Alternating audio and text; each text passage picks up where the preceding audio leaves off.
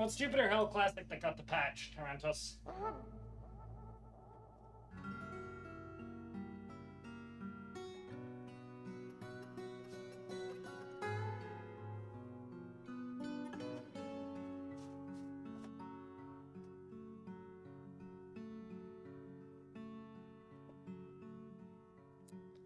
Ever saw Hardcore Henry?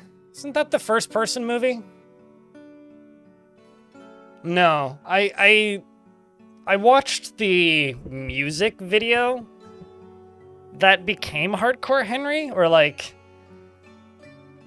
and the music video made me motion sick. So I kind of have, like, it's a neat idea, but if I'm gonna get motion sick watching a movie, I would rather watch District 9 again. Because, like, I kind of get the same pukey effects from Miss District 9, but, like, at the very least, with District 9, I feel like I would enjoy the movie. Looks like you joined just in time. Hello, Kirk. Have you seen Chappie? I have not seen Chappie, no. I did remember to post today. I thought I forgot. Uh-oh, did we get another spam bot, like, just now? Thanks, Stone, for sniping that if you did. Let's say...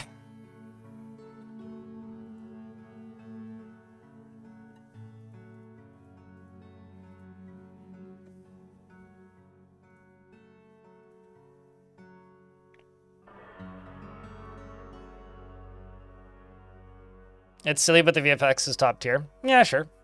I don't know. I just never really had much interest in Chappie.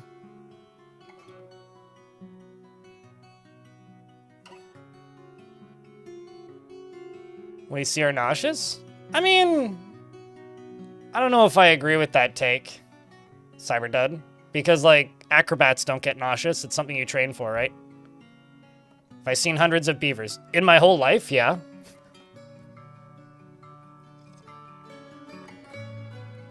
I haven't seen a movie called Hundreds of Beavers. I almost got knocked out of a kayak by a beaver. True story. I was kayaking early in the morning one day, and this beaver, like, was right next to me, and I guess it didn't see me, or I didn't see it. And I put my paddle into the water, and it slapped the water right next to me, and I almost flew out of my kayak, because suddenly there was this giant explosion of water, like, half a meter away from my paddle. It was bang! I was like, whoa! Scared the shit out of me. So that almost happened. It's either, like, Canadian or, like, northern Maine. Because I've been taught by YouTube that there's a lot of beavers in North Maine. Don't beavers hate the sound of flowing water? Yeah, that's why they're in a lake and not a river. Yeah, it's like, how do I put this? Like, we all have a natural instinct to do things. Beavers don't like... Beavers have a natural instinct to stop flowing water, right? Because it gives them safety. I think that people saying that they hate flowing water is, like, kind of hyperbolic. Like, it's... They build safety by having still water, right? So still water is safe. So if water is leaving, that's not safe. That's danger. So they want to be in water. And they also want to be near their food, which is trees. And so they want the water near their trees, which is their food. Ideally willow trees. They like moats. Yeah, exactly. Like they like safety, and they're semi-aquatic, and they're not that fast on land, so they're like less safe when they're on land because they can move faster underwater. It's like squirrels like trees so they can run away from things. It's not that they hate the ground, but it's like birds like high places they can perch on. No, it's not a to me I don't see it as an ESL thing. I see people who speak English primarily saying that all the time. Like, it's a constantly stated series of like words. It's like, beavers hate flowing water. It's like, well, bears like being near food. Water is where beavers primarily reside and where they can get away from things the quickest. It's more like they're engineers and they build houses, and their houses happen to be lakes.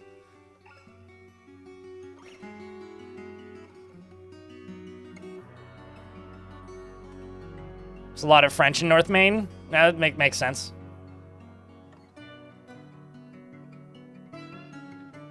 Buttery Whale Fetus, it's good to see you.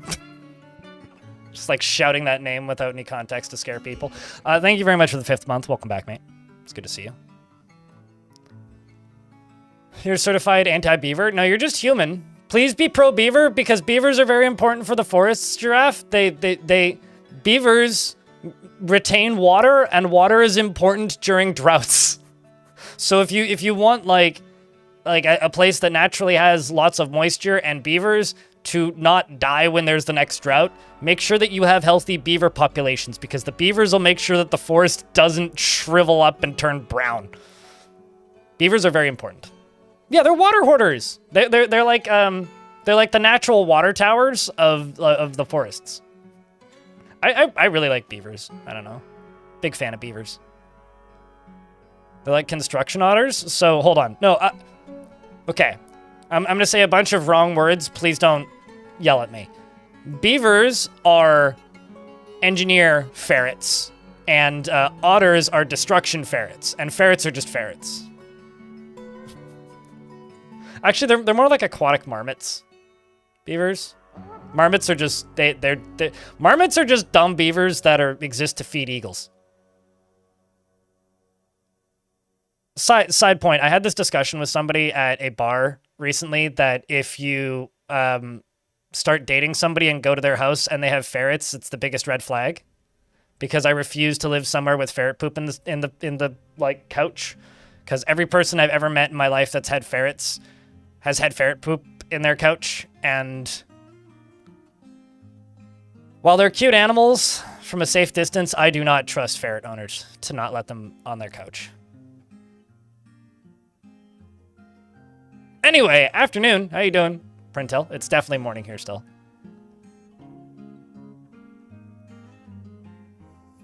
Is prominently spraying otter poop from the dock and pier.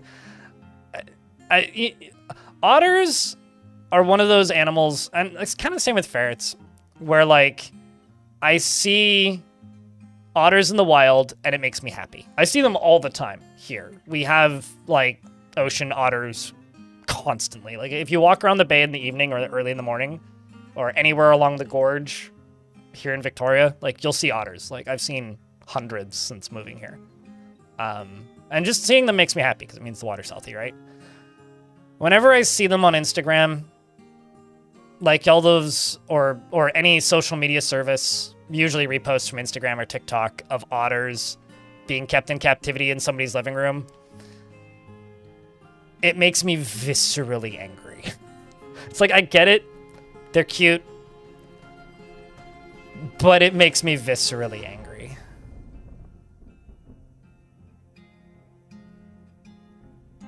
No, they probably all left because, like, I did their job for them. They're us.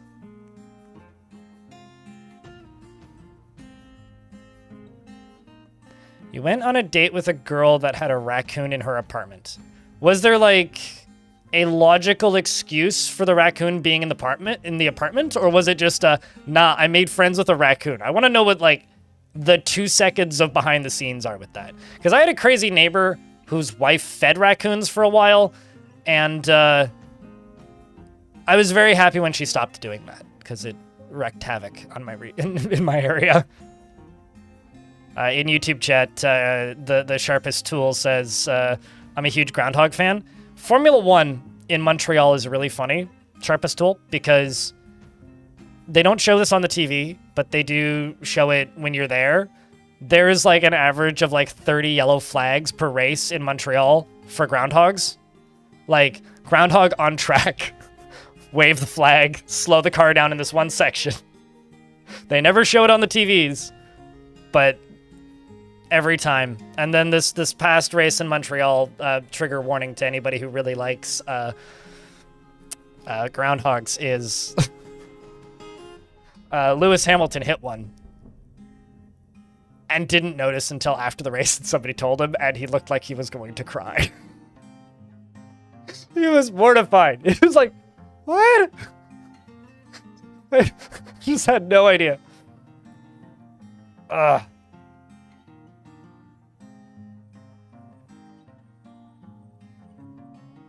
That's one that's not going to see its shadow next year. Nope. Nope. There was a really good clip from this past year as well, because the F1 Academy was racing, which is like the girls' junior league. So they're like kids. They're like 16, 17. And there's this shot some photographer took of two groundhogs, one of them looking straight across the track, and then the other one looking like down the track with a car right next to it, like going in a straight line. It's just so funny. That, and they're like extremely brazen with the crowd. Like, you'll just be sitting underneath the grandstands and there will be like 5 groundhogs just like doing laps around you like, hey buddy, what's up? You like ravens? There is a raven that lives close to my friend's house who I crash with whenever I go to concerts. And it meows. I also like ravens. Ravens are great. But no, it meows at... I'm not sure what, but it seems to confuse every single cat in the neighborhood. Like, it just sits there and goes, meow! Meow! Really loudly. And then it makes, like, cackling sounds, and then it makes raven sounds. And it's like, what are you doing? No, I crash at my friend Kevin's house when I go to concerts, but there is a raven that lives nearby where he lives that meows. It's just trolling the cats. What's funny is, like, it's a strictly indoor-only cat complex. Like, if you live in that place, because it's listed as low-income housing, so, like, if you live there, you have to follow their rules, and it's pretty strict that you cannot let your cats out. But they have covered balconies, which a lot of people have screens on their covered balconies, and they let their cats on their balconies, so you can hear cats pretty frequently, even though they're not allowed outside. And you're allowed to take them out on leashes, specifically. So people do that. So it makes perfect sense as to why this raven would be used to hearing cats meowing, because, like, the cat just gets banished onto the balcony for some reason for a bit and just sits there and meows. So speaking of cats on leashes, enemy, there is a lady who lives in my part of town here who takes her cat on the bus on a leash. And she also carries this cat around on her shoulders. And the cat just, like, sits there. It, like, stands on 2 feet on one shoulder, 2 feet on the other shoulder, with like, a little leash on it and its little, like, harness thingy that it's got on. And she just, like, walks up the road and then just gets on the bus. It's like, one of the not craziest things I've seen in this part of town, because that would be, like, very mean to the lady with the cat, but, like, how do you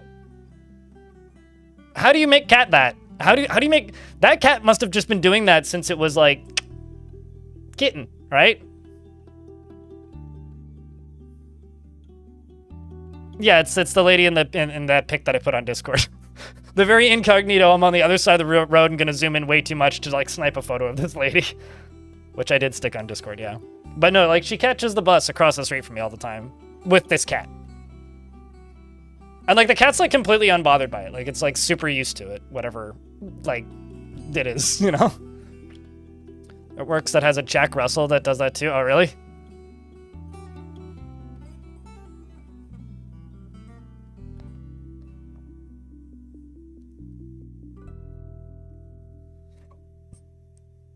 Ravens sometimes learn to say words like parrot.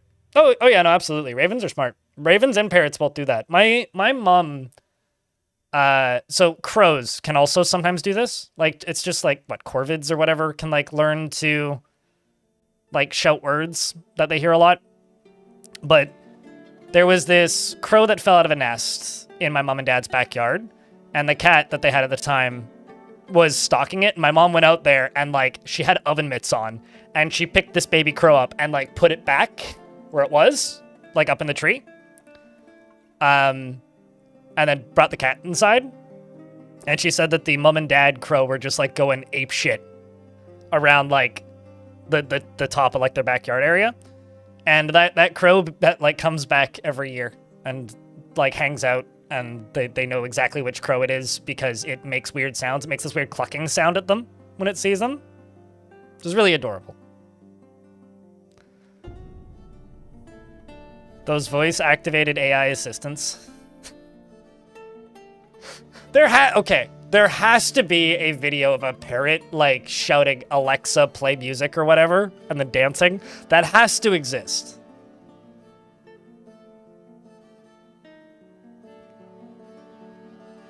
Wait, crows like Bad Omens? They have some pretty good songs. Enemy? No problems there. YouTube chat agrees that corvids are super smart. Yes, this is true.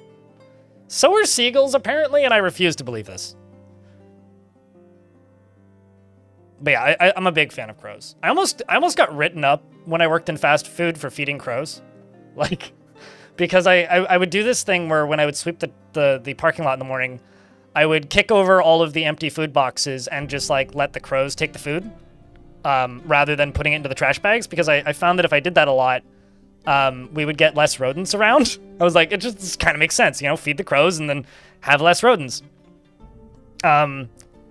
And I was told very specifically by my boss to stop doing that because the crows were harassing other employees. I'm like, that's them problem. So they told me to stop doing it, so I had to stop. Yeah. But I like every morning I would go out at 5 a.m. and there would be like a dozen crows just like hanging out by the dumpster. And they would literally like land on the ground and like hop along behind me. And I'd like get to a Big Mac box and I'd just knock it over. And then they'd take the stuff and they all fly away and then they come back. And then go over to the next one. I had a little crew helping me. They were my friends. It was a good time. I did that for like 3 years. But yeah, eventually I had to stop and they kind of stopped showing up. And it made me sad. Yeah, they just would rather feed rats than feed the crows. Clearly, Tyrantos. Clearly. Yes, clearly. Okay, so in YouTube chat, Munich says seagulls might be smart, but they are assholes. I agree with that. But here's my like reason as to why like crows and ravens are smarter than seagulls. If a baby crow or a baby raven falls out of its nest and can't fly, and you try to go anywhere near it, the crow or the raven will fucking murder you. They will like dive bomb you. They will scream at you. They will get in your face. They will try and make you back up. Like they will try and defend the child. They'll try and defend the young bird, right? Seagulls make their nests on tall buildings. Baby seagull falls off big building because baby seagull dumb. Mom and dad squawk from the rooftop and don't really do much. They're like, it's like the difference between like parents that go and put an effort to raise their kid and then the parent that's like on the patio with a beer watching wrestling, and the mom in the kitchen just like cooking dinner and also drinking a beer and shouting at her husband for being a drunk. It's like, it's that series of parents, you know, it's like, and they're just like throwing a can of beer at the child and saying, mow the lawn. And the child's going, I'm 6. And then continuing to play with the G.I. Joes. It's like that family dynamic, but that's seagulls. Because the number of seagulls I've seen like doing donuts in traffic, like when I say seagulls, I mean like young seagulls. Like they don't even have like their adult feathers yet. Like they're mostly floof still. Just walking in circles in the middle of an intersection, like not really knowing where to go with like every couple seconds a different car honking at them because nobody really wants to hit it. But like, come on, there's just a fucking seagull on the road until like some random person on the side of the street just chases the seagull off the road because like that physically that's the only way to get them off the road is somebody has to decide I'm going to run into traffic to get this seagull out of the middle of the road. Because like otherwise they'll just keep short circuiting and going like, I'm just going to go back to where I was in the middle of the road. And mom and dad seagull don't care. They won't try and like corral it. Like I've seen baby crows on the ground and mama crow or dad crow, I'm not sure, lands in front of them and like puts their wings up and like pushes them into a corner where they're like, where there's some shelter. Like I've seen them do that. Whereas seagulls will just sit on the top of the roof and go, ha, the child, and that's it. Yeah, but again, at the very least, like I'm not talking about like how smart they are around cars necessarily. I'm just, I guess like my argument with like birds being smart or not is like, do they defend their young? Like, see, like geese defend their fucking young, right? Like, the difference is the goose will just fight the car. Is that smart? No. But they will attack the thing that is threatening their child. At least they're defending their young. Like, to me, that's better parenting on behalf of the goose than on behalf of the seagull. It says, fucking go outside and play. You know? And the child goes, I'm 3. I can't walk yet.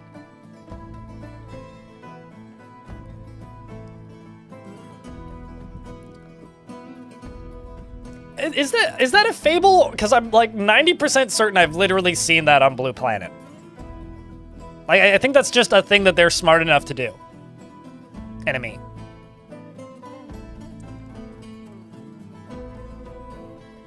Oh no, certainly. For me, it's great because I'm just on the side of the road giggling while I'm seeing all of this happen.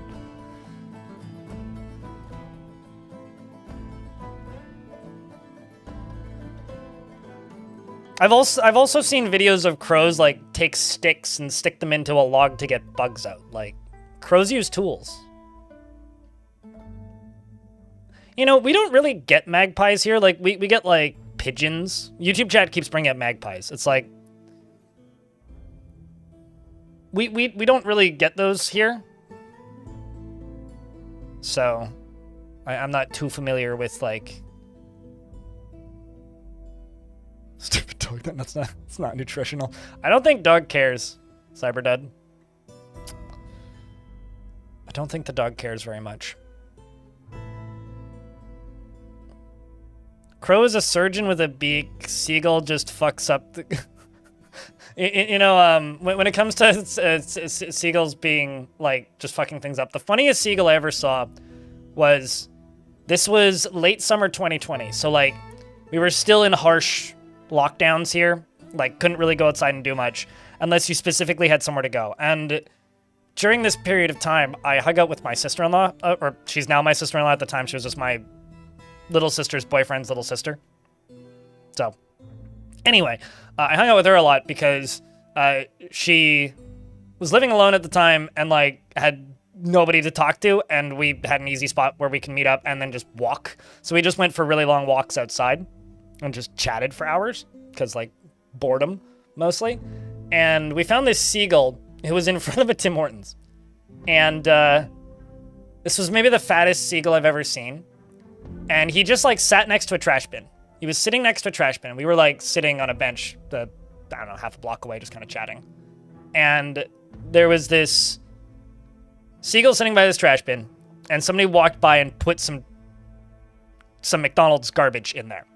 And the seagull flapped up onto the side of the trash bin, stuck his beak into the trash, pulled out the bag and threw it on the ground, flapped down next to it, pulled it all apart, pulled out a couple of fries, put them back into the bag with the cardboard out, picked up the bag, walked over to a corner, like concrete corner, and put it on a pile of trash that was already there.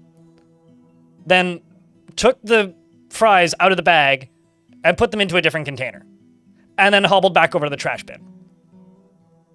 And we watched this seagull do this for about an hour and get, like, a not small quantity of food. But at one point, a crow flew down and started picking through his pile of trash. And I want to say that was the closest thing to, like, a chest slam heavyweight, like, cage match on WWE, but with birds that I've ever seen in my life. Like, this seagull didn't really fly. He kind of flobbled, floated? He kind of jumped. He didn't really... I never saw this seagull fly more than, like, maybe a foot. He kind of, like, flapped, sort of, but not quite. He was more like running. Anyway, he body checked this crow and knocked everything out of his beak and then, like, screamed at him, and the crow flew away and then hobbled back over to his trash bin. Like, all I have to say is I think that seagull had it figured out, you know? Was it a seagull who, like, showed up on the, I've got this image in my head right now of, like, a security cam footage in a gas station and a seagull hopping up to the gas station, the door opening, and hopping in through the gas station, taking a bag of chips, and then leaving. I know there's, like, a lot of videos of bears doing that here in Canada, but, like, I'm pretty sure there's like videos of that happening. I want to say in like Palm Beach.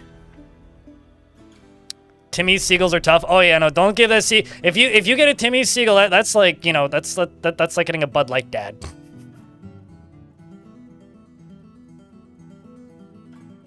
Ta-ta for now. We'll see you when we see you. Suited. Thanks for swinging by. Appreciate you, mate. So, a little bit on topic, guys. I've gotten some comments recently which are like, is there going to be another big fort video? Yes. However, you guys want to see something cool? It's going to take a second to load, though.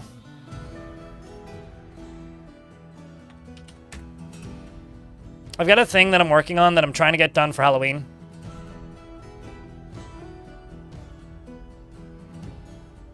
And I just need to load it real quick.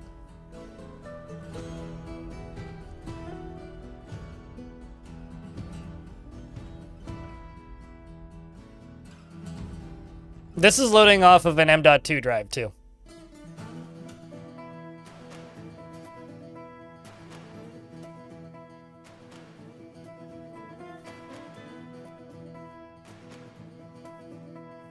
And I'm also pretty sure that I'm like... How do I put this? Stress testing this software with this.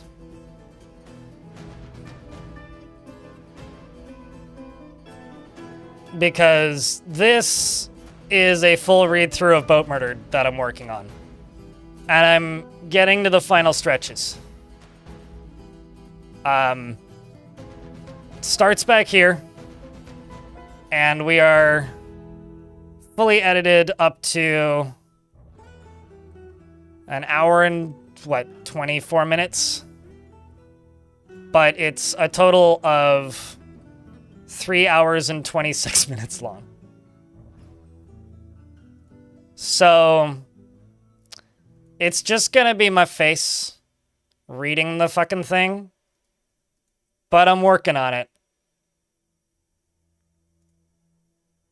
I'm working on it. You work in a library. I'm sure that you have access to multiple thesauruses.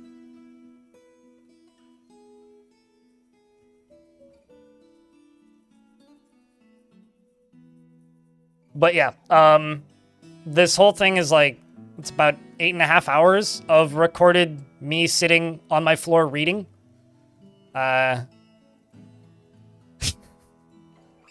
probably should buy a nicer camera if I want to do more videos like this.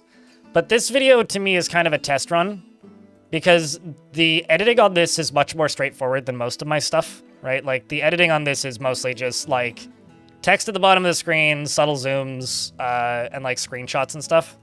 So it's a lot more straightforward than the Fortress videos I do.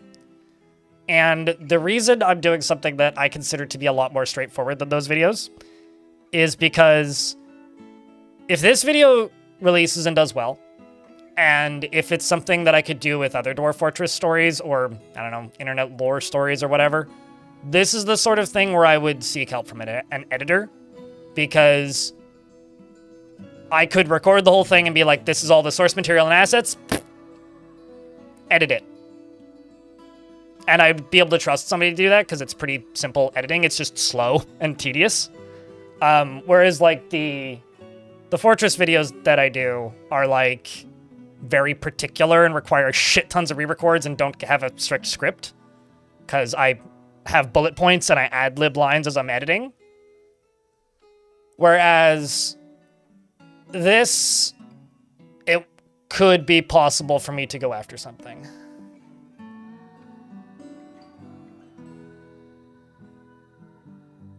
I'm using the... I do have a Something Awful account. I don't have a Something Awful archive account. I never actually have posted on there. I use it... I lurk sometimes, but when I'm trying to look something up. But, no, I got this off of LP Archive. But, no, it's... Trust me, it's not censored. Trust me. It's not censored. You've had a premium account since 2004, 2006. Oh, look at you, moneybags. I was a child, and my mom was like, no, you can't give money to this stupid forum thing, so I went to 4chan. Like, everybody else. I went to the much better site, you know? The one with less harmful material and moderation. And sanity. Thankfully, I escaped, but no, I've never been a poster on something awful. Yeah, and then, well, I mean, it was 4chan, it was Reddit, it was Dig while Dig existed. I had a NeoGAF account. Oh, no, totally. I mean, something awful was certainly something awful. Yeah.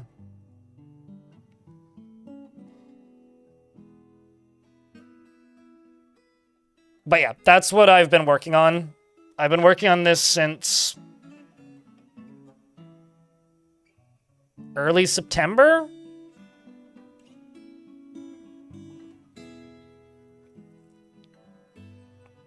I'll tell you this, Tibbe.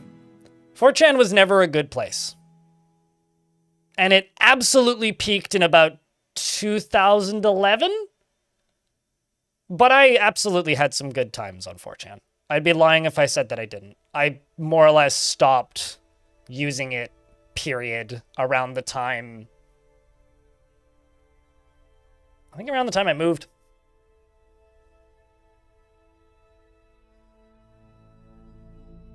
I mean, that one, like... Just because there's places that actively go out of their way to host illegal material, Tilia, doesn't make 4chan good. You know, it's like, this person is a wife beater. It's like, yeah, well, this person killed somebody. It's like, but wife beater's still bad. But, like, you know, to me, the microwave one was a little far. I was a big fan of, like, the iPhones are now waterproof one. That was pretty good. But to me, like, 4chan peaked with the, like, accidental, legitimately good activism that they did, like, going after Scientology and stuff. Like, that was legitimately interesting. But, yeah, it's just kind of sad these days. It was kind of sad back then. It was just a different kind of sad, but... Anyway, yeah, I don't know. I was an edgy kid once. I think a lot of people were. But this is what I've been working on. I don't know. There's a few kind of hangups I have with it, which is I might record some more because there's some segments where, like, people go on adventures, which take place afterwards, but were posted concurrently. And I might record those and do them as, like, an epilogue, but edit them slightly differently. But I just want to get the rest of this done. Once the rest of this is done, then I'll look into maybe doing an epilogue. Which might extend it by another 15 minutes or so.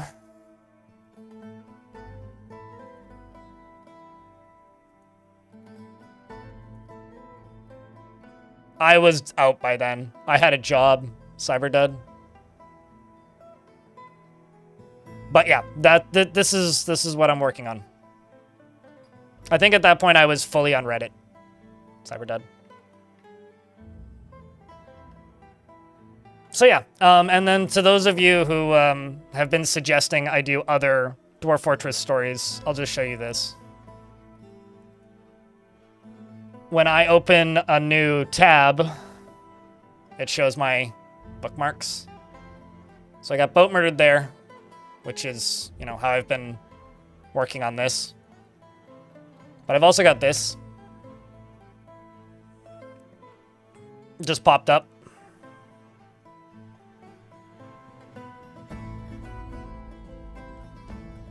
And this thing is like 265 pages.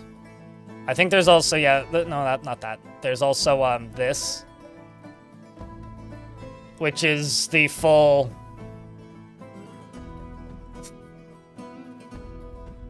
thing, which is varying levels of length. I could see myself doing this at some point. There's also this one, which some of you might know if you watch a lot of Twitch. This is the tale that Giant Zombie Sponge, or Zombie Giant Sponge, I always forget their name, or what order their name takes place in. But this is another one that I've thought about doing. It's very well presented as well, just in this blog format.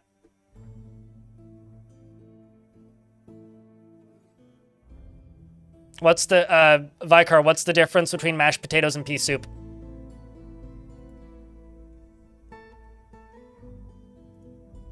You can mash potatoes, but you can't pea soup.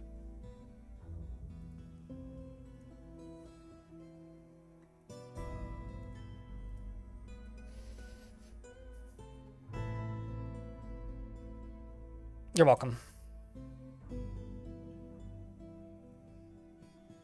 Also, did you know that when I walk into my bathroom and take off all of my clothes, my shower gets turned on?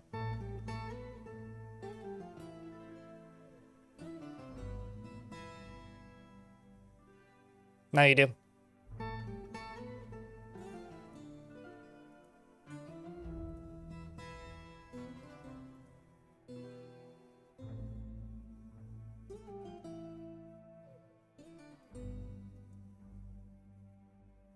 Bendable phones was kind of funny. They did a bent phones one. Huh. Missed that, I guess. I thought that was gonna be my computer's having some issues due to the copious amounts of dad jokes being spewed. I'm gonna close my editing software so I don't occupy like 11 gigabytes of RAM. That video, by the way, just running the software normally takes like 100 megabytes of RAM with a blank file. Having that project loaded uses like 15 gigs while I'm editing. It is kind of nuts, actually.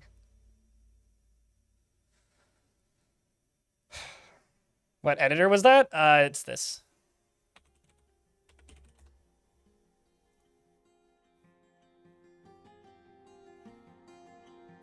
It's also pretty good. It's like thumbs up.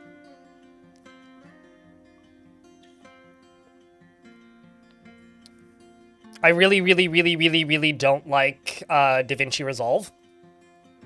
So I decided to try something that wasn't DaVinci Resolve when I knew that I needed to stop using Adobe.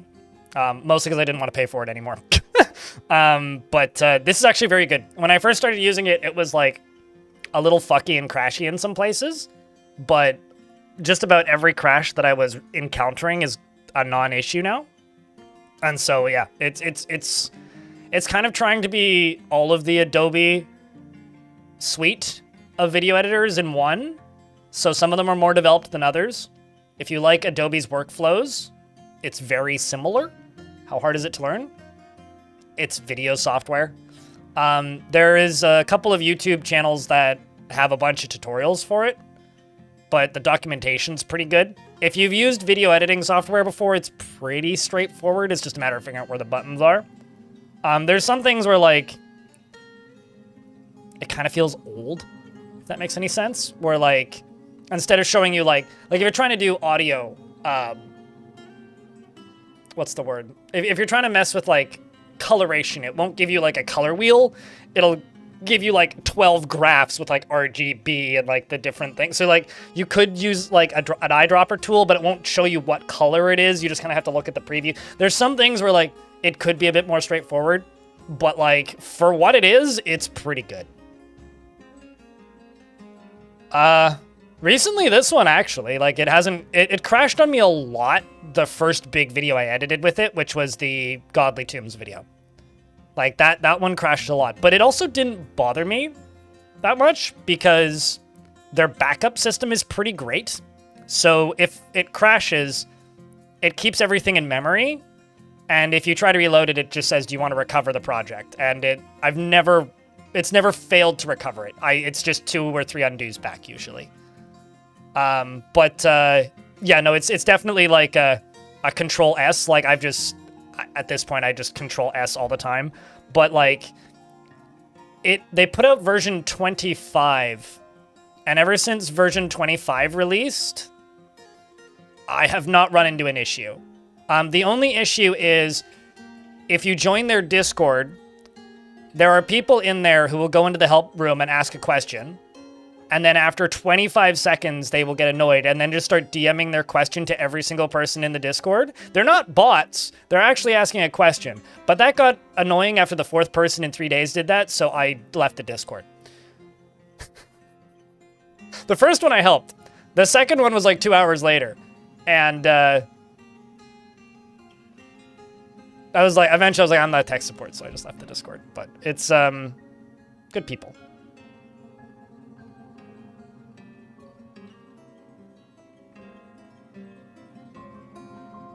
I don't have this issue, Cyberdud.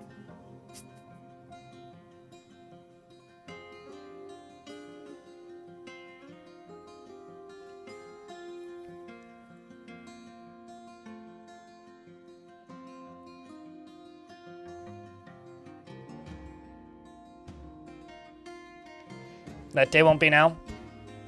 Well, then that's a day that you'll be waiting for, I presume.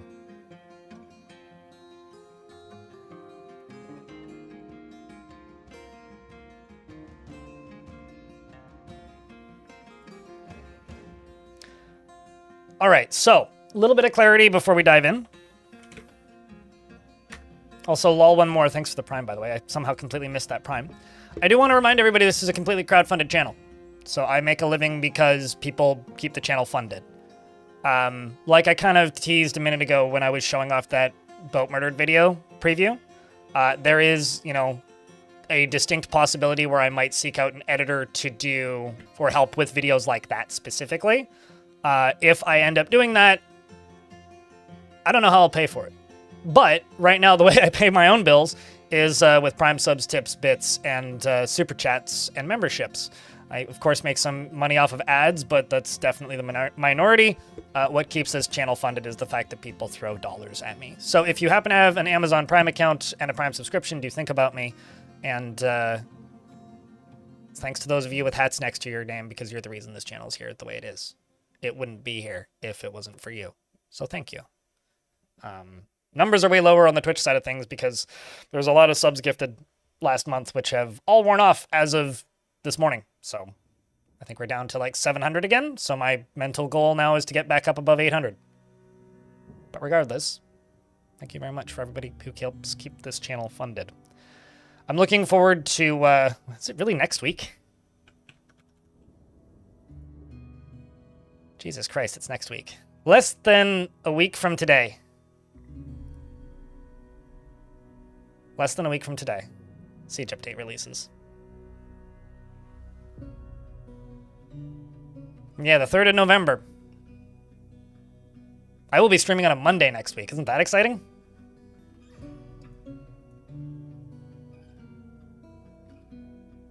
Well, don't do anything you can't afford, Tarantos, please. That's my only actual request, is like, think of yourself first. It's the, if you have disposable income, think about me kind of deal. But that's a specific word, disposable. It doesn't quite have the same ring to it as the 5th. Does it, Cyberdud? Speaking of ads, an ad break is about to play here on Twitch, and when that is done, we will dive in and play some more of that tiny fort. I don't know if you'll be able to make that stream, but have fun storming the castle, or having your castle stormed. I think it'll be more having the castle stormed. I don't think there's anything coming to the you attacking other things, but it's like new weapons and such. I'm just really curious to see how everything functions. And also, I'm curious to see how many big bugs are going to be in it. Like, I'm sure that'll be fun.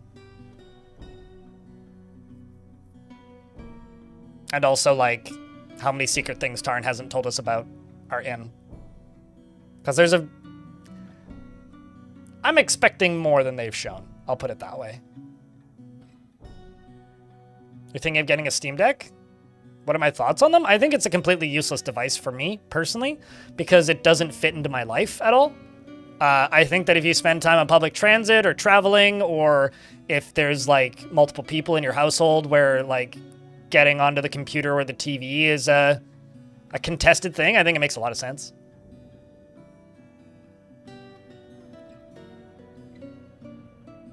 No. No, because we got invaded like a dozen times the last time I played that map.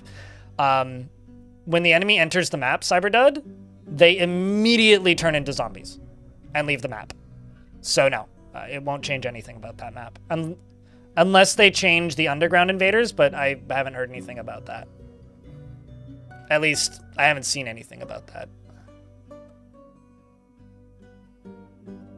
I got a U... I mean, my NAS is a U-green, because I just wanted something that was built. Shadow. That was low power. And I think it was 35% off?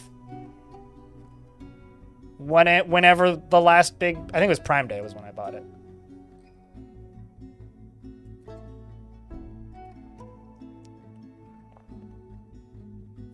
Yeah, no, I mean, that's... So, like, unless there's something changed with the underground invasions, which would be interesting. Don't get me wrong, Cyberdud. Yeah, I don't think that'll change anything. But who knows? We'll see. If they can invade from the underground, then that would be interesting, that's for sure.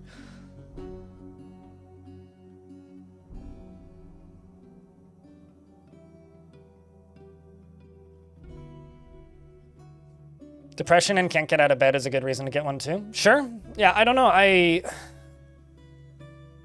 don't play games that way, I suppose, is probably the best way to put it.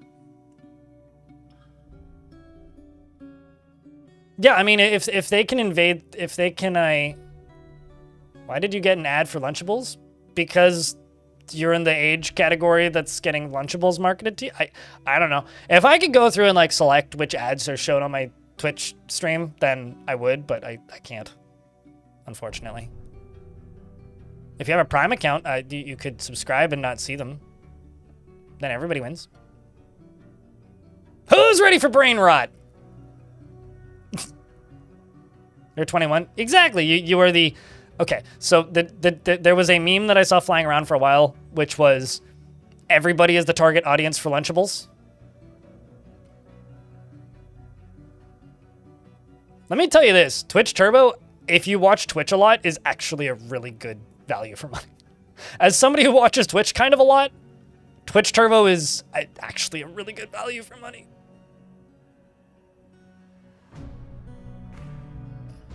See, I'm as an adult, I just make my own Lunchables, Lornerd. You know, just pack some crackers, pack some cheese pieces, pack some pretzels, and like a little bit of tomato sauce, and you and like a little cubed ham, and you've basically got Lunchables that you can bring with you as a snack, and you don't have to buy Lunchables, so you can still feel like an adult while having the things that you actually want, you know? Like, that's the true freedom of being an adult, is being able to buy all of the ingredients for Lunchables, put them in little containers in a Ziploc bag, put them in your backpack and go to work or whatever, have Lunchables, but not have to have the embarrassment of having Lunchables, you know?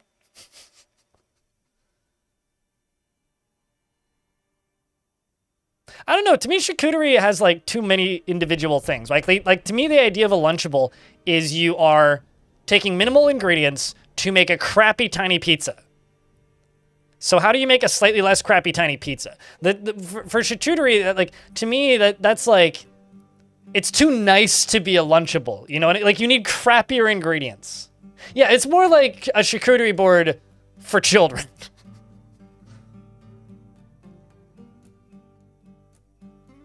You see, like, I've never had a charcuterie board with, like, tomato sauce on it, though.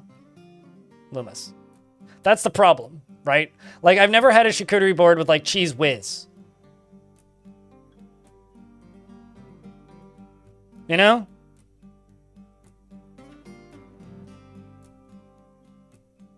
It's kind of like, would you, like, refer to, like, a nice smash burger place as, like, McDonald's for grown-ups? No, because McDonald's is McDonald's for grown-ups. You know what I mean? Sometimes you want the shit. And by the shit, I don't mean the good stuff. I mean, like, the bad stuff. Sometimes you just want that slop. This stream is not sponsored by Lunchables, but DIY Lunchables, I support. You know, in all honesty, it's not this is not an ad bit for Lunchables, but it is an ad bit for Tupperware containers.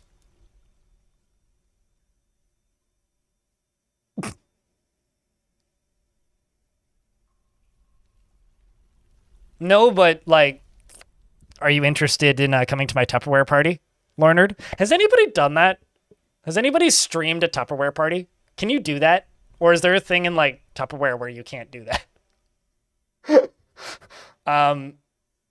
Got any tips on how to turn your haggard dwarves into happy citizens? That's almost impossible. So those status effects are like not permanently locked, but I can think of maybe 1 or 2 times I've managed to bring a dwarf back from the brink like that.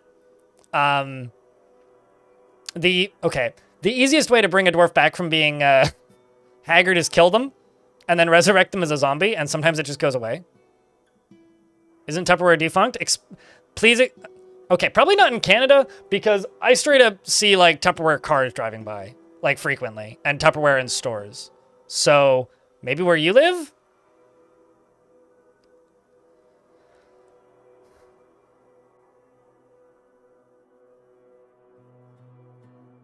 I mean, I don't need to go to any fast food places or chains, Necrontier. I just need to go to the like pubs I like during like happy hour, and it's better value for money than anything. Still a thing in the US? I was gonna say, because I'm pretty sure the Tupperware still exists, because like I think all my large containers are Tupperware. They're either that or Ziploc. But anyway, so as you can tell, most of my dwarves are dead. All of the gremlins are dead. The good news is almost everybody are zombies.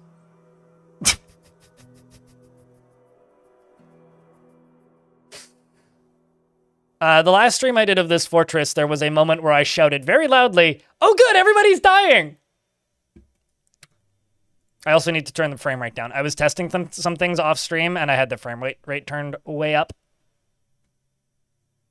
to 90, so let's put that back down to 50. Because this fort I need to move slowly, or I will fuck things up. So, the current living dwarves in the fort, including the unliving living dwarves, the current functional dwarves in the fort are Laia, Bismuth, Oliuk, Iron, Drakensoul, Dominok, I think it's Chapladine is the name of this one? Yes. Chapladine. Stormwolf, Tiberius, Moreb, and Lanix the Handy. Now, I need to highlight Moreb for a second here.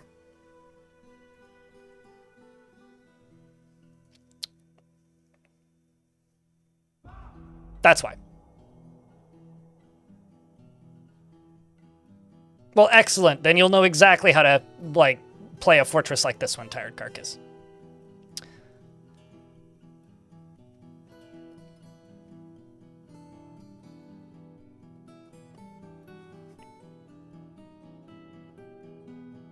Seems normal? Yeah. So that's one. This is an undead necromancer. The other one that we have that has ridiculous kills is Stormwolf, who I think is in, yeah, 126 kills, 237 others. We also have, I think you have, okay, no, you don't. There's several others that also have ridiculous kill counts. I think this is one of them. This dwarf has no arms, but he's also no slouch. He's got 96 other kills, as well as 26. Willow! Thank you very much for the raid. Welcome to the channel. What were you playing today? Cheers, friend. So yeah, as you can see, there's bodies everywhere. Mods, can I get a shout out for the raiders? Please and thank you.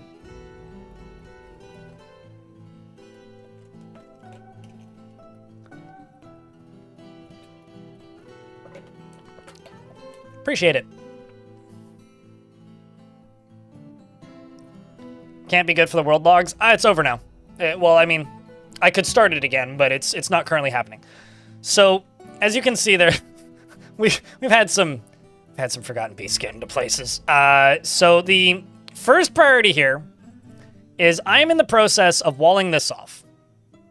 This being the space that goes all the way down to here. And I'm just gonna fill it up with lava. Honestly, like I'm gonna flood the. You know, I was just saying I'm going to fill this up with lava. You know what I might actually do? I might actually just lock these doors. If there's nobody in this cave layer right now, I might just lock these 2 doors and seal this off for now. Down here, this goes down to this Forgotten Beast, who I need to do something with. But also, this right here goes down to here. This is where Moreb currently is. I think I'm just going to forbid everything that's down in this cavern layer. Seal this off. Put like a hatch cover on top of it or something. And then just try and get this fortress under control. I think there's like 2?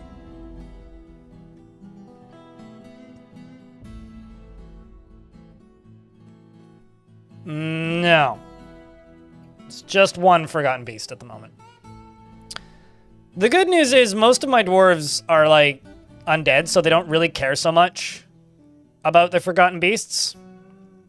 As a reminder to everybody, this is a small fort. So the map is tiny. And we should get migrant waves because I was able to trade. I was somehow able to trade. And I got rid of all of my work orders out of necessity. And paused everything else that isn't a necessity.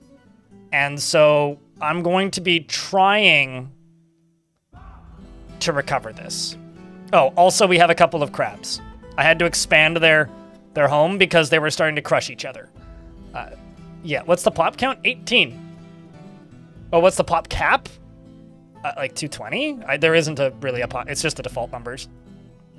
We had 60 dwarves.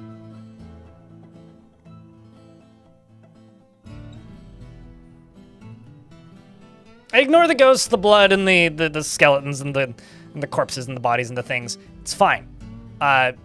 So yeah, that is where this fort currently is. I'm just letting them do what they can to try and fix this, and I'm going to try and seal off the lower layers. Once all of that is completed, we're gonna see if we can just calm things down a little bit. I'm going to go down to here and wait for you to walk in. I'm just going to actually, I think, forbid literally everything down in here.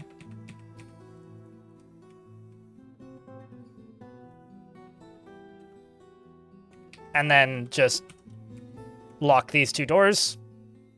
Lock this door. Lock this door. And then you just go straight down. Straight down. Straight down to where exactly? Because I think this one also goes... Yes. So I will lock that as well. Although I don't think I need to. Yeah, I don't need to with these locked. So there is this down into here where they can go stand, but we're just going to try and make this defendable. Are you still alive? No. I don't even know if you're undead. Like, basically nobody is. Yeah. Also, all of the gremlins are dead. There's some undead gremlins, but they all died in the last outbreak. This fort went a little nuts. Like, you might be one of these, but these are not particularly intelligent. Hopefully you're not this one, because this one's got a rough life. It's just a beheaded skeleton, or a beheaded zombie with 2 floating eyeballs. And then we got these guys. They're not very useful, unfortunately. So yeah. That's the current state of the fortress. Any questions? And also, I was just doing a fort tour when the raiders came in. What were you guys playing today, if I can ask? And how was it? And what brings you to these parts of the world? It's always kind of surprising, actually, to get raids. Because I get them so rarely. Also, Ripotaku, Tibe McWeeb. Sure, yeah. But, all hail the almighty Moreb. It's not like I didn't try to, deal with those bodies, but... Okay, then down here I need to forbid all this.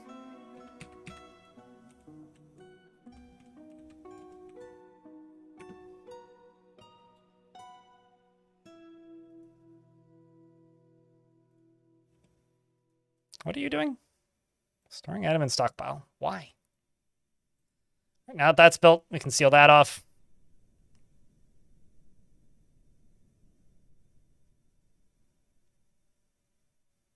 I've got some upset ghosts from the looks of things. I'm just going to wait until we can get everybody out of hospital because they need cleanings, they need other things.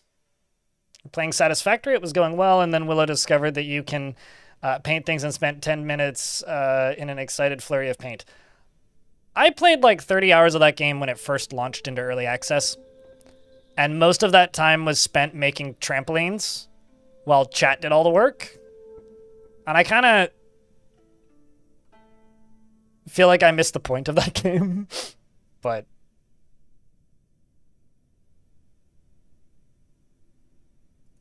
Abled? Wait, what's abled? The ghosts are abled? The dwarves are abled? Okay, so you need setting and you need crutches. Yeah, so what we need at the moment are these. I need iron splints. But I'm presuming...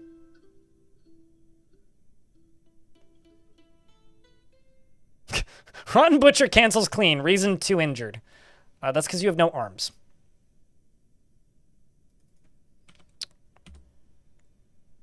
Lanix, I need you to do nothing. Please do nothing. Although, I might make Lanix into my broker, because the fuck else are you going to do? You have no arms.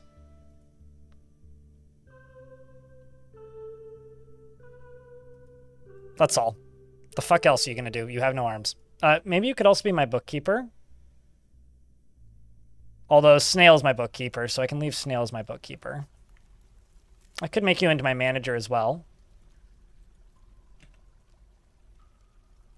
Even though Dominok is pretty good at that task, but I'd rather Dominok do other things. Or focus on other things. Oh, now you're just going to try and store your owned items. I'm just going to forbid this. What other rooms do you have? You have a... You just have a study? Is that it?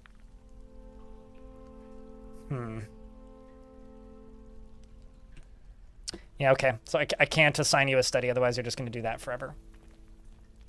Well, let's give it to Laya. Why not? Let's do it that way. Just don't want it to be that dwarf, because they're busy, in the worst sense of the word.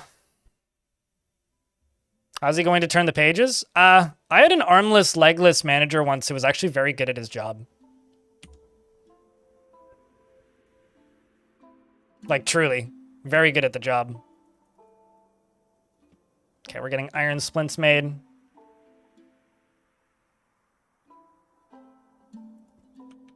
Question is... Oh, I see the issue here. I went over these and I forbid a bunch of stuff. Don't even know how that happened. The good news is now we can get these splints put away and probably immobilize more breaks.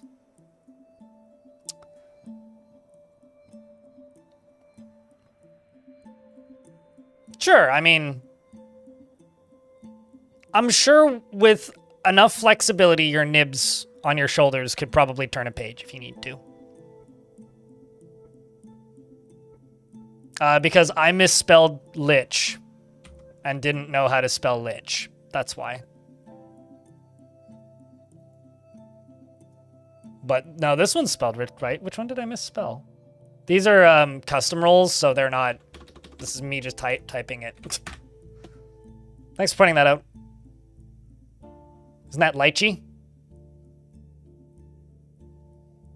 But no, the game doesn't spell it that way. That's me manually doing that. But no, right now we're literally just trying to get these injured, zombified dwarves done and dealt with. No, it's definitely me. So that's just me trying to remind myself that this is a necromancer who's also a zombie, because necromancers that become zombies just look like necromancers. They don't maintain the necromancer color. They don't become a zombie color. They just stay as necromancers. So I give them the custom role of lich so that it reminds me that they're undead. Yeah, that's me doing things manually, because I just find it easier and more straightforward. Because liches are significantly more reliable than normal necromancers, because they can... How do I put this? Because they can be... what's the word I'm looking for? They won't be killed by their nightmares. Because they don't feel fear, so they're more reliable when it comes to surviving fights that they get into. No, they don't feel fear, which means they don't get killed by their nightmares that they summon, and they don't get killed by hostile undead because they can't feel fear. Things that will just attack anything that can feel fear, they are threatened by, but because they're intelligent undead, they don't have that issue. You know? Also, you know what's crazy, chat? This Thursday is my partner anniversary. Been a Twitch partner since 2018. That's a wild thing.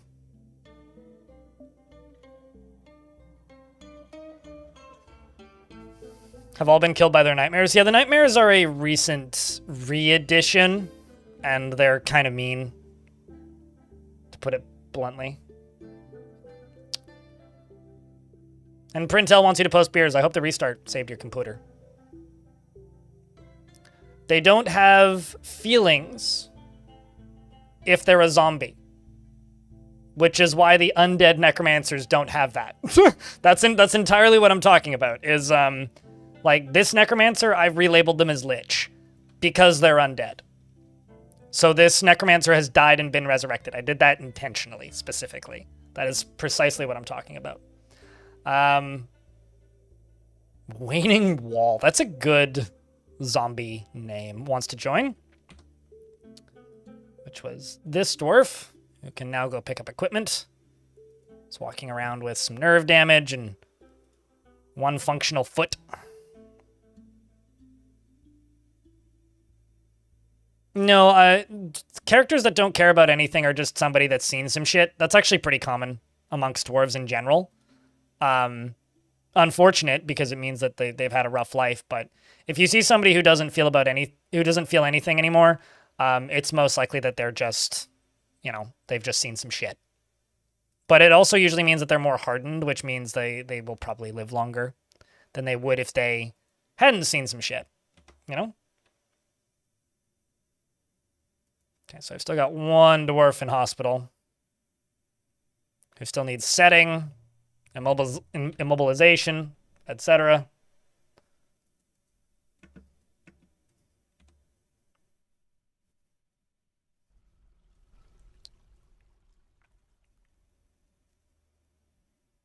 They're traumatized? Well,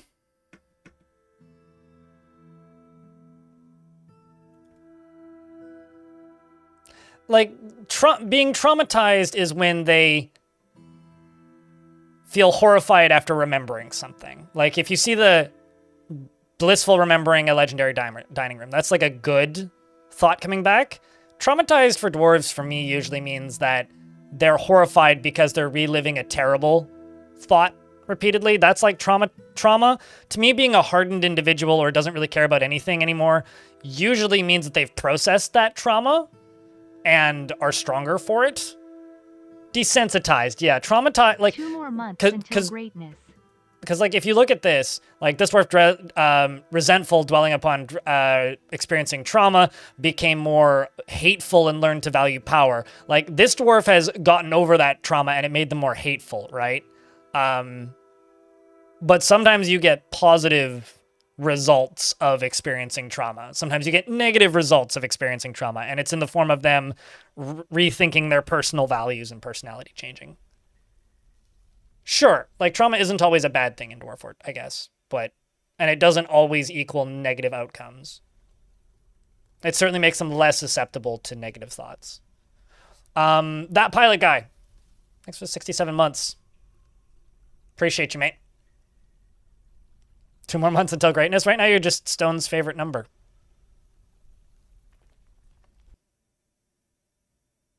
Where Hoodie Hair tried to drive everyone insane. I think I watched that one. I don't know. I've done that kind of intentionally in a few forts. I mean, my ghost video from last year, by the end of it, we had at one point like 90 dwarves that were as mad as they could possibly get, but it just kept collapsing, so I couldn't keep the number that high because people kept dying. But there was a good chunk of time there where that fort was like pissed. Hey, chat, can I get a round of beers? I know you just posted them for a pilot guy keeping that sub alive for 6 to 7 months. Seriously, though, thank you so much for helping keep the channel funded. I think it's going to be some lean years for Twitch and myself. So, appreciate you guys for helping ease that a wee bit.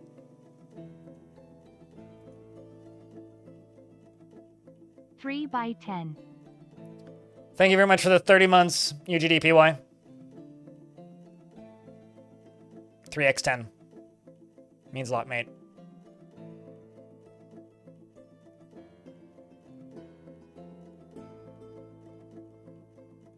They kept growing as people instead. I mean, like, depending on, like, their base personality types, Jelly Jiggler, dwarves will either, like, learn to deal with it and improve mentally when terrible things happen, or it'll get worse, right? So if they have the personality traits where they will, and they just happen to get the lucky dice rolls where they improve, like, yeah, they just grow as people. Like, if you watch my 10 years of following one dwarf, I do some pretty horrific things to that dwarf, but at the same time, like, he's teetering on some pretty bad thoughts most of it, but he makes it through. You gotta stop watching streams while you work. You babble too much. You have a good night, Cyber. Or good afternoon, I guess. Algamoose as well. Hello.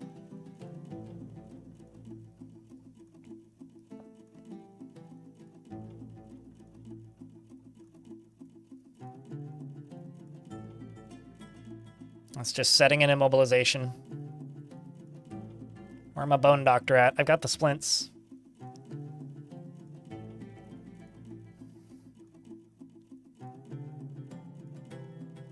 I'm actually just going to pause that task.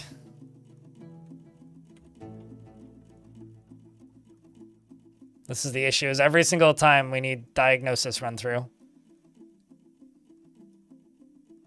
But I can't really afford to specialize dwarves at all at the moment because there's just so much nonsense going on. Speaking of nonsense, the enemy have come and are preparing to lay siege. They seek a parley.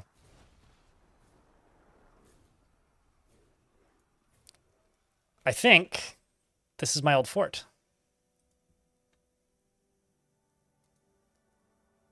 Would you look at that? We did send them an invitation. So this is the strategic boots. You guys remember Colorbeard? We'll have to check, won't we? So let's unpause and see if there's any familiar names. I'll just wait until they all enter the map before I look. Romanoid. So this is the anti-necromancy fort that I built, where the, like, stated but also unstated goal of the fort was to obliterate necromancy.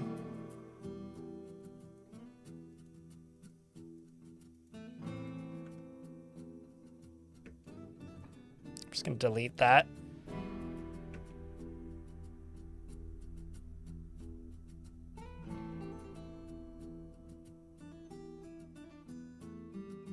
Now it's the question of, do I want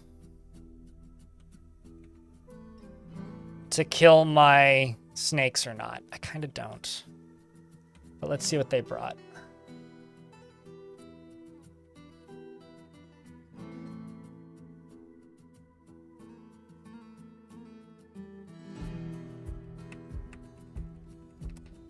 No familiar names from what I'm seeing.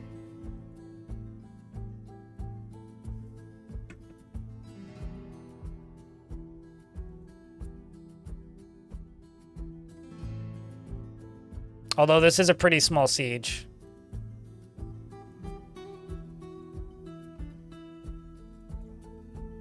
This is a pretty small siege.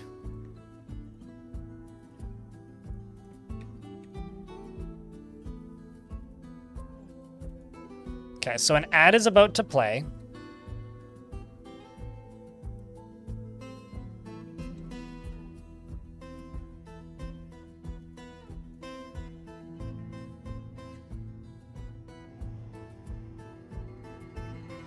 Just gonna station them right here. Oh, I'm sure they want to talk, and so do we. Just gonna make sure everybody's undead. You're undead. Actually, I think you're also a lich.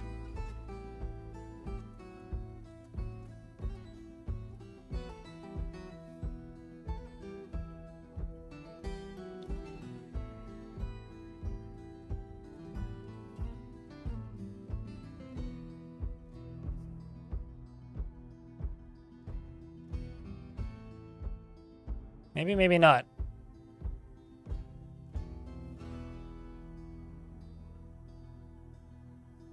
You've also read a lot of books. The sea will tell. That's not, seems like a Pirates of the Caribbean side bit. Oh no, you're definitely a necromancer. So you're also a lich.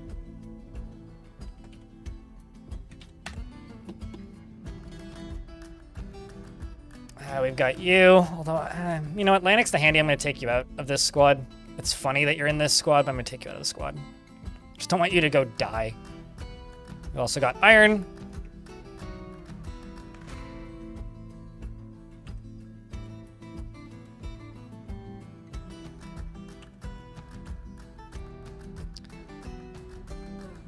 So chat, place your bets.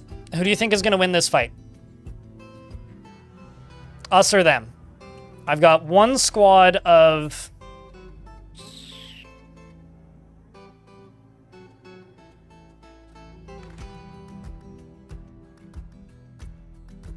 Yeah, I guess it's just the 7 of us. I'm not going to send the snakes. I'm not going to make them fight the snakes because the snakes will die. The snakes are mostly to deal with kidnappers.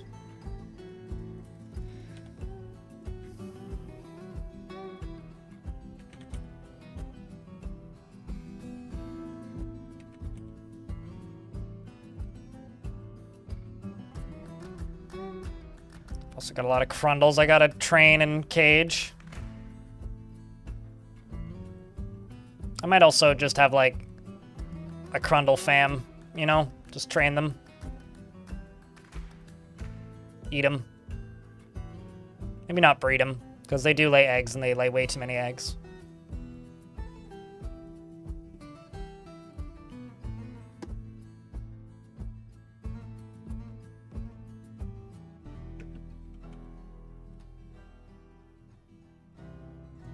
This is going to be a really hard fight to follow. So the rule of thumb here is going to be very simple. Presume the zombies are the good guys. Alright? I need a vile force of darkness. Wish us luck, chat.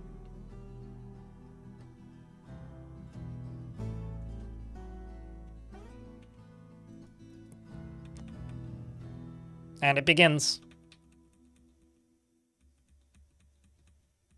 We've immediately summoned not one, but 2 nightmares. It's a large skinless serpent. It has a round shell with a singular purpose. It seeks to destroy the living. And there's 2 of them. Seeing bolts flying. Iron runs up. This is also the fun thing, is like fighting dwarves. They immediately go into... Alright, so we've got a stunned dwarf. We got stunned because the dwarf actually collided with the Rotten Butcher, which knocked them over. But you're already bleeding. We've got a Martial Trance back here. Up on the top side, we've got a Winded Bleeding Dwarf who's already going to die of being unable to breathe because a singular... okay, so my Lich, Rotten Butcher, punched the Hammer Dwarf in the head with his hand, which bruised the fat. The Force pulled the neck, which tore apart the spine, and an artery was opened by the attack. So literally, he punched him so hard that he can't breathe. So good on you, Normal. Up here, Dominok, also probably doing work. Actually got hit by a bolt already, which is now stuck in its arm, and has been stabbed by this Spear Dwarf, which is actually kind of scary, but we'll see. Draken's Soul here seems to have been... Oh, I thought I was gonna read that as you've been knocked over, but no, you're just standing under a nightmare. It's fine. Here it goes. We've got a mangled Rotten Butcher now, who's standing, who's dead again, and it begins. Is now standing and dead again. And let the kill padding continue. Up top, we have the able-bodied, that's relative, I suppose, necromancer who is resurrecting dwarves and also hacking the heck out of anything that stands. So we've got one zombie over here, which is just a hand, turns out, very handy. And we've got just blood flying everywhere. This side seems to have the majority of my squad at the moment. This side just seems to be one singular necromancer who's doing his best and probably gaining a lot of kills really quickly. Currently is just colliding with axe dwarves and fighting. He's gesturing and making things move. Are you using any other powers? Or are you just gesturing and things are moving? Yeah, you're just resurrecting zombies. Down here we've got Mebzuth, who seems to be doing quite well. We've got some random... Wait. Missed him? Are you friendly? No. Okay, so we've got intelligent, unfriendly undeads. We've got friendly undeads. The siege somehow doesn't appear to be over yet, but they do appear to be doing quite a bit of work. Thankfully, the nightmares are less distractible and will just go off and fight whatever is around. And here goes the fighting. Down here, we've got Iron, who's working on padding up his kill count now, I think. He's up to 7 notable kills, as well as 7 others. Down here, we've got Chapel-Dean, who's got 45 notable kills. At least we're trying to get some other kills in here, plus 185 others.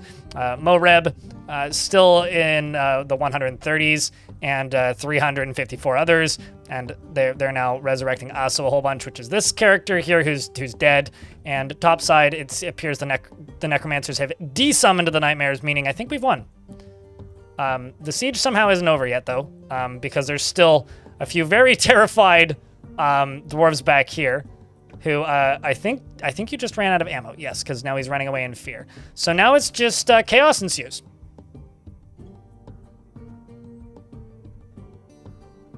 Too real for you. I don't know. I never banned you, not to my knowledge anyway. So, were you removed? I don't know. If you weren't following, you weren't following. You may have accidentally unfollowed. I know that there was a problem with the mobile app where the follow/unfollow button was way too close to buttons that people normally push, but I never banned you, so I don't know. If you unfollowed, you unfollowed. Somehow, intentionally or by accident. I get that all the time on YouTube where people are like, what do you mean I'm not subscribed?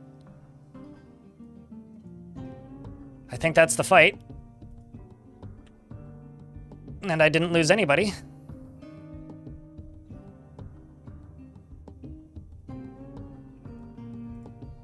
And let's open this back up.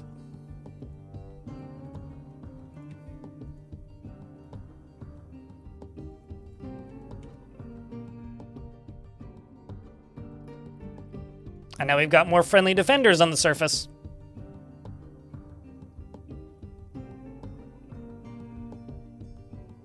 Oh, welcome back, Tyrell. Yeah, no, I remember your name, so... I mean, when were you here last? You may also have just never followed. I know I've definitely done that before. Yeah, it's been like a year. We're getting close to.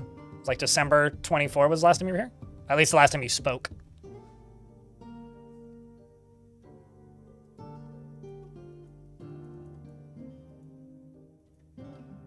Let's just prioritize this. Get that door opened.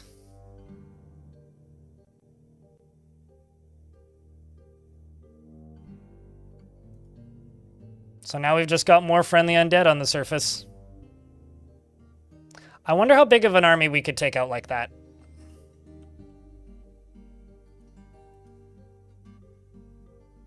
I would expect a pretty big one. It does seem one of my dwarves has been injured, though. Bismuth got some sort of injury. So he's going to go rest. Seems like a lot of him is mangled beyond recognition, but I'm not sure if that's related to this injury or a previous injury.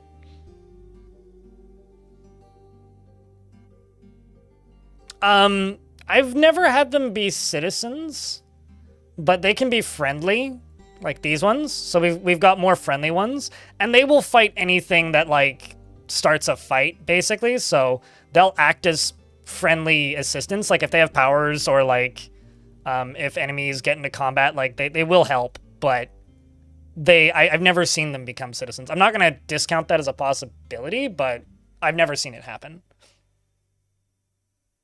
It's okay. We'll patch you up and get you back out there. It builds character. That's for sure.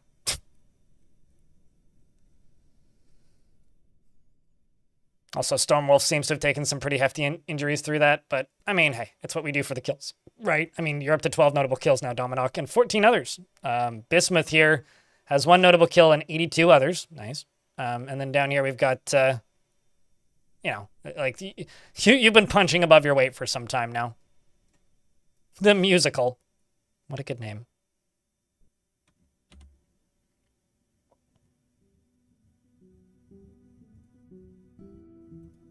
We're just over here butchering animals. The miasma's fine. Comes with the territory. I'm not totally sure what I'm going to do with these ghosts. I've just kind of got these ghosts living here. They're not really bothering the necromancers, so I'm not worried about them too much. But there kind of is a lot of ghosts in the fort. I also really need to get rid of bodies and refuse. So what I think I'm going to do is this. I'm going to go to right about here. And I'm going to dig out a chunk of... Yay! Fresh bodies! I mean, additions. Don't mind the corpses. You'll be fine. You know, what is the context of this? I guess I don't appreciate art, says Mincott here. If that's the art you're talking about, yeah, I don't blame you. I wouldn't either. But why are you a legendary shearer?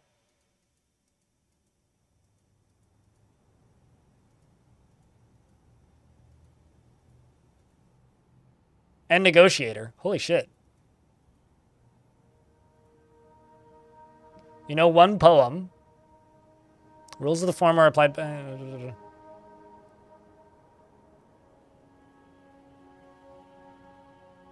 Well. Welcome. How many migrants are we getting? To 21 already? Not a bad start.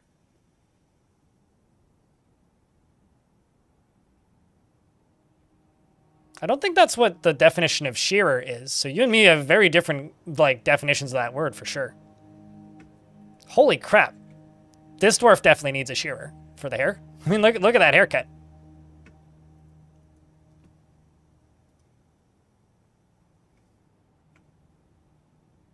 They also brought quite a bit of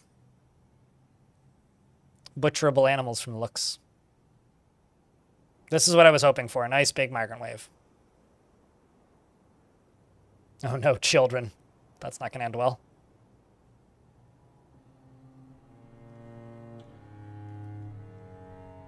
Uh, 3 seconds, chat. I will be right back. I gotta go do something.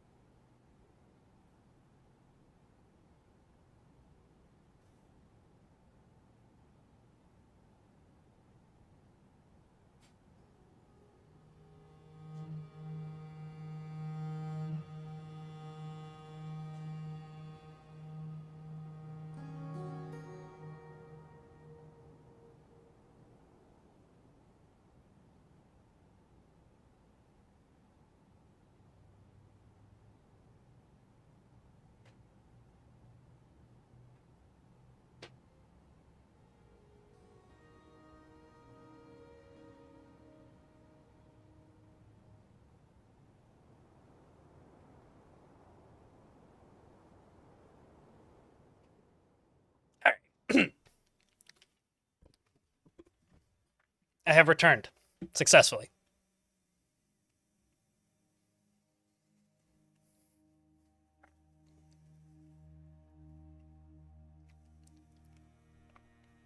But yeah, no, that literally doubled my population. That's pretty good. The problem is I don't really need more pets and livestock, so sucks to be them, but we'll have to consume them. 41 dwarves.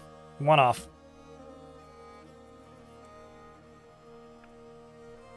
The real shame is they'll actually get disturbed by what's going on here, but Good news is we'll have more, you know, dwarves around that can help deal with the poor moods and keep the fort alive longer. Welcome back with your return. Suited. Okay, so let's just go here and here. What I'm going to do is I'm just going to make this an on-again, off-again, pumpable drain, I think is all I'm going to do.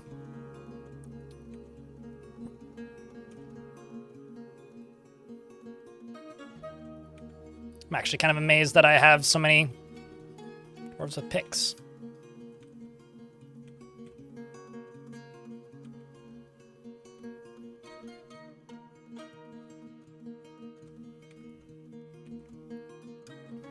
Are we in a burrow? No. Okay, so I only have 2 miners at the moment. Let's grab the peasants. Let's grab the trappers. Just get some more dwarves with pickaxes, because I know I've got more of them. It's just a matter of getting them to do it. So this is just going to be... I think this is just going to be a really big pile of bodies and refuse. And I'll just turn this on periodically and just burn it. That's what I'll do. And as for what I will do with the lava...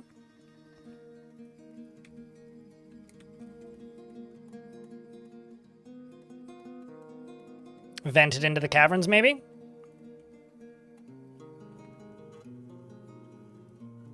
Because that'll be easy.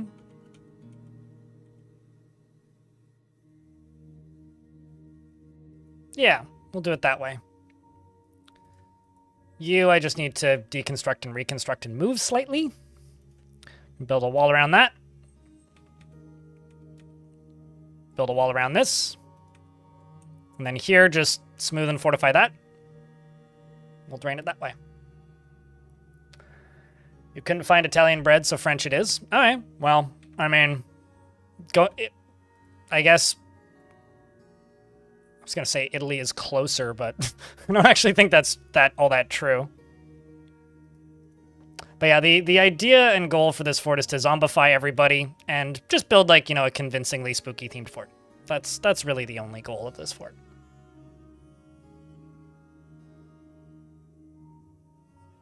I mean, the most popular god in this fort is the god of death. If that answers that question at all, Nutty. What's the challenge? The map is tiny. It's a 1x1 map, and I'm just trying to necromancy everybody.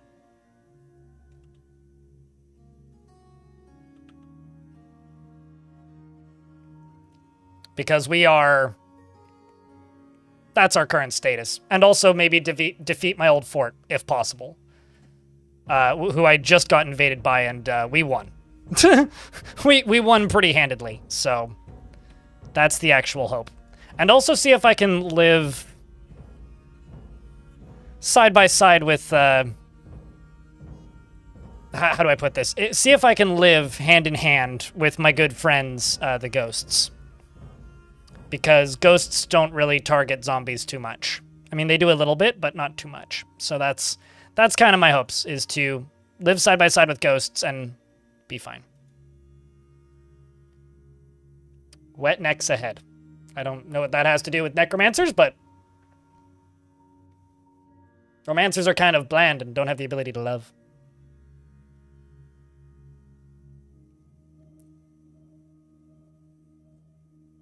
So you wonder if the whole civ is in it? Oh, I don't know. It seems that, like, the communion of moths is the most common deity and religion in this world, so it certainly seems to be a very culty fort. Also, 2 fun facts about ghosts. 1, they die of old age. 2, you can kill them with a drawbridge. It's the 2 things you need to know about ghosts. They disappear after they've gotten old.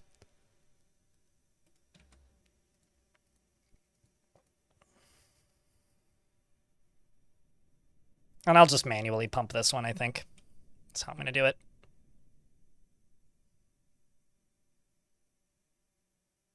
What can't a drawbridge destroy? Another drawbridge. Metal Fuse, it's good to see you.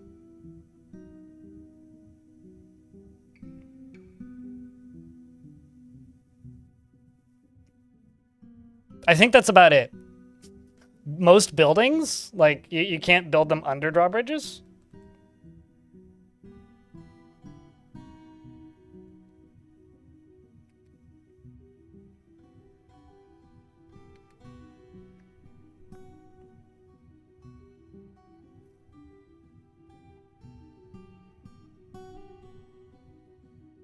I feel like you always have so much going on with them. Can I ask how much you rise your Mega Beast number with World Gen? I don't. I don't. I just always do a lot with a lot of the caverns, and when things accelerate, Mega Beasts accelerate. But I don't do anything specific or like designed to increase the number of Mega Beasts.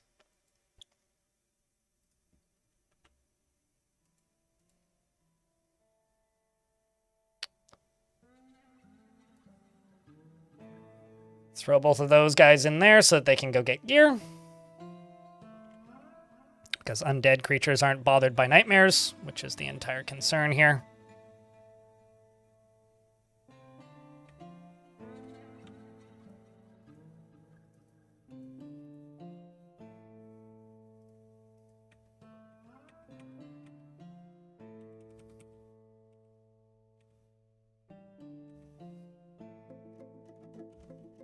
I feel like you just got mined from up here. It's definitely possible, but...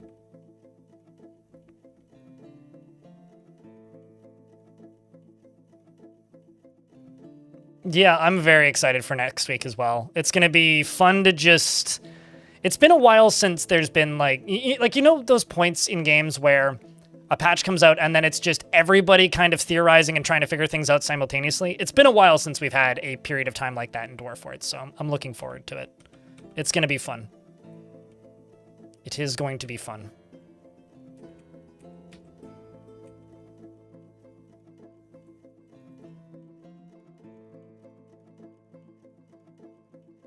Yeah, I guess so. I mean, like, a lot of demons and Forgotten Beasts, yeah, they just won't close. I'm trying to think when they added that, because that was a relatively recent thing, and by relatively recent thing, I mean sometime in the last 10 years, but there was a point when you could smash large creatures with drawbridges, but that is no longer a thing.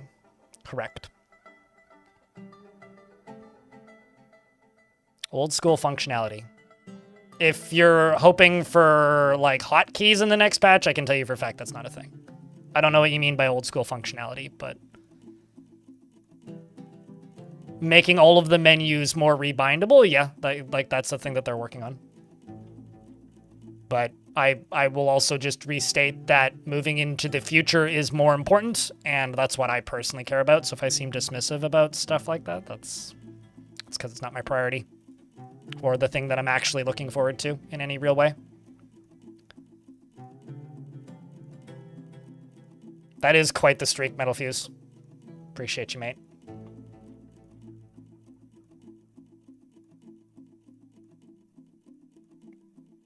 And also in regards to big enough creatures not being able to be crushed by bridges, it's the same with like them opening from underneath them. So like something that people I recommend you do, I guess, is hatch covers and grates don't have the same limitation. So if you have hatch covers or grates and you open those with a Forgotten Beast on them that can't fly or a demon on them that can't fly, they will just fall in. So do keep that in mind, because that is the way that you get around that in situations where you would, need to...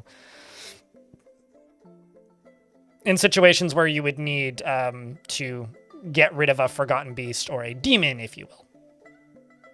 The way you would do that is simply by using hatch covers.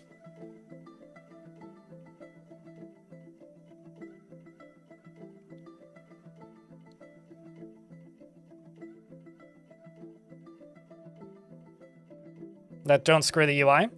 So you need to know one thing about that. Keyboard is being worked on. ASCII screwing the UI was never a feature of the old school versions. The ASCII not scaling when you zoomed in and out, or the UI not scaling when you zoomed in and out, was a DF hack feature. So that was never a vanilla feature, as far as I know. Unless you're thinking of like something different, but like the UI getting bigger when you zoomed in and out in ASCII was never a vanilla feature. That was always that was related to text will be text, I think. But that was a DF hack plugin that did that. So that's not that would be a new feature, and I have no idea what they're working on in that regard. Like it's actually kind of neat to see what's it called? Masterwork get worked on again by new maintainers with Master Fork, because there's a lot of things that were in Masterwork that people complain are not in premium because they're like old school features coming back. It's like, no. A lot of that stuff was just DF hack features.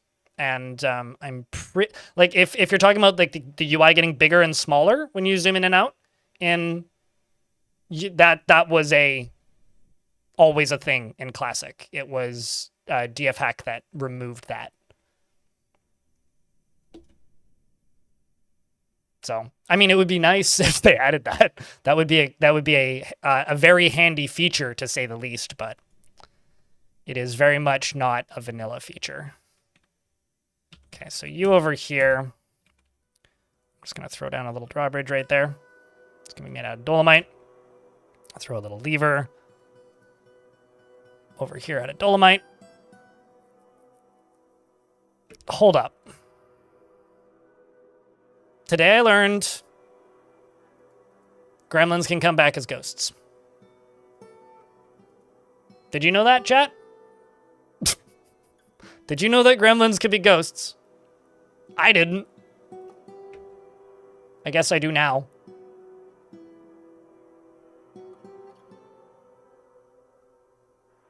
Well, that's not true. We do have one gremlin.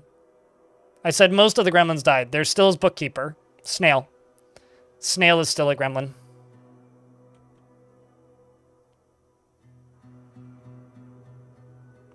Well, they're pretending to be dwarfs.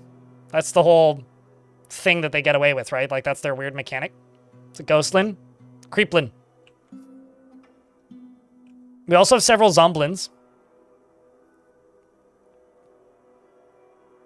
But the creeplin is pretty funny.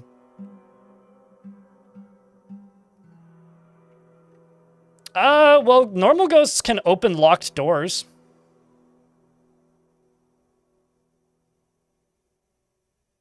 Suited, so I don't know. They probably can't, because normal ghosts, I don't think, can pull levers. I know they can break things. I'd presume they'd just be like normal ghosts. But if they can pull levers, that would be interesting. I'm sure we'll find out soon enough.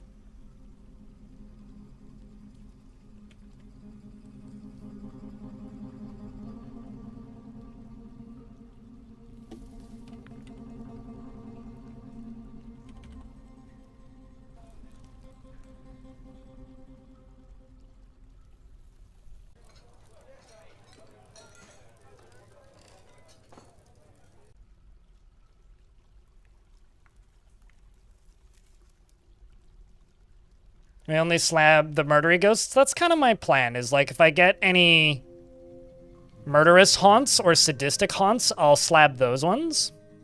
But I'm trying to...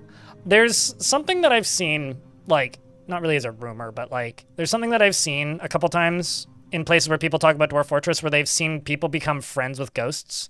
And I want to see if I can pull that off.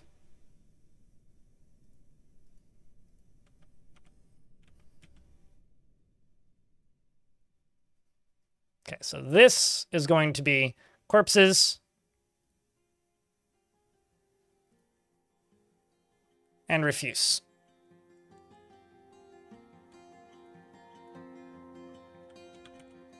And also where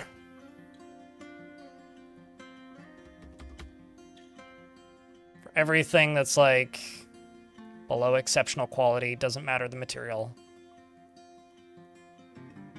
Or the color, or whether it's dyed or undyed. I just don't want raw, fresh raw hide, and raw fish thrown in there.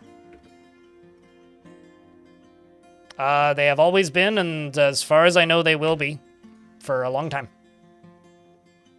Jake break. Any character that you create as the player in the adventure mode character creator is incapable of having kids.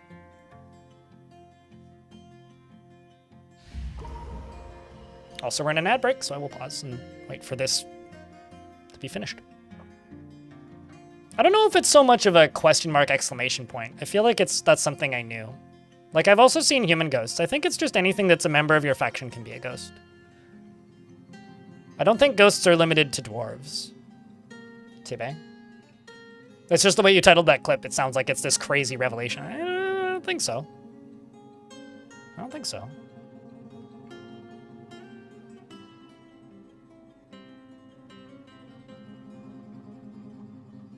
I think, like, Tarn's whole reasoning for adventure modes not being able to have kids is, like, it would really suck if adventure mode got kind of rapey. You know?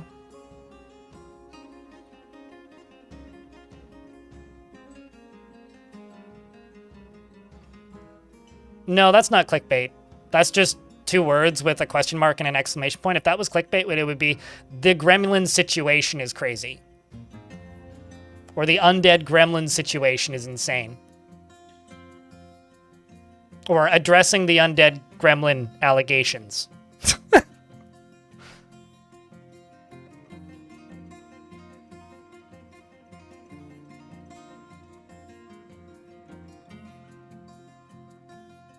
I mean, like, what, dungeon AI? Man, that's such a weird thing in the current year. I never once even messed with that thing, but I remember when people were.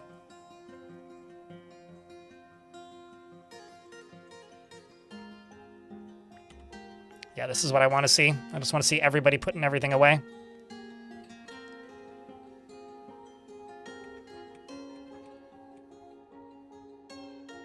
Wait, what? Why Canada? Is it because I'm from Canada?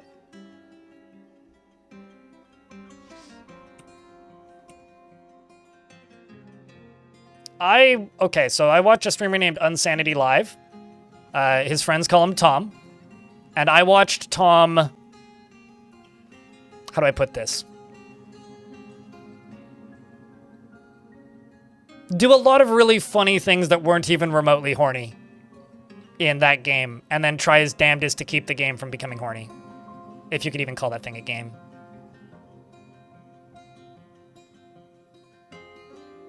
But I do remember, like, that one stream I watched of him doing it being very funny.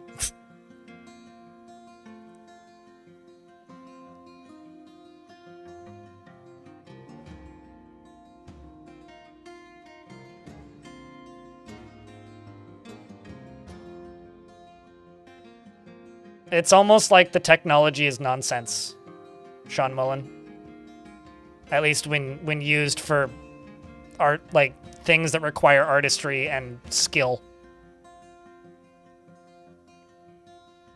It's like if you want good, like, generated dungeons, just go play roguelikes. Sean in YouTube chat says it's surprisingly unimpressive. I was expecting there to be at least one AI-infused 2D RPG generator by the current year. I mean, it's kind of crazy, actually, now that I think about it, that RPG Maker hasn't tried to do something like that, but...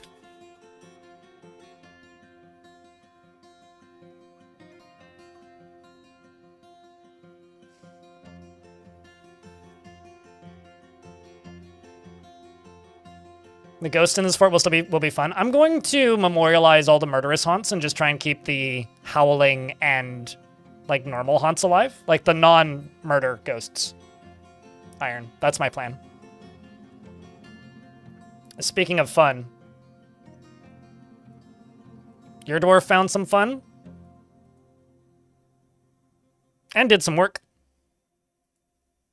You also have no more working eyes, but thankfully you can smell the enemy.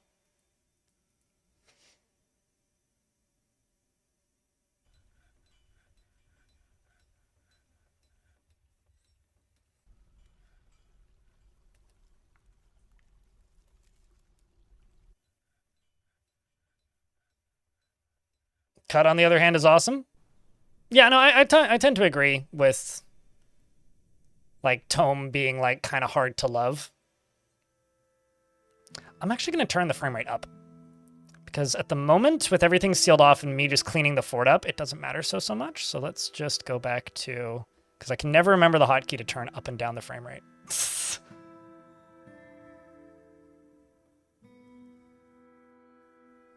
Oh yeah, I backed up my my world saves, so there's way less world saves now. And guess how many gigabytes of world saves I had in this install?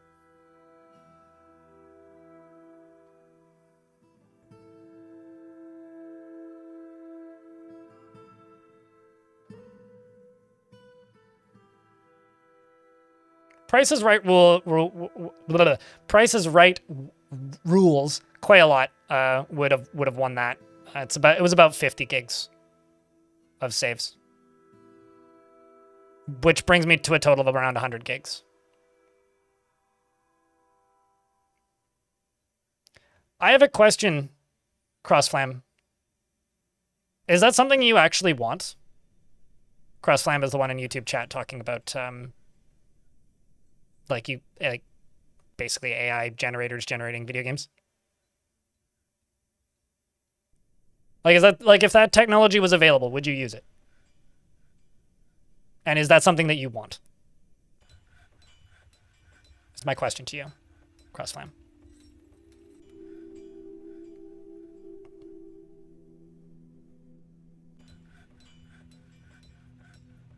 You don't know, so random. It feels like it's like a shaking cup. I mean, it's to me, I think, like, the appeal of Tome is that there is a fuckload of it.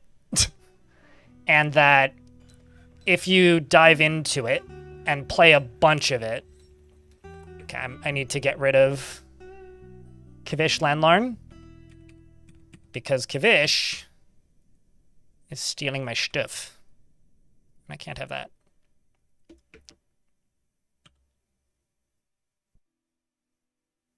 You only want it when it's... Okay, so this is what Crossflame has to say.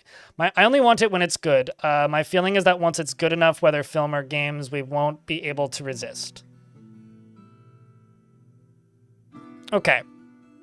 Here's my take. Erdem the Dwarf Trader has created Iten Toram, a chalk amulet, and offers it to the bloated baker of goods. I read books. I watch movies. And I play video games. And I've played really, really good video games, and seen very good movies, and read good books. What makes them good, and a large part of the appeal for me, and maybe this will end up being a generational thing, is that a person took time and made that thing. When you remove the human element, to me it almost doesn't matter if it's good, because I just don't want to engage. Like, it could be the greatest video game of all time. Perfectly replayable, 100% interesting, and infinite.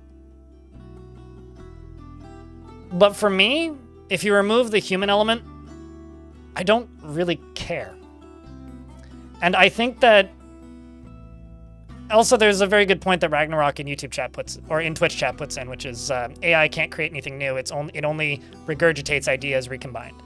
It's like, to me, people complain about Ubisoft open world games. I think when you're talking about training AI models to make infinite video games for you, you're kind of just distilling that down to the least possible human version of itself, in a way. Like, right now there's a lot of hullabaloo and kerfuffle going around about Embark Studios, because they're talking pretty publicly about all of the AI stuff that they're doing. Like, I want to say that the Finals uses AI voices for their announcers or something. Like, they use a lot of AI processes in their development. I think that's the future. That is acceptable for me. Like, right now, when I see, like, a game that's mostly made with AI, and I can pretty much tell just by looking at their marketing material that all of their art's AI, I don't want to play it. Because it doesn't feel human to me. Even though a human worked on it in some form. Using tools to streamline processes? Okay, sure. But if a game releases that's just, here's an infinite repeating nonsense thing, I'm just not interested in it. Kind of for the same reason that I'm not interested in Roblox. Does that make sense?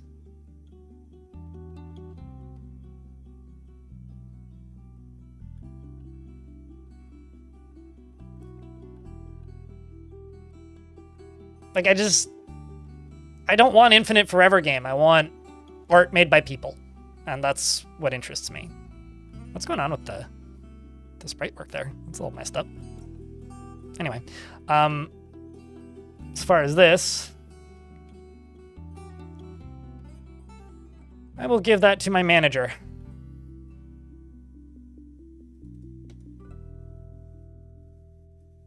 And take a peek as to what it is.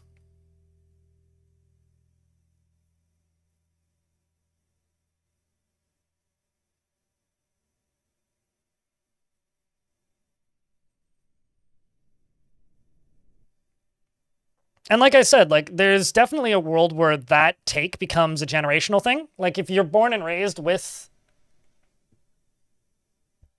being used to consume, it's sort of like, you know, I fucking hate fast food. Right? I don't like it. Like, I would rather just be kind of hungry. Unless, like, I'm physically dying and need food, I will wait 2 hours to get home instead of eating fast food. I would rather go to a place that costs more and takes longer for better food if I'm going to go out to eat. Like, there is not a point right now in my life where I'm going to go out and eat Wendy's. Specifically. Like, just leave my house with the intention of going to Wendy's. I'm just not going to do it because I don't like it. It doesn't taste good to me. I don't like the flavors. It's the same reason I'm never going to buy a box of Kraft Dinner. Maybe you're in a situation financially where you need to do that. But in my position, I don't want that. I will do everything in my power to avoid it because I would rather eat real food that doesn't just taste like a sodium delivery mechanism. And that's kind of how I feel about AI. Is I don't need a content delivery mechanism. I want something crafted to be an experience. This is a chalk amulet. All craft worship is of the highest quality. It is encrusted with oval chalk cabochons and encircled with bands of cushioned dolomite cabochons and radiant cut yellow sespertines. This object menaces with spikes of dolomite, and on the item is an image of Bismuth, the dwarf in fine pewter. Bismuth is in the fetal position. The artwork relates to the dehydration of the dwarf necromancer Bismuth in brain rot in the early mid-autumn of 338. On the item is an image of Skewer-Rained, the ashen door in pigtail. Because I was killing my dwarves by dehydrating them so that I could resurrect them.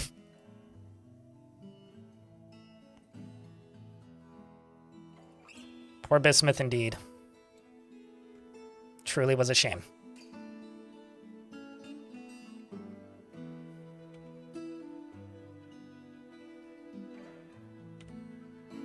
Just keep following dwarves. I mean, where's Bismuth now? See? Still alive. Well, undead.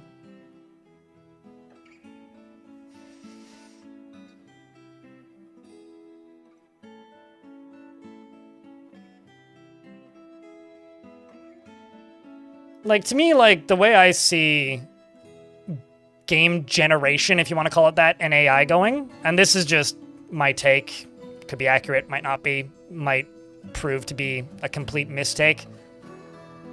When I was younger, I used to download, like, crappy video editors that did most of the work for you. You know, like, Windows Movie Maker was maybe a good example of, like, earlier ones, which is just like this is the basic bitch, like, it'll do fancy looking effects if you've only ever seen an effect that looks like that. And you can make a little you can assemble a bunch of footage and make a little video thing. It's very quick. It's super easy. You don't even need to, like, use a singular brain cell to use it, and it's very simple. That's what I did for the first handful of videos I made. But eventually I moved on to real software and made real things. I could see a world where there's, like, a prompt engine that lets you assemble pieces to make a thing what look like a video game, but then in order to make it actually function, you probably need to dig into the code a little bit, right? And that's about like the only, like, me being charitable here, the only real use case scenario I could see like being viable for video games in the future is like, well, I could see a world where I could see a world where there are tools that help inspire people to make video games. And obviously, you know, like it'll be programming, right? So you'll use those models for what they're good for, which is assisting monotonous, repetitive tasks, right? So, like back in the day, we would get a magazine that says, this is all of the code for a video game, put it into your computer, and you can tweak it if you want, and change it, and edit it, and make something new. Or you put all this code into your computer, and then you have a video game. I could see a legitimate argument to be made for, like, going to a language model and saying, give me the source code of, I don't know, fucking Doom. Because you don't know how to find it. Because you've never used the internet, and you live in a world where you use, like, models for everything. And then poking it.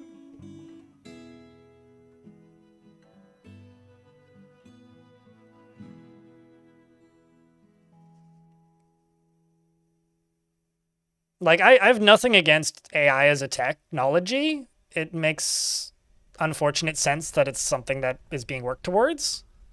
And I don't really see how we're going to avoid it or get away from it. And I don't really care if we do, I guess.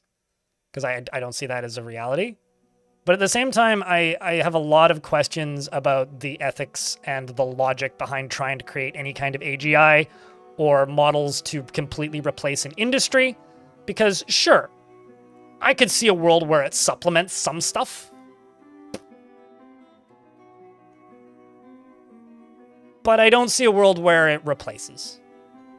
Because when people actually sit down and try... Like, a good example of this is that Coca-Cola ad that was made entirely with, like, Mid-Journey and video generators and animations.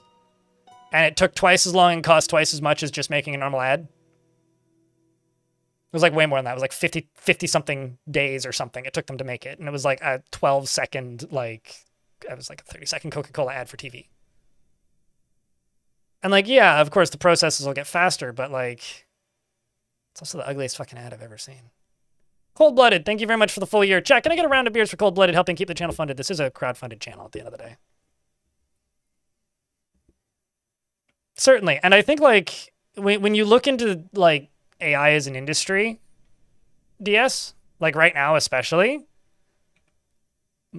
mostly all I see, maybe it's just the places I look, but mostly all I'm seeing at this point is just companies saying that, oh, by the way, we're losing a lot of money investing in this stuff. Or, like, we're still using it, but, like, deprioritizing it. With the exception of, like, the companies that are making this stuff, because, like, they're the most nutty. And the people that are adopting it heavily are doing it because the people who are pushing it have money. And they'll give them money to adopt it heavily.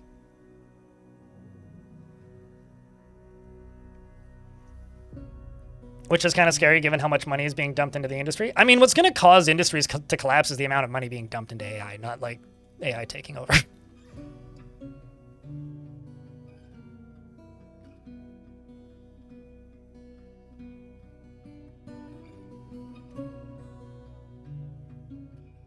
You know, Crossflam in YouTube chat says, full-blown model as a game is many years out, but something like small general language model acting as a hidden dungeon master trying to add... Sure, I mean, like, you could probably go ask ChatGPT right now to play as your dungeon master, tell them the number of players you have and put your, like, character sheets into it, and it would probably work. I guess my question is, why? I mean, it's like a while ago, I remember there was like a running joke, or like not a running joke. There was somebody that I saw working on a piece of software for Alexa that would like act as a DM and have like a dozen or so different like campaigns that it could go through with you. But again, like, why? It's so much power. And so, like, how much do you want your electricity bill to go up by? is the real question. Because unless like the entire Western world all suddenly fully invests all of their money in clean, free energy, and even if they do, all of your power bill is still going to go up. So the question is like, how much is your power bill going up worth that? Like, is the federal investment in that technology and infrastructure worth having an AI lady be your DM? There was a short that I saw recently, which was, you know, you could stop. Pencils down. We can do something else with this technology. And so whenever people mention it as like, or suggest it as even a possibility, my eyes just kind of roll a little bit because why do you want that? Why?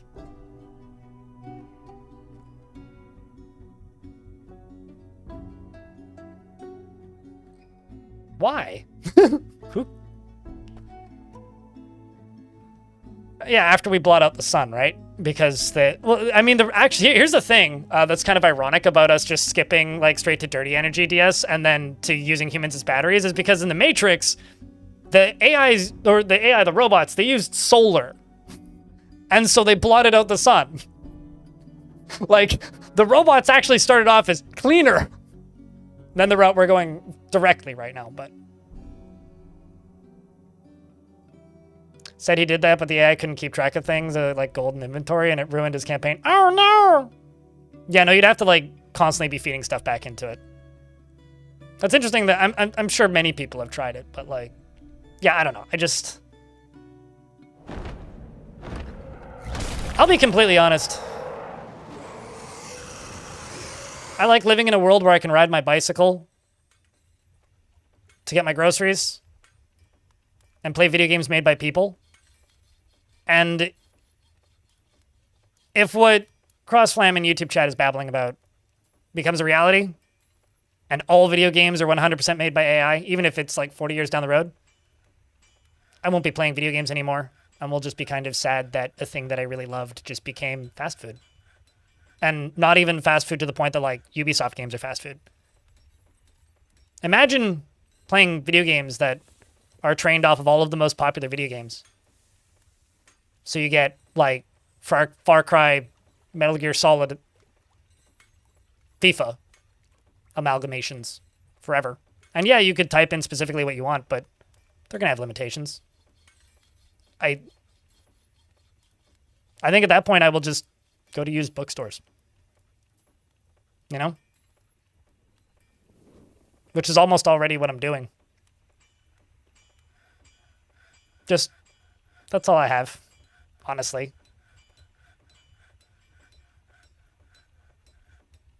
I'm not gonna lie, that footage of that thing looks pretty good, Necrontier, but that's being made by people. You know, like that, like, yes, they're using AI tools because they're a Microsoft company. Of course they are. But like that is still being made by people. Like that is a video game being made by people. Of course they're using AI as tools, as every video game is. But like, it's not like they typed into Gemini, make Halo.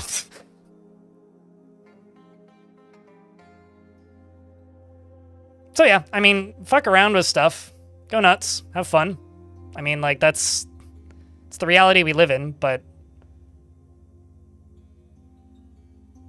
the second things like that get floated as, like, an actual serious, like, use case for the technology, I just roll my eyes.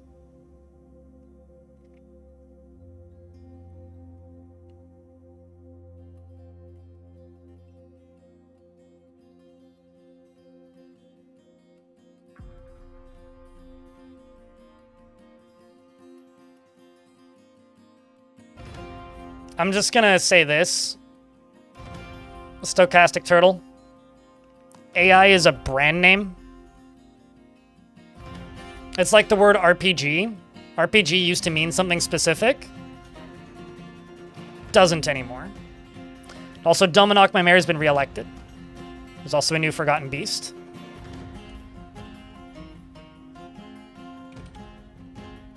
Which is this thing. Ooh, you're pretty. It's a towering feathered Dimetrodon. It has a short horn and it appears to be emaciated. Its eyes glow orange. Beware its noxious secretions. I'm just going to let that thing exist here for a little bit and do my best to ignore it. Because I'm much more concerned about trying to get the next round of zombies going. And also deal with the failures. Or roguelike? Sure. I mean, I didn't want to make that example, but like, RPG, I think, is almost a better one in some ways because by marketing definitions, Call of Duty is a roguelike. Call of Duty is not only a roguelike, it's also an RPG. Right? Like, every single video game has no meaning anymore because enough tiny little things have been jammed in. It's like, when Andrew Wilson, the CEO of EA Games, went into an investor call and talked for 20 minutes about how they're an AI company and all of their products from the very beginning have been focused on using the highest quality modern AI. It's like, that's not what that word means. You're talking about like NPCs. Like, the fuck, it doesn't mean anything. That's just the reality of it.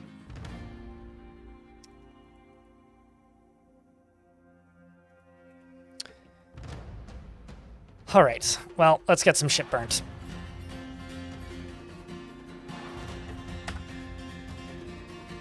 I also screwed up and allowed a bin in there, but...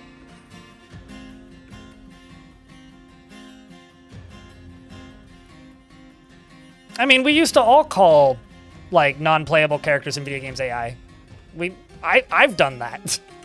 Because the word used to mean something different.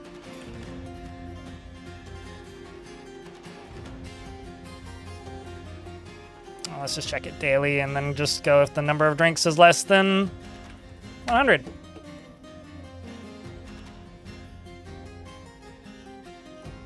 That's how that we know that we're all fucked, Stochastic Turtle.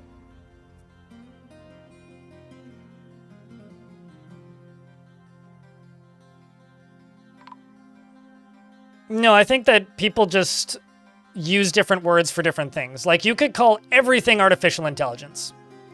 Is it intelligent, though? Okay, so is math handwritten artificial intelligence? Because at this point, you're basically just saying that math is artificial intelligence, which is true. You need math to create artificial intelligence. However, what OpenAI is doing is a lot more than just math. What? Volume was low? That's a you problem. I'm not repeating it. So, at the end of the day, math is not artificial intelligence. It's the building blocks used to build artificial intelligence. If something uses math, it's not inherently intelligent. Like, world generation in Dwarf Fortress doesn't make me think that the game is intelligent. Screen just went black for you? Are you using an ad blocker, Tarantos?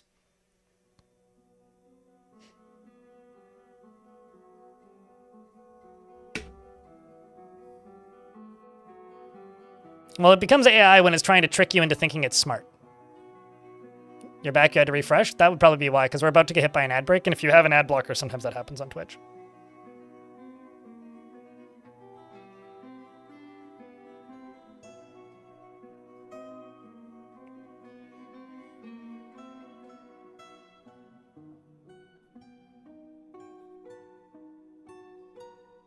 And you think that we're still talking about someone? I feel bad for everybody named Al. Poor weird AI Yankovic.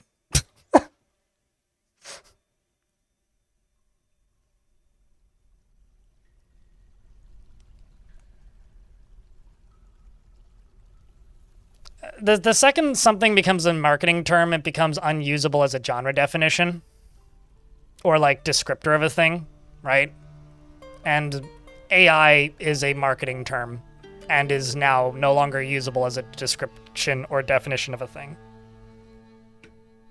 And we've been in that situation for a minute. We're in an ad break now, so I will just forbid everything here and then wait. And then I'm just going to tell somebody to pump this.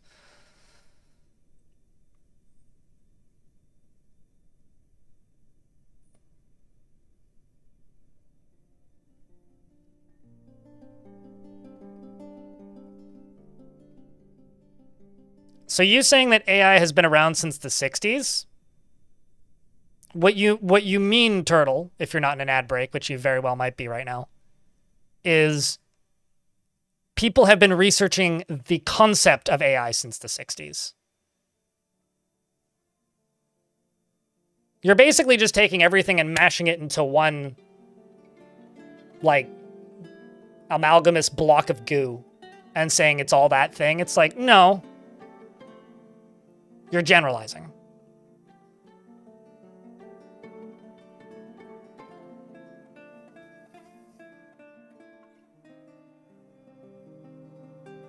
Like, I'm specifically doing my damnedest these days to not use the word AI for anything. Because it's just a marketing term to talk about a specific product that certain companies are making. Which is why people say LLMs all the time. Like, it is what it is. Watching an ad, you should pay for the channel, and then you don't need to watch ads. Just saying.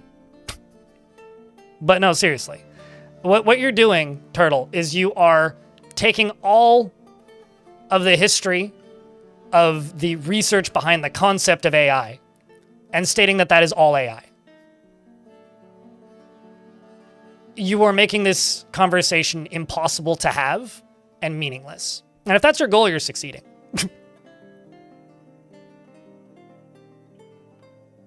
You're succeeding greatly, even.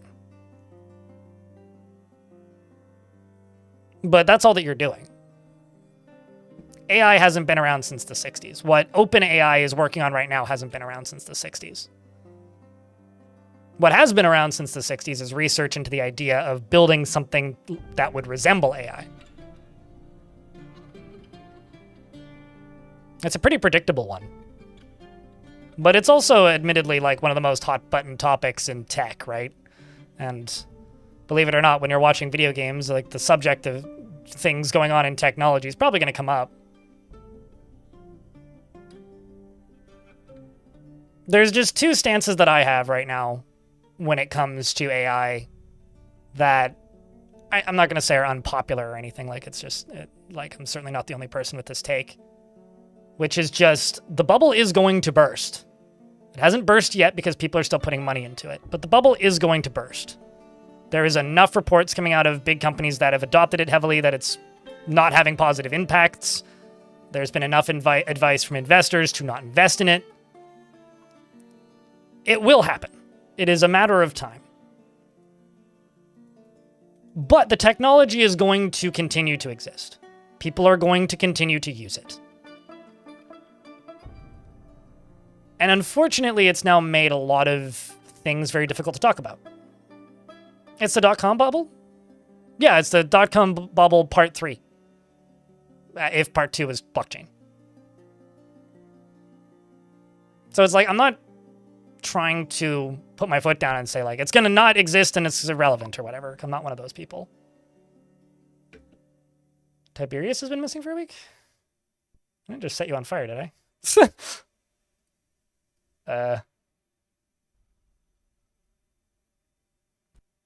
Huh.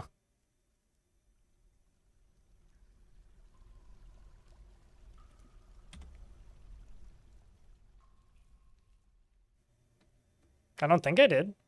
It's also not been a week since I turned the fire on. The fuck happened to Tiberius?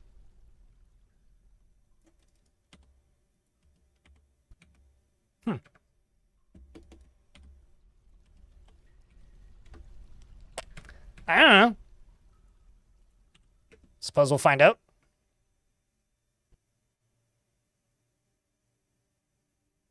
I have nothing against the technology of using models to do work.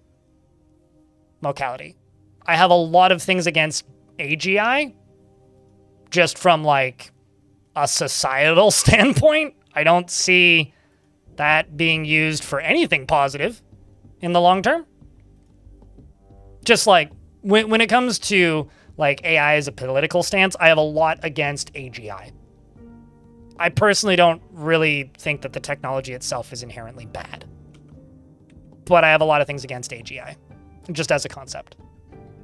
Yeah, we were talking about Captain James T. Kirk, and that Tiberius is the T.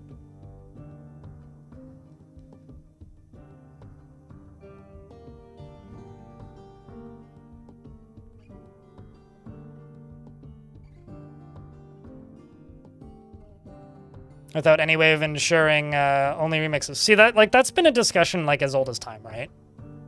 Locality? You know, like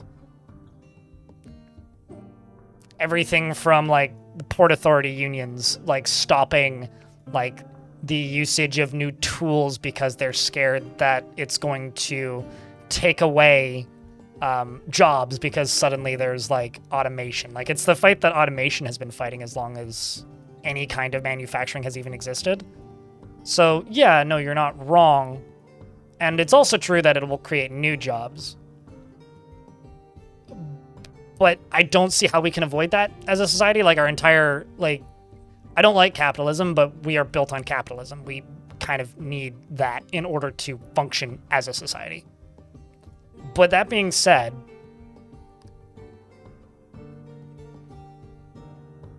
I'm worried about it more on like a fundamental like health perspective, like human existence perspective. And I get very worried when I see people saying like, well, ChatGPT said this, or like, I'll just ask ChatGPT or whatever. It's when people start talking about it like a person or a friend. It's when people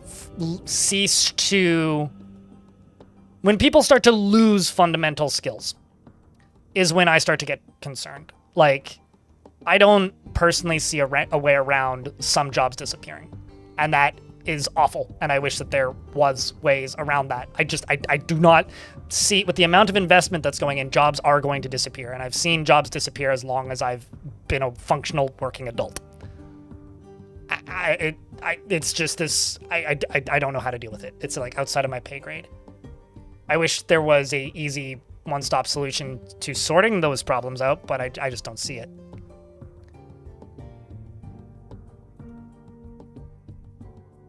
It's what, you know, Ragnarok just said in Twitch chat. People have already started dying due to AI reliance. It's like, you know, when ChatGPT pushes an update and then people freak out because their friend just disappeared. It's that worries me.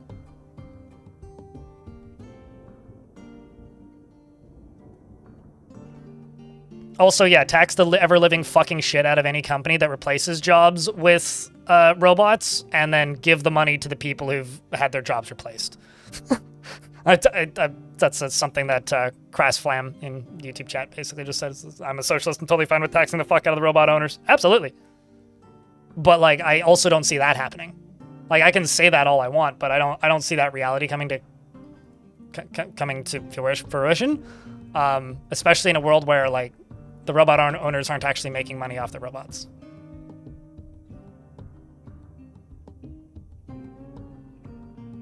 I find it amusing as like a comedic bit in a YouTube video, Macality, but I honestly think that's about the most that I'm willing to tolerate of it. Anything more than that, and it just gets creepy and concerning.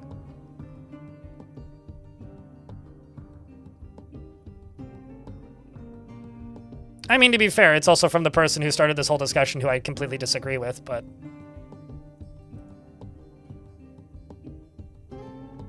Suited giraffe. At least until AI wants a salary? Oh yeah. Or until, you know, the AI that we put in charge of, like, everybody's home defense decides that, oh, you know, that robber really needs the money.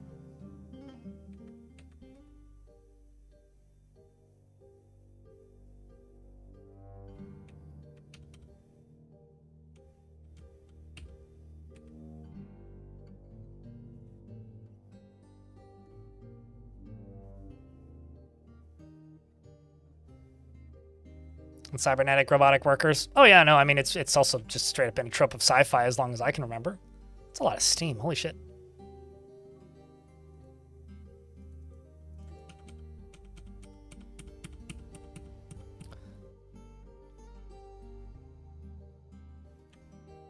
Let's go here.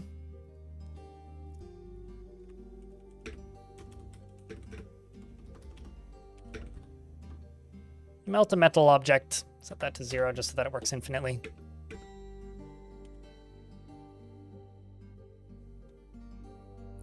You're just going to go manage your work orders right away.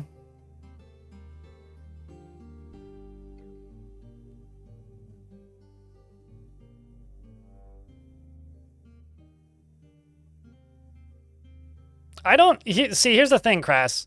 Crass Flam in YouTube chat says we got Blade Runner or we get Star Trek. Let me tell you this. Have you seen Deep Space Nine? Star Trek ain't all fine and dandy, okay? Like, it seems great from, like, Next Generation, if you've seen that. But, like, also, I don't know if I want to live in Star Trek just purely because Q seems kind of scary. Like, he's an entertaining character. I like John Delancey as an actor. But, like, I don't want to live in a world where, like, Q can just unexist me. That seems kind of shit. Like, I don't know if I'm down for that necessarily. So, I'm definitely in Star Trek ain't perfect camp. As much as I love Star Trek, I mean, Star Trek is fucking great as a show for entertainment. But there's like whole seasons and series of that show that exist solely to point out the fact that this shit ain't perfect. Like, it's pretty good, for sure. And there's a lot of positives, and there's a lot of things that are like good ideas. But like a large part of like, not even later Star Trek, like the stuff that people go on about how great it would be. There's a lot of stuff pointing at like how that society isn't perfect. Star Trek is Blade Runner? Sure. I don't know. They're very different universes, so that kind of hurts my brain a little bit. But sure, I mean, I would go with Altered Carbon is Blade Runner. Some migrants have arrived despite the danger. Yay!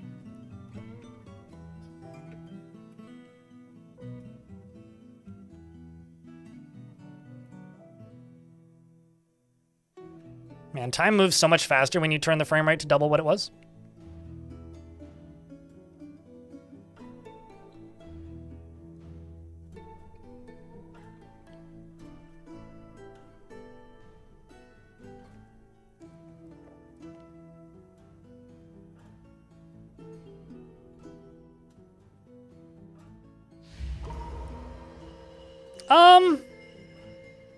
I think... Okay, so this is going to be very philosophical, Ragnarok, so bear with me. I think that Star Trek shows a world from the perspective of people who benefited from the systems enough to not see a lot of the problems. And it's a show that often features characters that are in that position.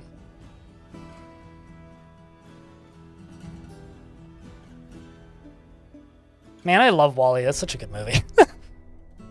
WALL-E's a fucking national treasure.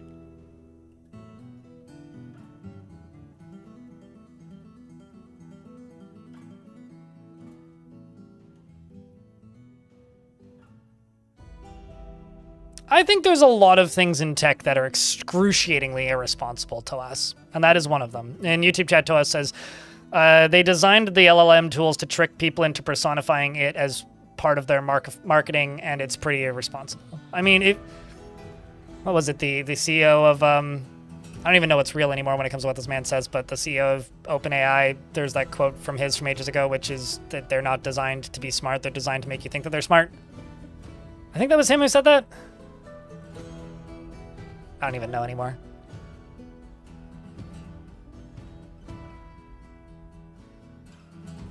Remember 20 plus years ago, walking up the street to hire out the VHS to rent out the VHS tape every 2 weeks for the newest new episodes. Oh, really?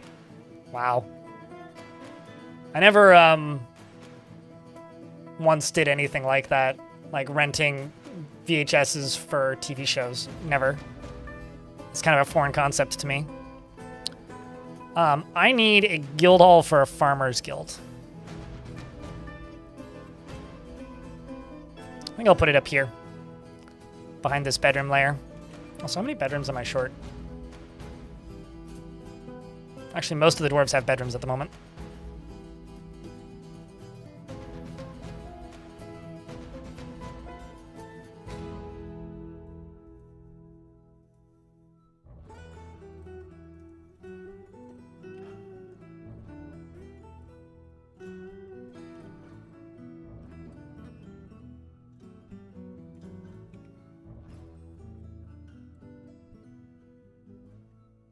How much green glass do I have? 15 blocks? It's not that many. I thought I had more.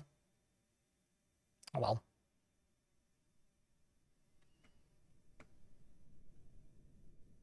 Let's get this one specific rock. Hey, it spoke to him.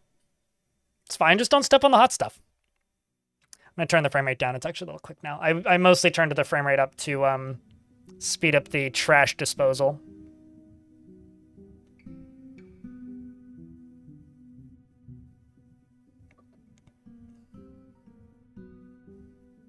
And also because I know that I can make the frame rate go much higher in this fort. Let's go back down to 60.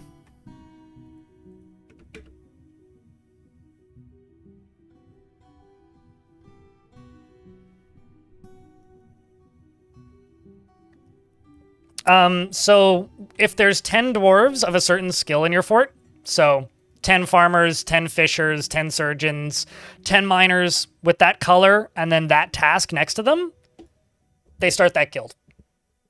So the reason you usually get a farmer's guild is because almost everybody, myself included in this fort, or almost everybody, I guess not myself included in this fort, leave this as everybody does this.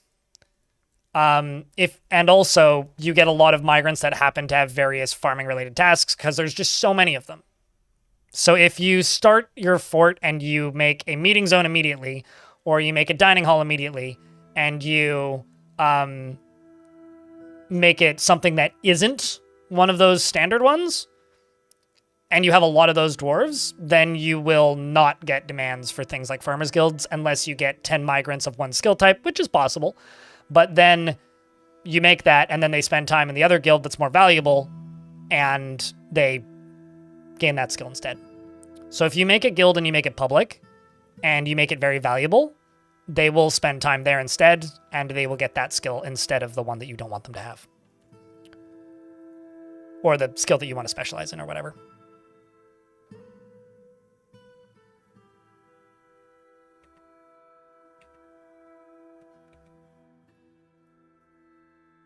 Let's actually just build some floors right here.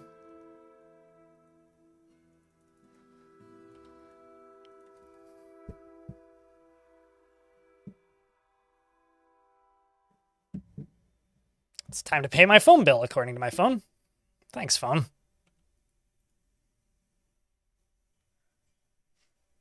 Yeah, there's also that. Or just make it guild members only and then super prioritize the other guild, or, yeah, just lock the doors, don't let them in.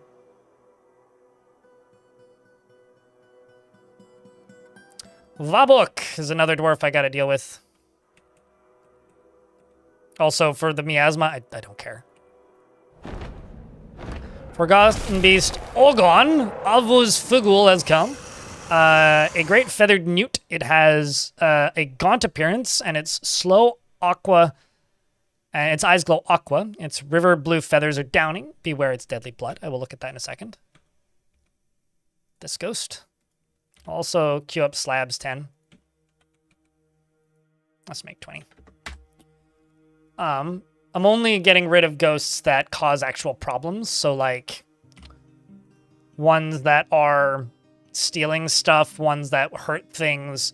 Like this is a secretive poltergeist. Don't really want these because they steal items. They could steal artifacts. And as for this Forgotten Beast, you're down here. I don't actually know if there's anything else in this room. I don't think there is anything that you have access to.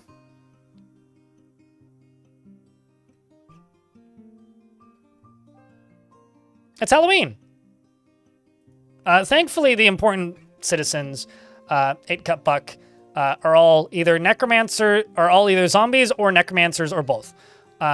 So thankfully, the result is when I when I get too many citizens, which I'm getting close to, I starve a bunch of them to death, and then I turn them into zombies,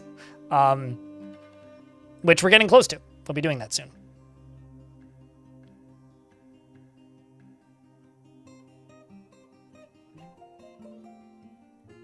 Sounds delicious. Suited, please share when you're done.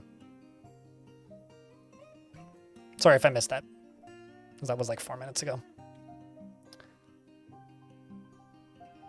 Ghosts can steal them off of pedestals. They can also topple pedestals and steal them off of pedestals. So it doesn't matter if they're on pedestals. They're not safe from ghosts. If that's what you're saying, Crossflam. It's also not really a trick. It's like literally one of the designed uses of pedestals.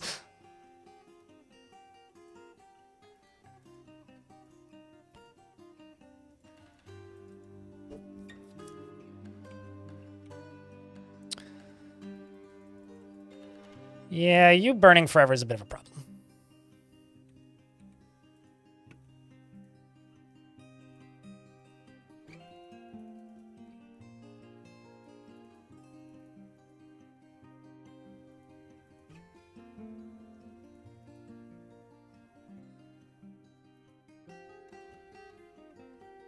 Just gonna build walls around him.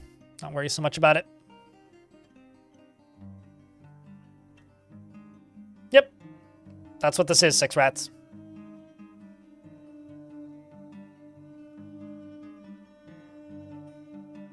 Oh, sorry. Yeah, I didn't see that that was a response. I was just skimming. My bad, Flam.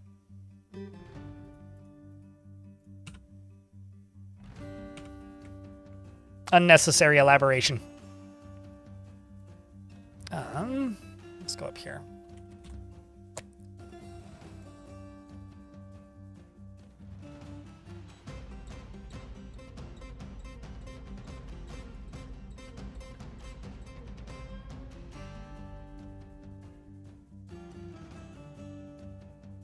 I'm also going to use this as an opportunity to upgrade these walls. Just gonna make a nicer guild hall, because might as well. I don't really care if we have a lot of farmers in the fort. Farmers are useful. I'm not gonna make it public though.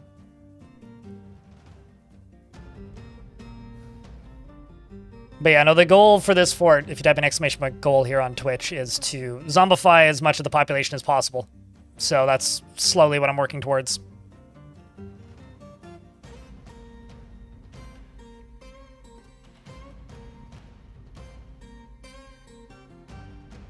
As with one gigantic tavern. Nothing wrong with one gigantic tavern. But they prioritize the most valuable, closest place to eat and drink, so that certainly helps. The peasant has created Bobetrace's Belthad, Dolomite crown, and offers it to the Baker of Cooks. Armor, give that to manager. Mayor's already got a crown.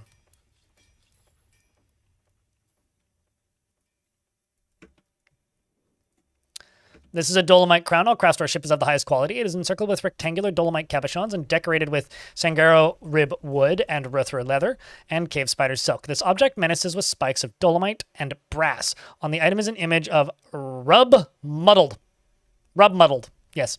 The rag of parching. The jagged turkey bone left gauntlet in Dolomite. On the item is an image of sweet pods in giant cave spider silk. On the item is an image of dwarves in pigtail. The dwarves are traveling. The artwork relates to the foundation of brain rot. Damn right. By the bloated baker of cooks of the alchemical books in the early spring of 334. The item is an image of the piece of eagles, the tower cap figurine of Silob Senslaber in Crundlebone, and our manager's wearing it.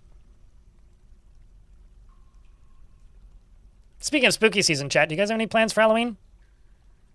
I don't think I'm going to stream that day because I'm going to try and get that boat murdered video done that day. And if I do get it done that day, I want to just upload it and watch it. Although, I've had some, I feel like people are just mixed on the usage of YouTube's premiere feature anyway, which is fair. I think it has some perks, but also some issues. And so I'm very much considering just not premiering it and just posting it. Just releasing it is kind of where I'm at right now. But still, I think I'm just going to try and get that video up that day. And then just, I don't know, riding my bicycle around town probably. Looking at Halloween costumes. I think that's my plan for Halloween. Scary movies and maybe takeout? Hell yeah. Maybe I'll try and finish Hereditary. Oh, did Celestine lose a bunch? Rip. The current runtime, and I have some more things I want to add before the runtime is done, but the current runtime is 3 hours and 24 minutes. So, yeah. The current runtime is 3 hours and 24 minutes.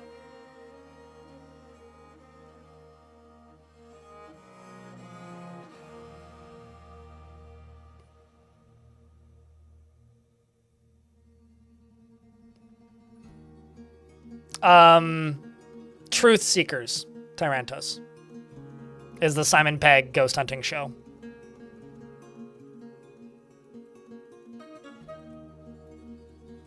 But don't be fooled, it's like legit horror stuff happens in that show. Like, it's funny, but like, it's spooky first. It's not just a comedy. And also totally fair. Stars more.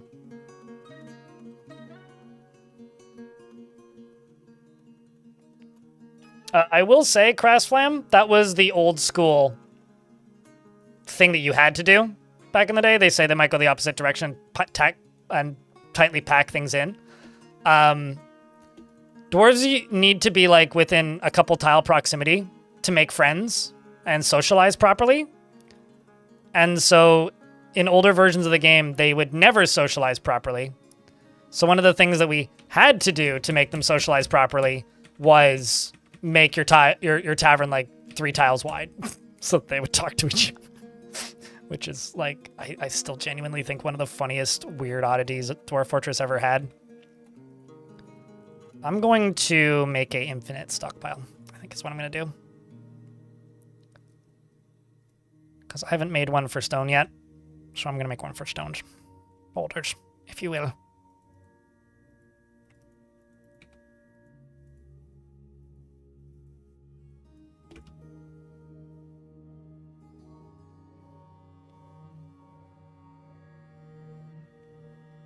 Or an abandoned mental hospital? Okay, so I'm going to spoil part of the first episode of that show. Purely because just to give you an idea of the vibe. If you don't want spoilers, I'll put my hand down when the spoilers are done. So, you have 2 seconds to mute. Okay. In Truth Seekers in the first episode, it's one of them gets a job as a cable installation guy, and the other guy goes... and the other guy, like, is basically like, hey, man, go do something with your life. Like, you know, you're wasting all your time. He goes, no. I'm spending all of my money on this expensive ghost hunting equipment. And then he just kind of rolls his eye and goes, well, that's a waste of time. You shouldn't be doing that. And then they go and install cable internet for this lady. And he also hands her the ghost card. And she says, well, I have this haunted thing in my house. And they find a taxidermied dog. And one thing leads to another. Her dead husband is still alive. And she's tried to, like, put her husband into the corpse of her dog. And then she ends up getting possessed by the soul of the dog. And Simon Pegg and Nick Frost are completely unaware to it the entire time. And there's some really fucking freaky sequences of this lady running like a dog and barking. But it's like terrifying when you're seeing it happen. When you talk about it, it sounds fucking hilarious. But it's shot like a horror movie really well. So it comes out as like a... Wah! It's fun. It's a good show. So it's not like they just go to creepy locations. It's like they're trying to be door-to-door cable salesmen. It's a good show. Let's make a infinite stockpile for rocks while these ads run, because we're about to get hit by ads. So duck for cover.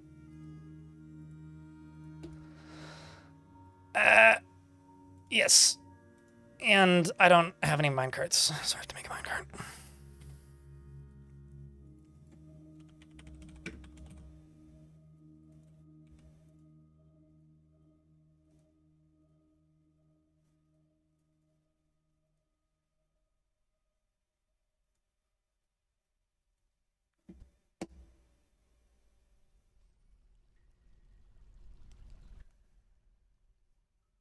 That's just episode 1. Locality. That is just episode 1. We're in an ad break, so I will pause. Actually, I'll use this as an opportunity to schedule stuff. Up here. Let's go around the edge.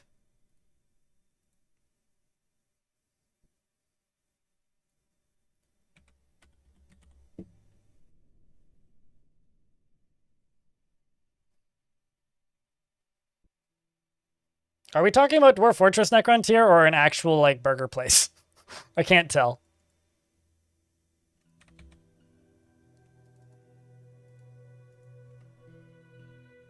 Actual burger place. Oh, sounds lovely then.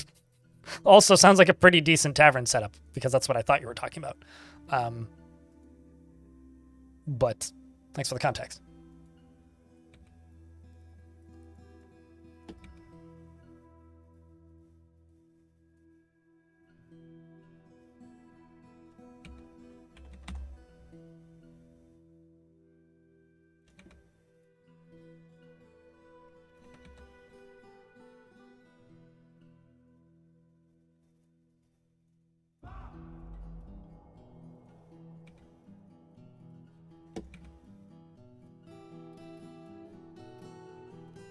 What else do I have a decent amount of? It's just a lot of chalk.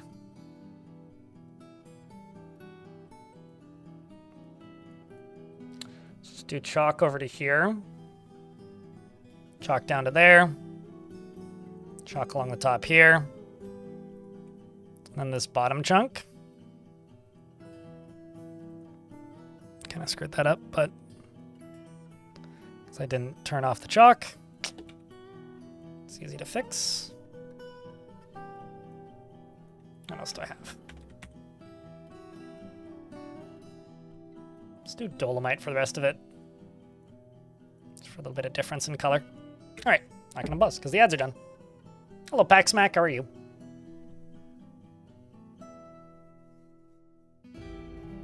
There's no such thing as an odd moment to join this stream.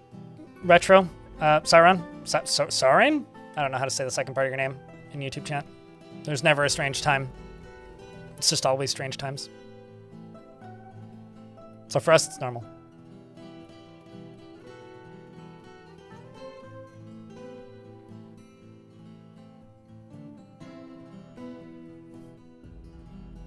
Strange mood of the chat. True. True.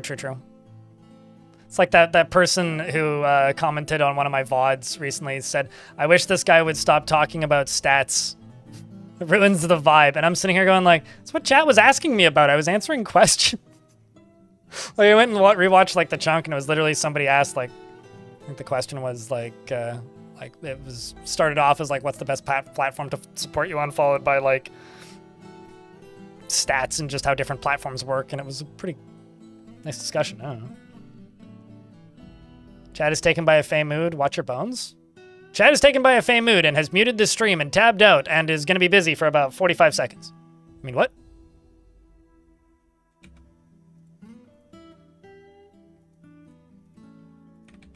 At least I hope they muted the stream. Otherwise, that's weird.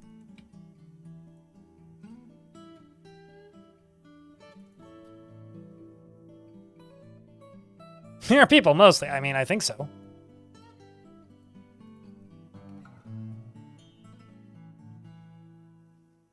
We are people, except for those who are not, and those are meeples.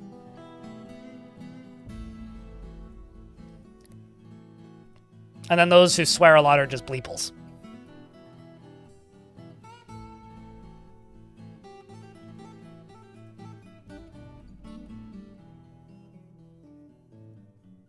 Coughs in Necromancer Fort.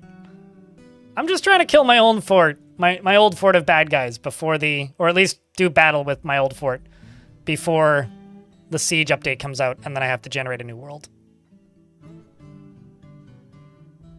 Necromancer? I don't even know her, Server Lord.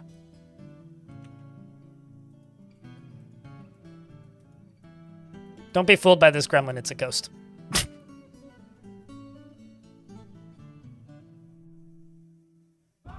I don't think that I really have much of a choice. I mean, the bots that I'm capable of asking politely to leave have all left already, but...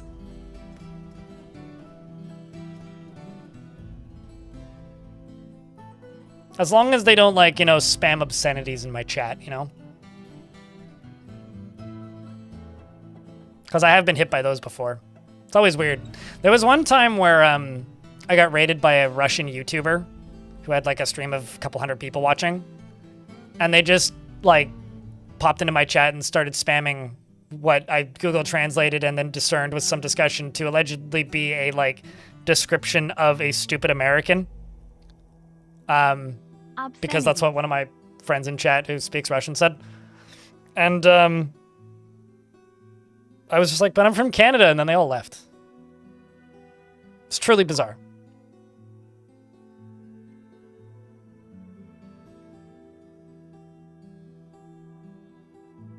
You just get the bots that advertise view bots? You want to know how you can get rid of those? Is require either old accounts or email verification.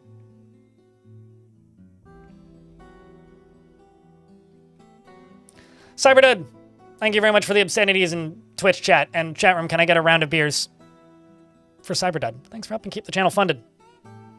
Like I've said earlier, I do kind of expect it to be a slow year. Or a lean year is maybe the better term. Maybe this streaming industry make it through this without having to advertise, like, I don't know, gambling?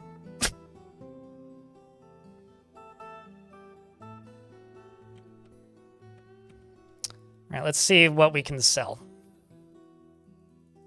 I've got lots of used clothing that needs getting rid of.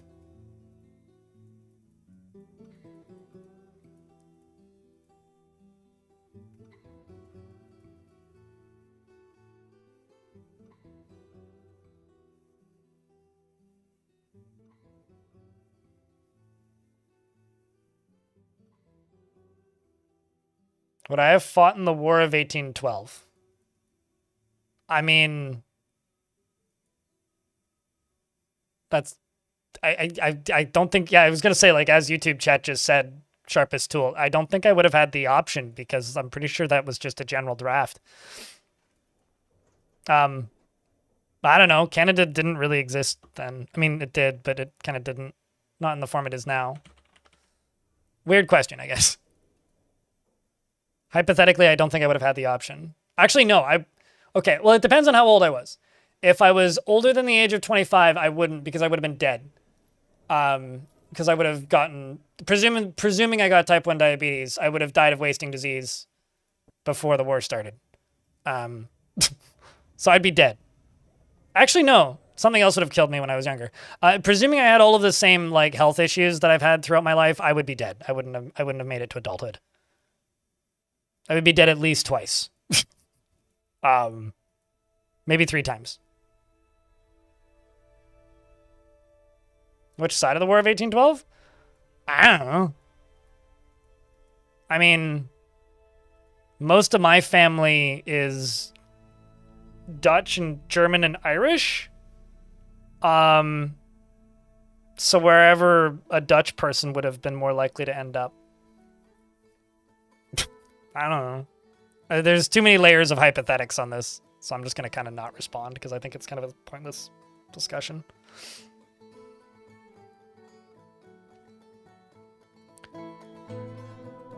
All right, let's see what we can sell.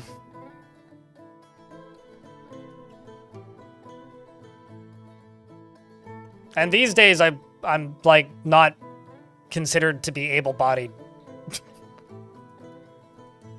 So, I mean, I'd be a desk clerk if we got any kind of draft. Dominoc converses with the outpost liaison. I bet you Dominoc smells bad. He's kind of rotting. Beer a day. I mean, maybe the brain gremlins. I don't know about gremlins in general.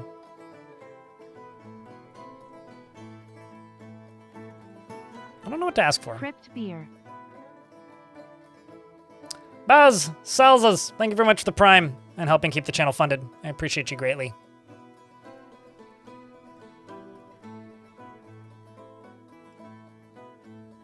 Actually, you know, like, if we want to be really existential about this, with 1812 technology, I don't think I would have survived childbirth. Because I was born super early and spent, like, the first month and a half of my life in hospital. So I probably wouldn't have even made it that far. Haven't had a beer in 15 years. How's the gremlins working? Probably pretty hard, actually. I guess they've all got their assigned tasks in Witnit. Yeah, I don't know what to ask for.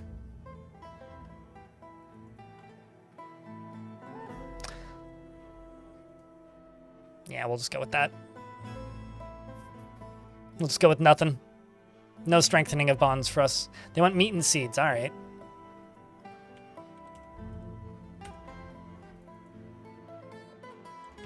Or bucklers.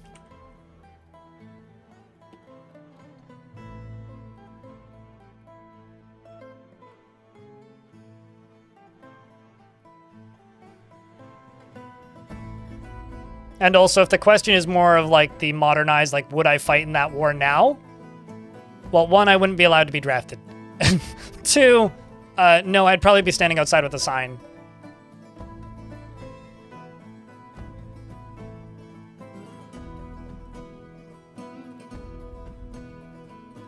I can't say, I cannot self-identify as Dutch. Rage Piglet in YouTube chat, because I have, like, great aunts that live in Holland still, and nobody else does. I've never been to Holland, so can't speak to it. The Forgotten Beast, Nithami, has come, a gigantic louse composed of ice. Ah, it has a pair of squat antennae, and it squirms and fidgets. Beware its poison gases. Sure. So it's going to go die to the other Forgotten Beast over there? Because it's composed of ice, which is pretty weak. Yes.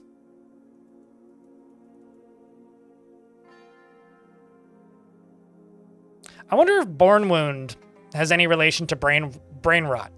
Like, you're born with a wound and then you develop brain rot?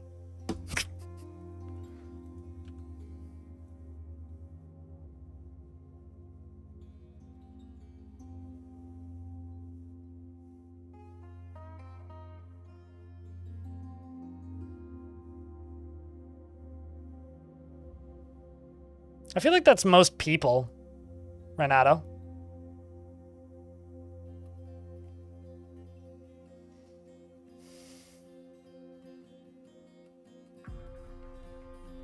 And they let you try their clogs. Yeah, well, if you come to Canada, Server Lord, I'll let you live in my igloo. For one night.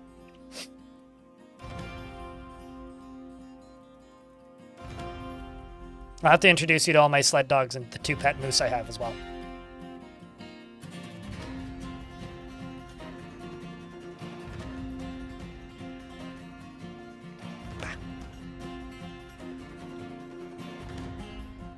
Not that I'm aware of. There's a lot of quote-unquote known bugs that I've never encountered that I'm not entirely certain are bugs. So I've never encountered issues with containers. Really? At least not in a long time. I want arrows. Literally have none. Okay.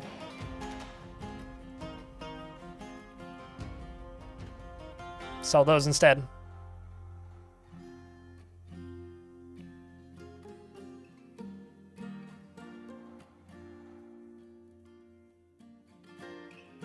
Well, the devs make more beautiful in-game music. The devs haven't made any music for the game. The music is composed by 2 individuals outside of the game developer team called Dabu and Simon. And then there's one other individual who's worked on the music of it, who I'm blanking on the name of at the moment. And they're not the developers of the game. They're hired contractors. And there's a new song releasing with the Siege update. Well, it's already out, but it's on Dabu's Bandcamp right now. But it's currently just... I hate this stupid thing. It's currently just available on Bandcamp, but it'll be in the game as the next patch.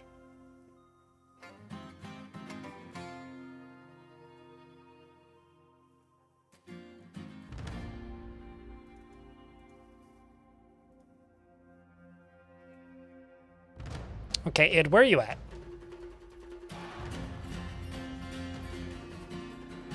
Is it because you can't hands? Maybe it's because you can't hands. I need a different broker. Lanix is too broken. Not even intended as a joke, like literally, like Lanix is too broken.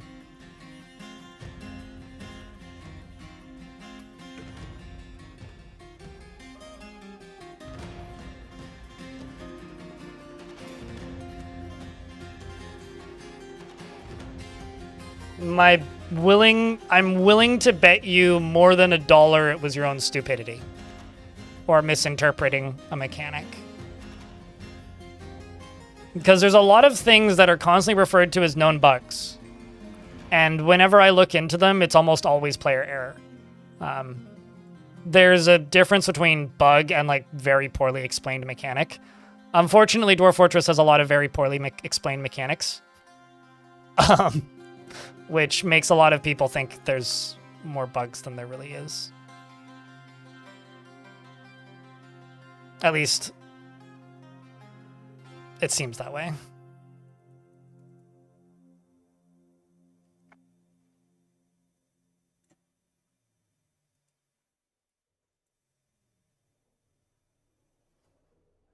I need to get rid of some weight, because I just don't want to buy their cages, though.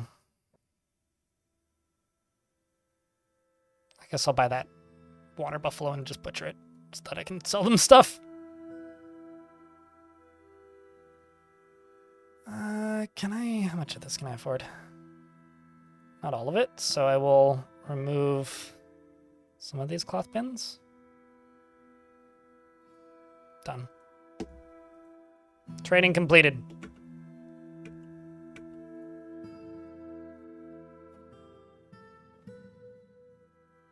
Well, he literally doesn't have arms, eyes, teeth, or feet. Still has 2 legs, though, and apparently can still stand. Squirrel. It's just on the player side of things. Yeah, and most people just, like, step on a branch that's a little weak and then fall and break and blame the tree.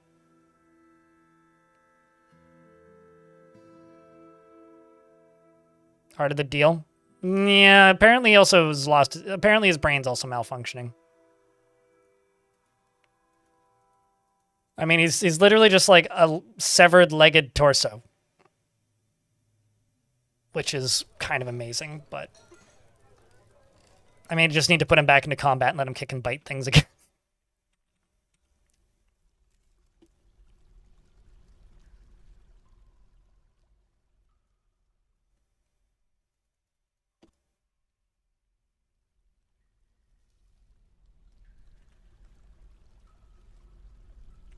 What's wrong? Like, you make it sound like you're having to settle for marmalade on toast. What's wrong with marmalade on toast? Marmalade's delicious. So's toast. Speaking of toast, did you guys know that the Toasty guy from Mortal Kombat retired?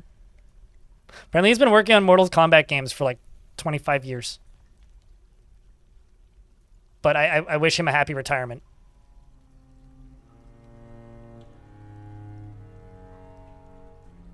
Well, he's no longer providing his voice to the Toasty in Mortal Kombat games.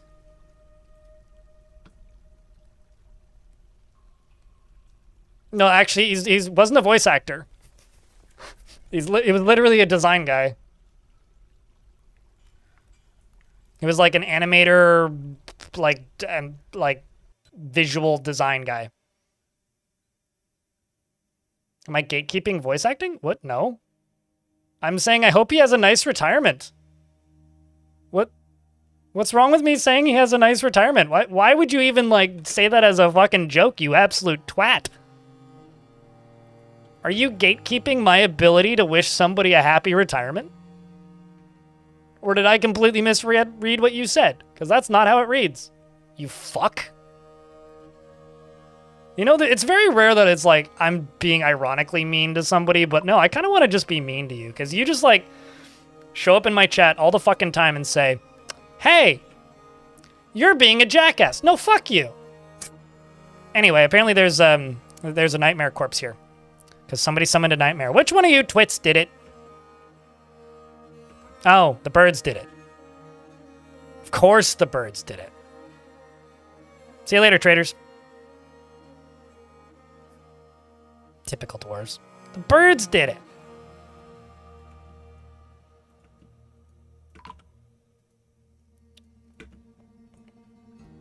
This is going to end terribly.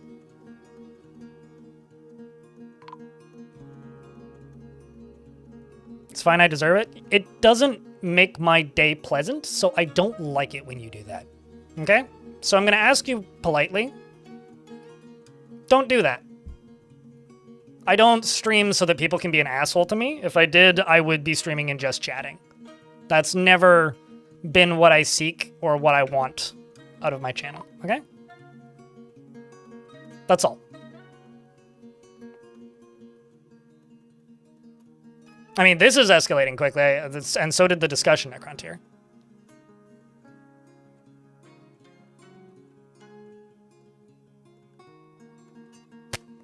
There goes another one.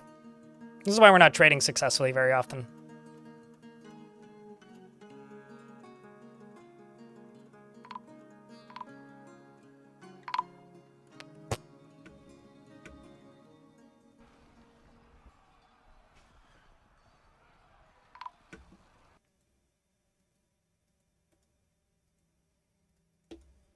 Let's turn on that burrow. Get these dwarves underground. If they choose to stand right there, that's their prerogative.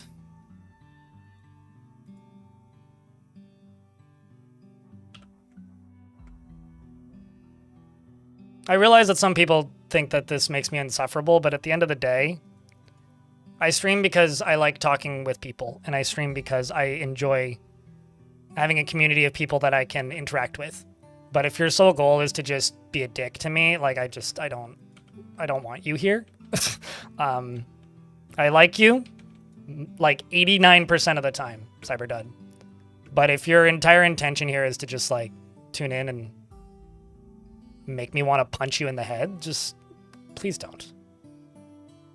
Be funny. Don't be a dick.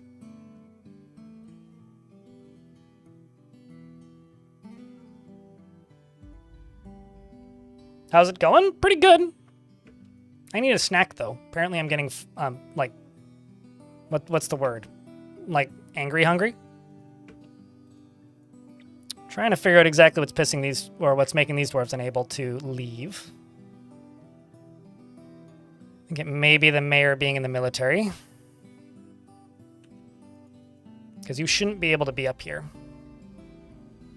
If you insist on standing there, though, I may have to leave you there.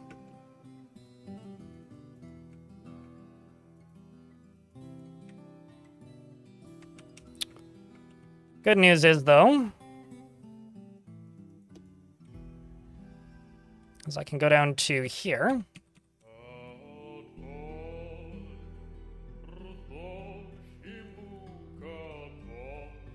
I can try and resurrect some of them.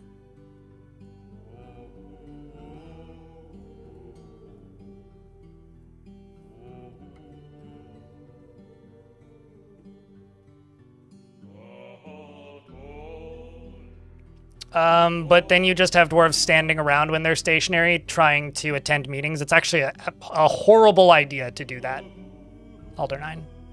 Just for full clarity here, that is a terrible idea. Do not do that if you can avoid it.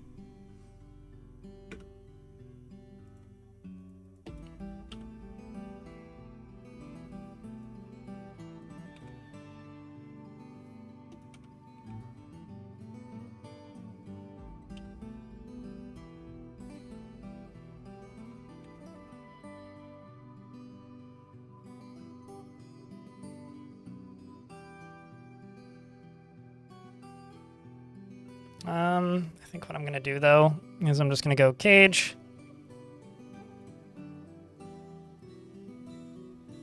Throw a singular troglodyte in there. Pull this.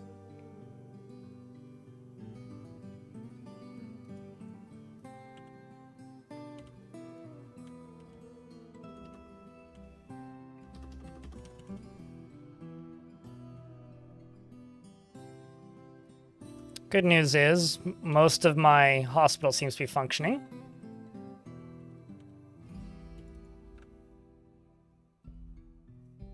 Up here ain't. I'm actually not entirely sure what's going on at the moment. I think it's just the birds on the surface, but... yeah, it's just the vultures.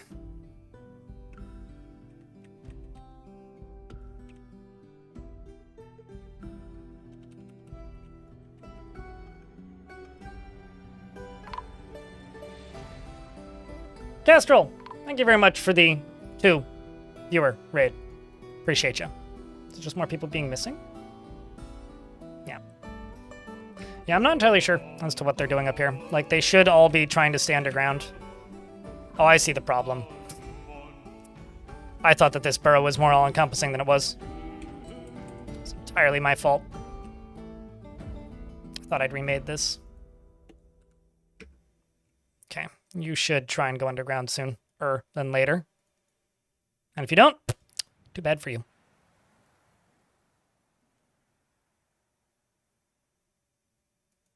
I kind of just want to kill this dwarf. You just get out. Go away. Same with you.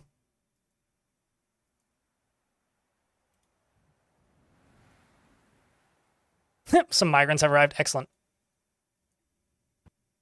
Don't mind the starving to death guests on the surface. They are not friends.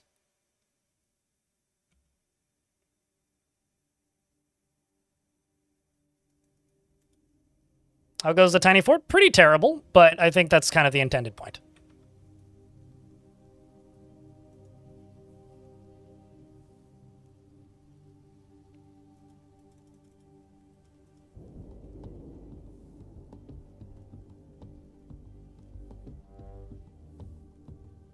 Yeah, I guess I should finish my previous ramble with one final note. I don't have any issues with you, Cyberdud, but I genuinely would like you to not go out of your way to just make my day suck. Because you do that pretty successfully a lot of the time, and I'm not a perfect person, and I fall apart pretty quickly, and it's could not be less appreciated. So, please keep hanging out here, because I like you. You're fun. But focus on being fun, and not being a dick. Because if you're just being a dick, I just don't want you here. And I will time you out and make you go away if you just keep doing that. Anyway, I got a lot of shit to butcher.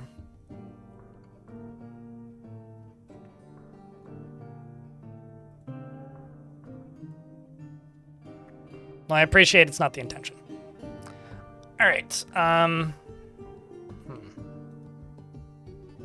Stay nimble, yeah. We all must. Okay, so this right here is set as the guild hall, so I can accept that because that's now done.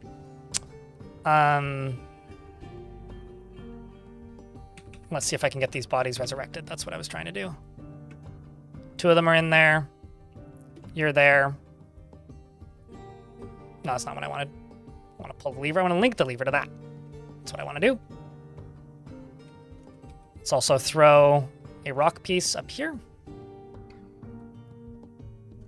Or in this case, I guess a bismuth bronze piece. But why is the hospital set as over here? Squeeze me? That seems poorly designed.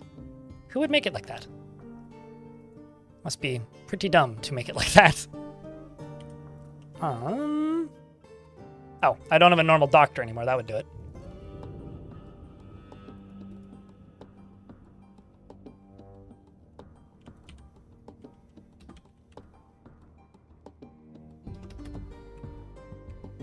Also in an ad break, I'm going to take this as an opportunity to real quick... Are the ghosts working? No, they are not. I'm only getting rid of ghosts that hurt dwarves and steal items. I'm keeping all of the restless haunts around because the zombies don't care. So no, they are not working. The ghosts are causing problems. The other ones are intelligent undead. They are working, but they're just zombies. I'm just going to grab a real quick snack. I will be back in a moment.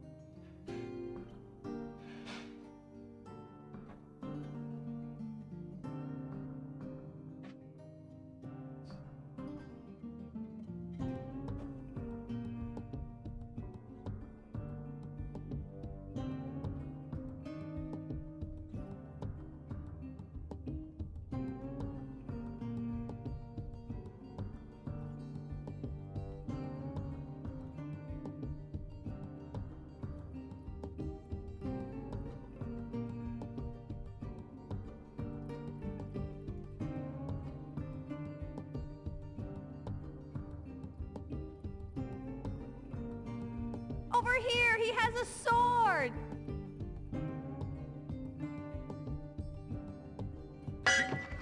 Bring out your dead!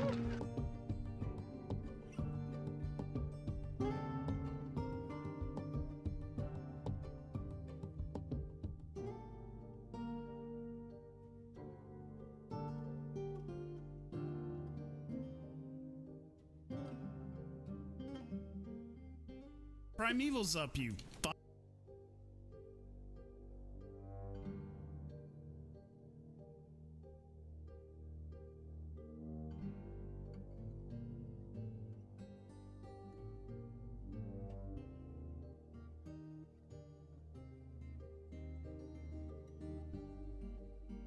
Have acquired burrito. Nuclear Burrito. It was in my freezer, but now it's a burrito. Is Fanta ad? Wait, Chucky wanted a Fanta can? I would say like how the mighty have fallen, but I don't think Chucky ever really stood up in the first place, so it's not like Chucky's some sacred entity. Speaking of sacred entities, I'm going to release a troglodyte into this room, which is going to hopefully resurrect one or two of these zombies. We'll see. Oh, I should probably disable this station.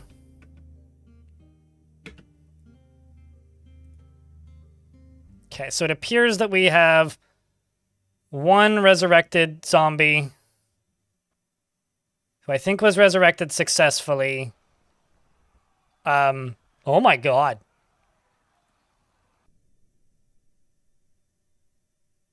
Whoa.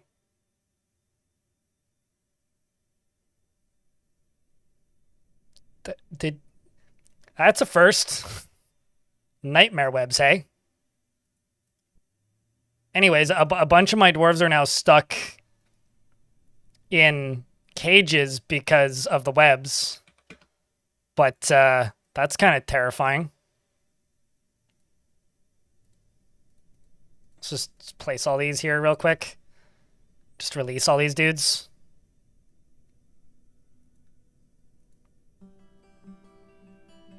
It's just a resurrected dwarf's head. Okay, you can be released. You can be released. You can be released. You can stay there. It's fine.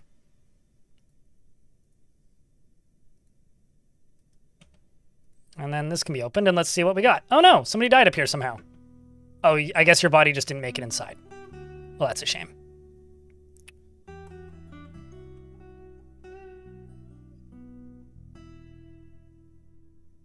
I didn't even catch if we'd resurrected somebody successfully or not. I presume we did. I mean...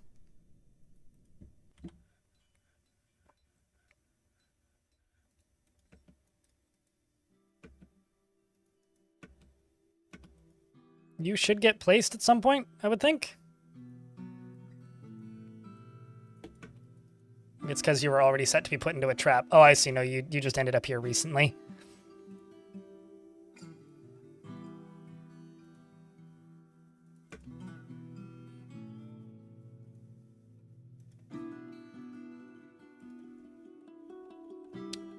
Both had huge outbreaks of were tortoises. I've been kind of hoping a were creature would show up because I think it would be really funny.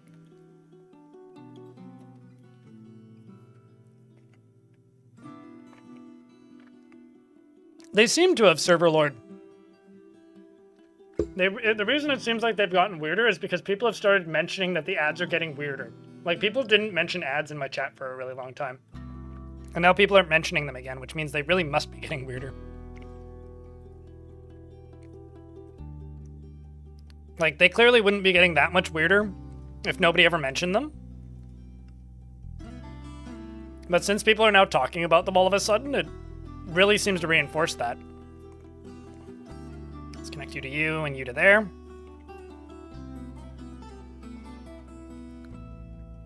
Let's see what we can get caught on these.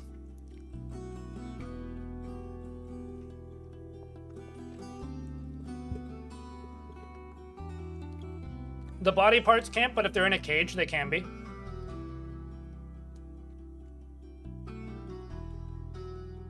If they're resurrected, they can't be put on display.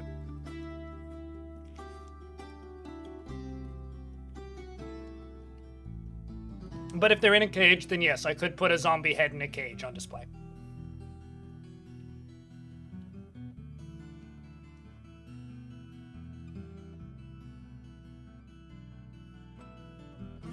Why are the dwarves hotboxing my dungeon? Because they're all undead?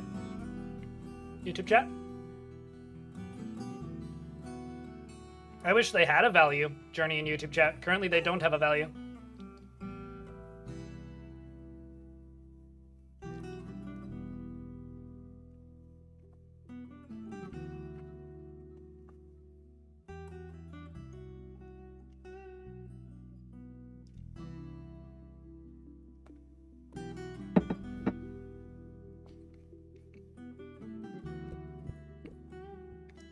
You know, true story.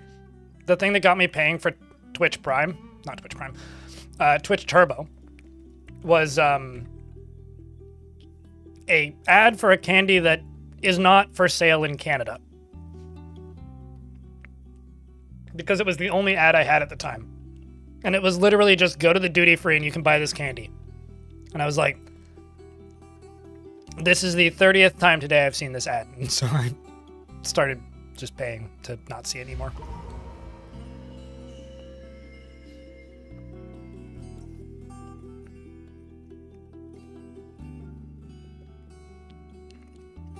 I don't know. I'll be honest with you. I don't know if you ever get to this point, DS. But when it comes to corporate layoffs in the tech industry, I've started just not reading about it because I find that it just makes me really depressed. And when I'm really depressed, I'm not able to work as effectively.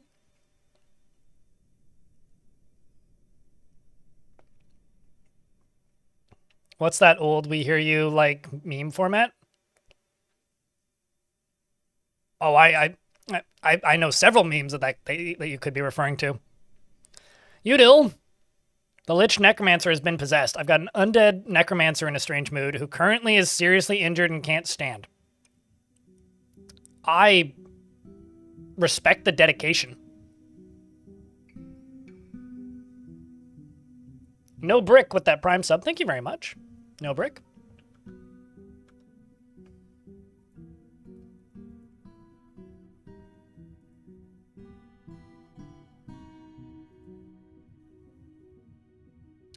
So, Prime subs go a long way, chat. Just wanted to say a real quick thank you, because so far we've made about $21 in Prime subs today, which is a lot. So thank you. But I would like to note that I have a daily minimum, which allows me to hit minimum wage where I live currently, and we are about $80 US off of that. So if you happen to have a Prime sub, let's, think about me. That's all I got to say. You too could be like No Brick and see no ads for Fanta.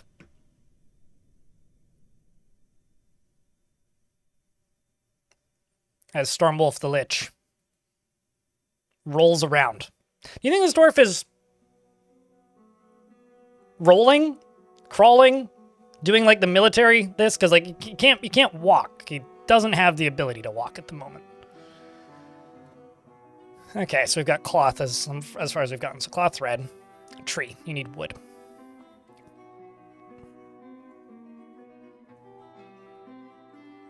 What's your name? Stormwolf.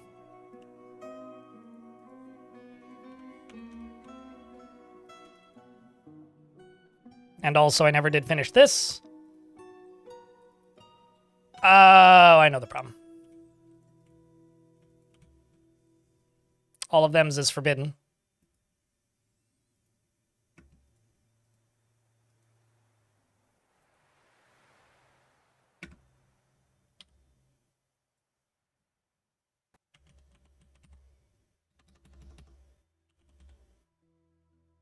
Oh, I named you Stromwolf. What the hell am I doing?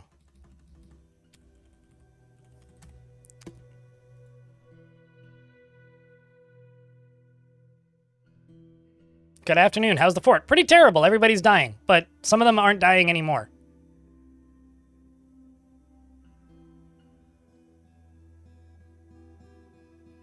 So it could be worse, could be a lot better. Oh, you know, you might also want this.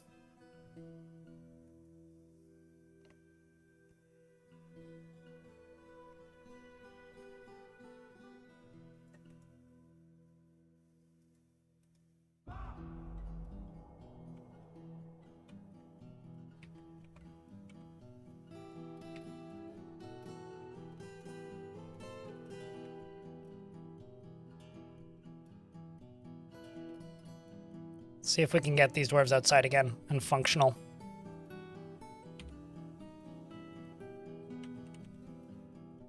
There you go.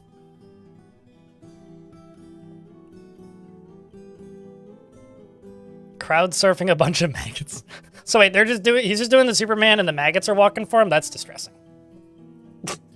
That's a disturbing mental image, thanks.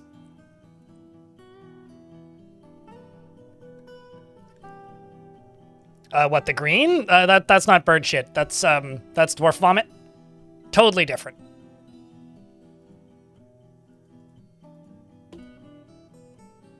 I know it might look similar to like goose poop, but let me assure you, there's almost no similarity between the two.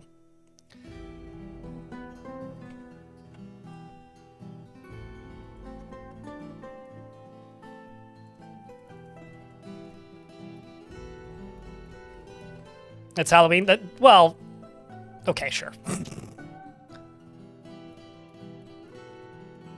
I think I just needed lunch, chat. Seems to have solved my grump. And thanks, by the way, very much for tuning in today. I know I babble about the daily minimum stuff a little bit, but like, at the end of the day, I'm just happy that I have this job. And I'm glad that people watch. So thanks for watching. Because that is the most that I can realistically ask for from anybody ever. So I'm diabetic, for those of you who don't know. It is part of my personality traits. And I have a Dexcom in my arm, which is like a needle that checks my blood sugar every 5 minutes. And this one needs to be replaced sometime in the next 24 hours because it's expired. It still works, and it's still working currently. But according to it needs to be replaced. So it's vibrating every 15 minutes to inform me that it needs to be replaced. But it's still working. So I'm going to use it for as long as I goddamn can because they're $80 for 10 days. So I keep thinking my phone's vibrating in my pocket. It's just my stupid thing in my arm telling me I need to change it. Piece of shit. Anyway. It's annoying. I just needed to voice that. Good news is, though, the people that were striking up the street from me and making a lot of noise, or making the cars on the street make a lot of noise, have reached a tentative deal, which means I no longer have to hear cars honking all day, every single day of my life, which is I no longer get to pretend I live in New York. Jen Rayon, thanks for being the second person of the stream to gift some subs. Appreciate you. If it ain't broke, don't fix it. I can't literally fix it. Oh, I was going to place a slab for that ghost, wasn't I? I'll put this one in the tavern. I'm sure it'll look great. Bob, thanks for helping me hit the minimum. Something I don't like about YouTube Super Chats is they're very, like, how do I put this? Not transparent as to how much I actually get from that. I get about 64 to 60, sometimes closer to 55% of the money that people give me through Super Chats. But thank you for helping me move towards that. Appreciate you, mate. Sorry, I feel like I need to sneeze right now and it's not working. Oops. There we go. One of those ghosts have been put to rest, the one that keeps stealing my stuff. Stormwolf has begun a mysterious construction, and Oliuk, who apparently came back as a zombie, I thought you just died, has rejoined the fortress as a necromancer. Nope.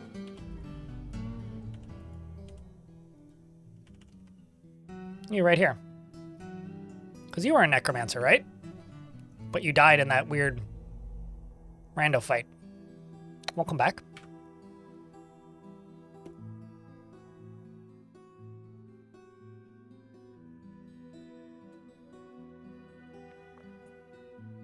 Mm-hmm. And I do not live in an igloo. What's your point, DS?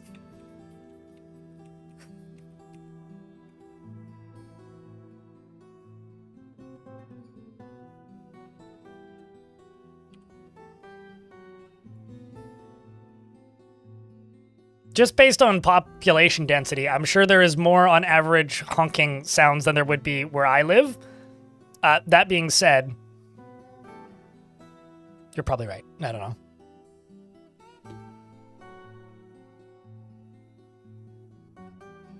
Do I get a better cut from YouTube memberships? No, all of YouTube's the same.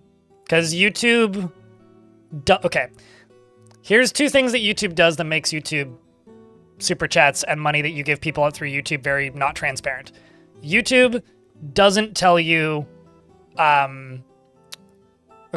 YouTube claims that they give the streamer 70%. But YouTube doesn't pay the transfer fees.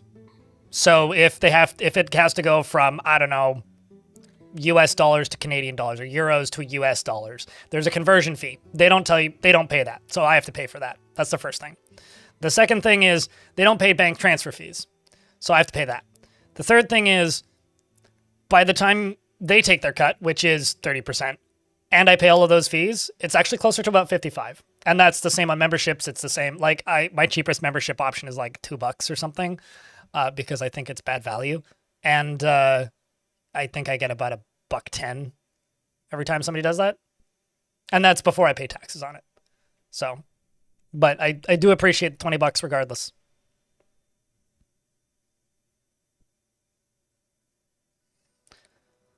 Stormwolf, the Lich Necromancer has created on Obner, a dolomite coffin, and offers it to the bloated baker of cooks. Man, what a fitting. Do you have a room? No, you don't, Stormwolf.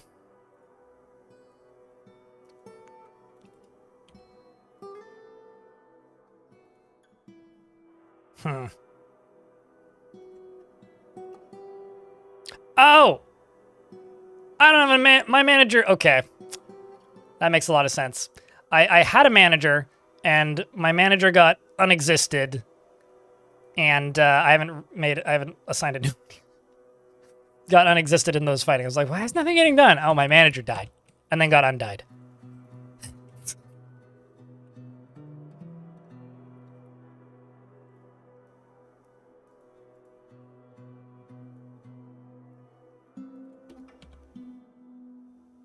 Olin is your name?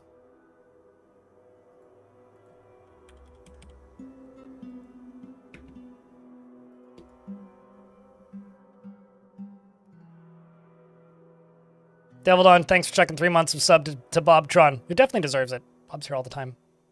Do raised zombies even need rooms? No. Unless you want them to put their stuff away. That's the only time that anything needs a room, technically, is if you want them to not leave their stuff everywhere. Because if they have a room, they will put their stuff in... They will put their stuff in the... in a room that they own with a cabinet in it. So if they own a room that has a cabinet in it, they will put their assigned items in that cabinet. So if you want less garbage strewn about, that's yeah, they do. But do they need one to sleep? No, because they don't sleep.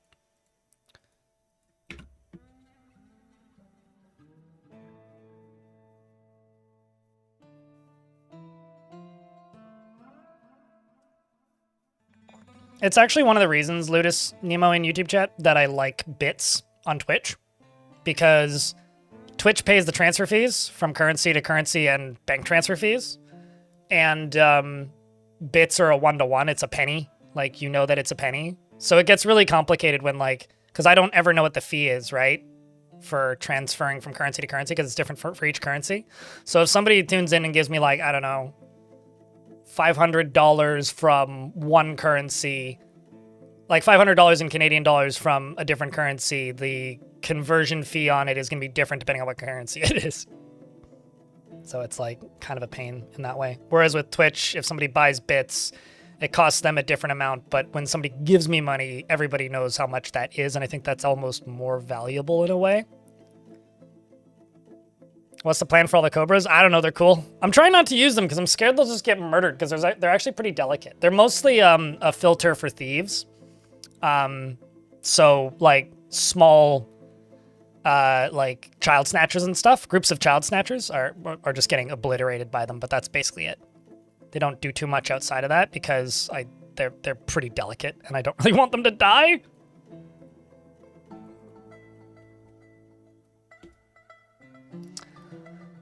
Yeah, it's a snake oil situation. It's actually a pretty good way to put it. But they've killed a couple of troglodytes and stuff.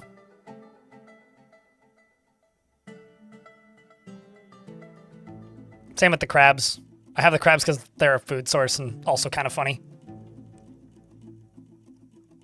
Not in this fort. Squirrel teeth. Previous forts, yeah. I presume there just isn't any close by. I mean, kobolds only show up if you happen to be near them, right?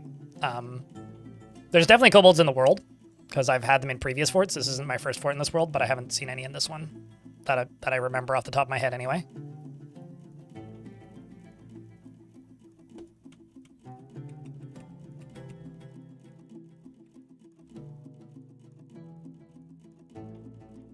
Okay, what the heck's going on with this? Did I deconstruct all of my carpenter shops or something? Starting to think I must have. Yeah, I really must have, because I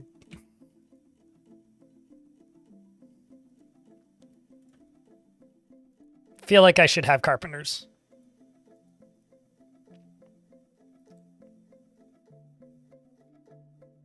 Watching Rotten Butchers bestowed... Oh, they named their... One of my soldiers named a battle axe. I've got one gremlin left. Most of them are dead. There's several undead ones, Dadrick. But one of them is still alive. And it's my my bookkeeper. The rest are all dead. They kind of got a nightmare spawned in the middle of them and like kind of just exploded like immediately. So an undead manager can't manage? No, I literally had no manager because my manager died. So if somebody's assigned as manager and they die and get resurrected, they'll be unassigned as manager. And if they haven't joined the fortress yet, which takes 6 months to a year before they permanently join, because it's like having visitors in your fort. It takes them a little while to actually join the fortress. If they haven't joined the fort yet, then they can't be assigned as manager again. So I had a manager who was alive, who died, who became a zombie, who hasn't joined the fortress again yet. But no, undead dwarves can absolutely manage. I mean, I've got an undead necromancer as my manager now, but they weren't really doing much. Turns out bringing them in as part of an adventure isn't the most efficient way to do things. If you want them to actually be able to do things. Anyway.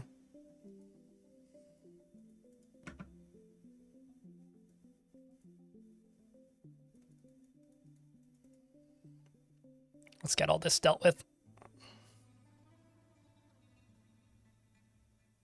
And I have no idea where it came from. Trading caravans. Trading caravans bring them sometimes as a trade good. They're relatively valuable, but have absolutely no purpose in fortress mode. They do have purpose in adventure mode, but no functional purpose in fortress mode.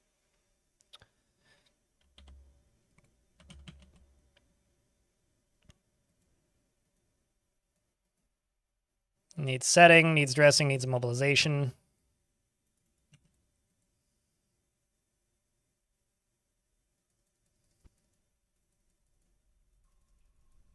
Let's just increase the numbers of all of these. Because we have them.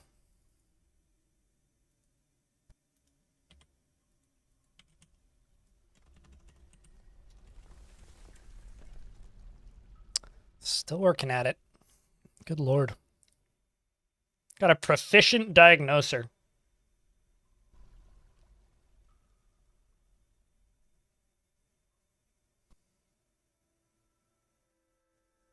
I played the Masterwork mod a really long time ago.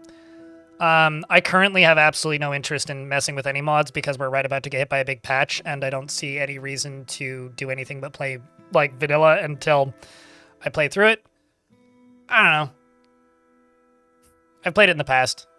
I'm like passively interested, but not super interested. I don't know. Never really saw the point of it back in the day, and currently, like, it's just a mod pack. It's just like 50 mods in one. That's all it is. It's no different than any other mods. It's just a rebalance. All right, let's go Dolomite for that doorway. I'll just use a boulder, it's fine. Got some milk there. Where'd the farmer shops are all down here. Let's make some cheese. YouTube chat's asking me if I've messed with Master Fork, and I've got no interest until I've like made it through the release cycle of the new patch, to be honest. Any fort plans for the new patch? Figure out what the fuck's in the new patch. I'm not going to be doing any specific themes. It's just going to be play it straight and see what the baddies can actually do. People are very quick to suggest themes and stuff and ask about that stuff, but the reality is, like, I will do stuff when I figure out what the game's capable of doing to me. I don't really see the point of doing that before. It's like beyond counting chickens before they're hatched. It's like counting chickens before they're hatched, but also like the chickens haven't even been conceived yet. Like we don't even have a chicken. So we're a few steps removed from that being something that I'm really thinking about, but I just want to build a fortress that's going to expect sieges and see what the goblins can do. See what the humans can do, if anything. See what the dwarves can do, if anything.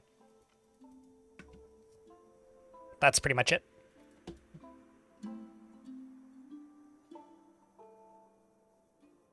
Are there any combat changes I'm really looking forward to? I mean, I'm just curious to see what the new sieges look like. They're like the combat itself is still the same. It's just like new enemy behaviors. I'm really curious to see what the how do I put it? I'm really curious to see how like the siege weapons function, specifically like the battering rams. I'm really curious to see like what causes those to show up when they show up, and I also want to see just like how different are because like the enemies, instead of coming in like from one specific tile and kind of bellowing out, they show up in multiple places on the map. I'm really curious to see like how the game communicates that. I don't know. It's maybe a little bit more umbrella interest of like how the game is going to treat a lot of these changes versus just like what like this specific thing I'm looking forward to. It's not really like that simple. It's more of a, I'm just curious to poke the new systems and see how the game behaves with them. That's all.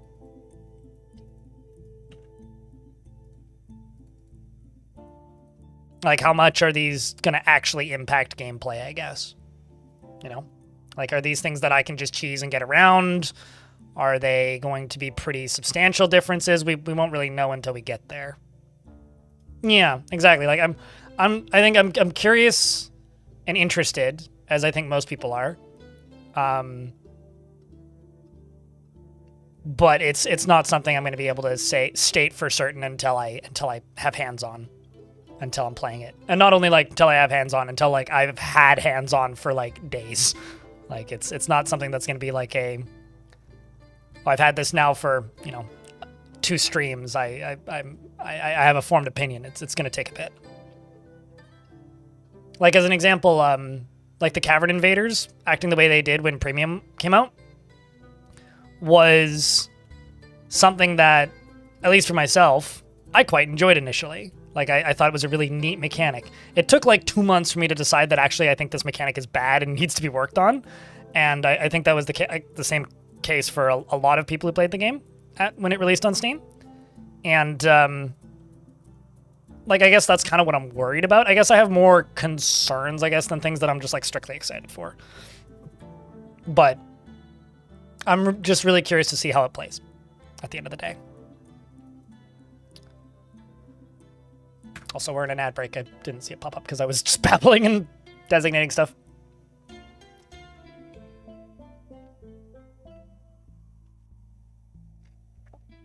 I mean, we've already got the ranged weapons overhaul. Cross Flam. I mean, siege weapons being... okay, if I'm going to say one thing that I am actually excited for, I'm excited for siege weapons to be useful. I'm excited for catapults to be useful. I'm excited for ballista to be useful. Like, just period. Like... if they function as well as it looks like they might be able to from the, minute 30-second trailer we've seen, I'm very excited to see that.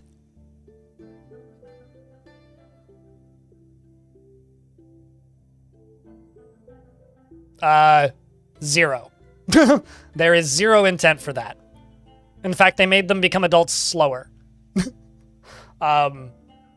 So I think you're playing the wrong game, Stimmy, in YouTube chat.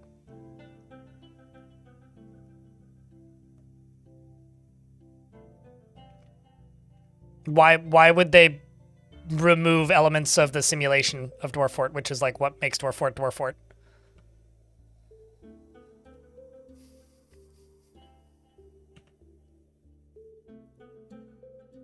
Like Dwarf Fortress over simulates things. It's like kind of the box thing that makes the game interesting. It's like the reason to play this game is that it over simulates things.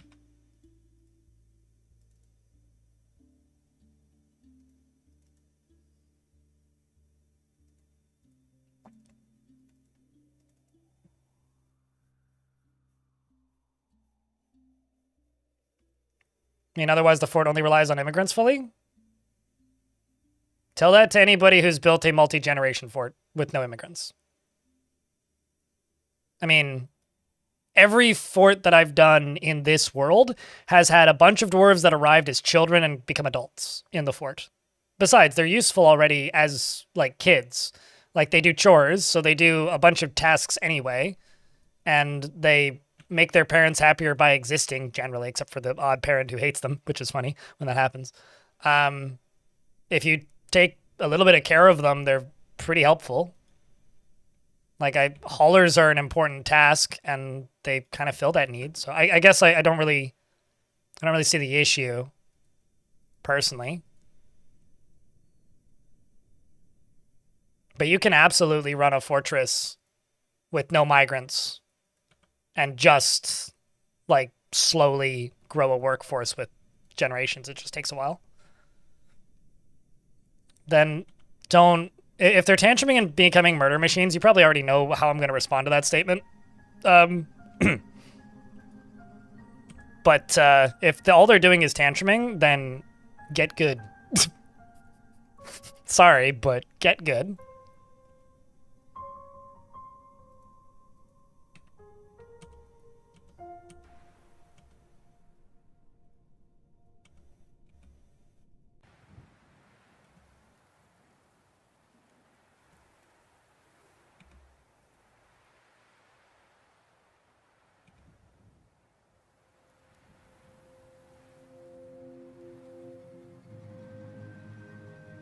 I don't know.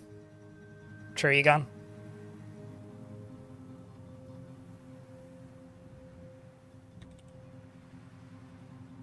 Because the thought never crossed my mind to even look into it.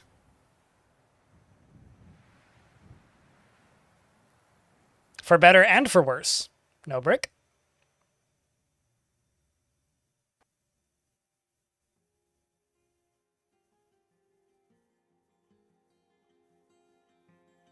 But no, I mean, like, Colorbeard, which was a fort I had for, what, 34 years?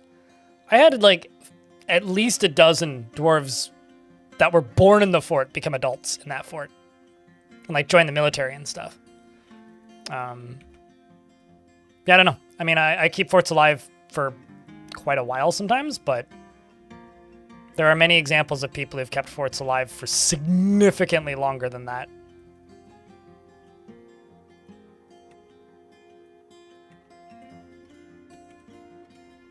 Even though at this point I think it's mostly just a bragging rights thing for people. I mean, back in my day, children literally couldn't do any tasks. Heck yes. But they did grow up quicker.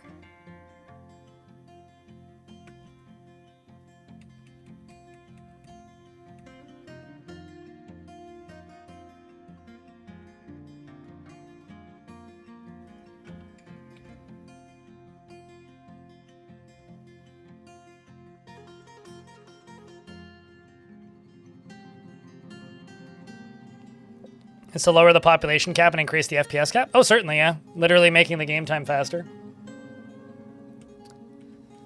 Yeah, I don't know. That's a new one. I can't say I've seen anybody ask that before. Like, have they thought about making kids grow up faster? Because, like, they literally did make them grow up slower. They used to... Kids in Dwarf Fortress used to be considered adults in the game at 14. But for version 50, which is the version that released on Steam, they changed that because they were a little bit worried that it would cause unnecessary controversy, which I can see it. That's a legitimate concern.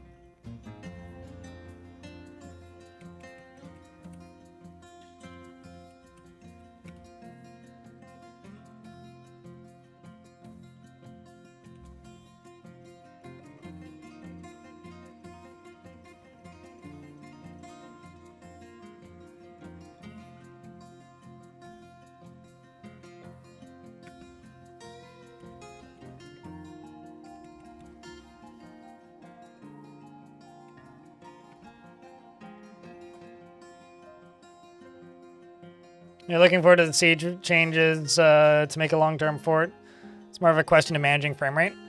I mean, the frame rate gets better with every major patch, and that's been the case for a long time, right? So, ideally, the siege changes will release alongside of some FPS changes. That would be the ideal outcome, I think. And is kind of like the main thing that we gotta hope for, I suppose. I know it's certainly what I'm hoping for.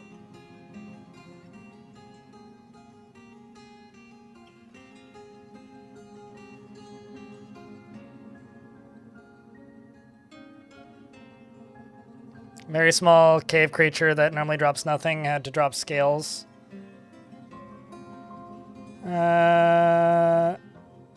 I remember editing one small cave creature that normally drops nothing into drop scales. I mean, yeah, you might be able to change it in the raws, but like literally, I've never looked into it, so it's possible it's something that you can do in the raws, but I don't know, so I'm not gonna say that response to something that I don't know.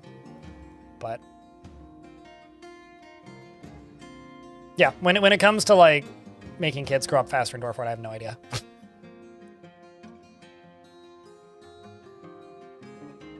I mean, YouTube chat is talking about items that don't exist in the game and talking about beard rings. I know a guy on Twitch who puts beads in his beard. It's pretty close to a beard ring.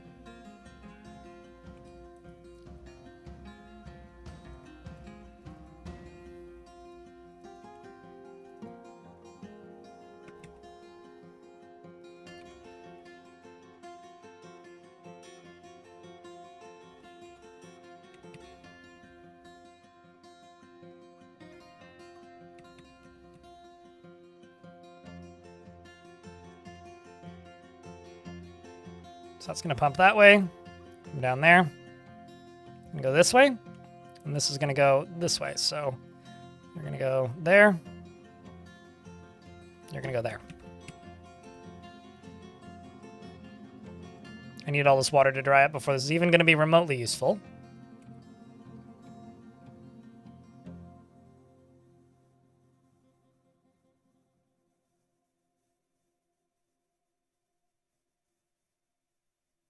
You know, somebody pointed out, I can't remember where it was, I think it might have actually been in my comments section on YouTube, that learning how to manage a heavy aquifer is going to become extremely valuable as soon as the siege update hits. And I kind of agree. Like, if enemy sieges are anywhere close to as much of a threat as they look like they could be, learning how to manage heavy aquifers is going to be a humongously beneficial skill.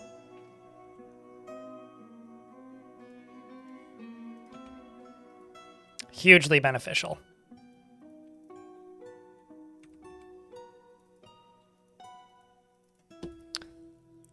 Why is that? Well, enemies will be able to dig, right? And if they can dig into your fortress, they will cause you massive harm, right? But if you're underneath a heavy aquifer and they dig into a heavy aquifer, they won't be able to dig anymore.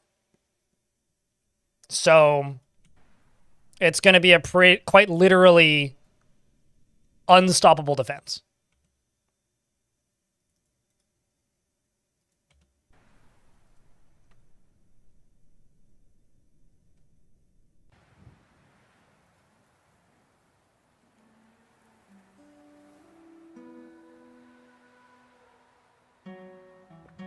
From the edges and underneath? Certainly. They're going to get stuck in an aquifer.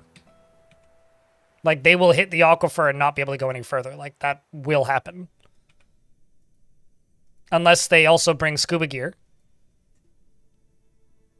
But, fun fact about heavy aquifers, or aquifers in general, at least this is the way that the game worked historically, is if you dug all the way up to the edge of the map, it would still dump out aquifer, and I would presume that would still happen. So, like, if they were to, unless something else has changed, which is also possible, if they dig up to the edge of the map, they will encounter the heavy aquifer and not be able to pass it.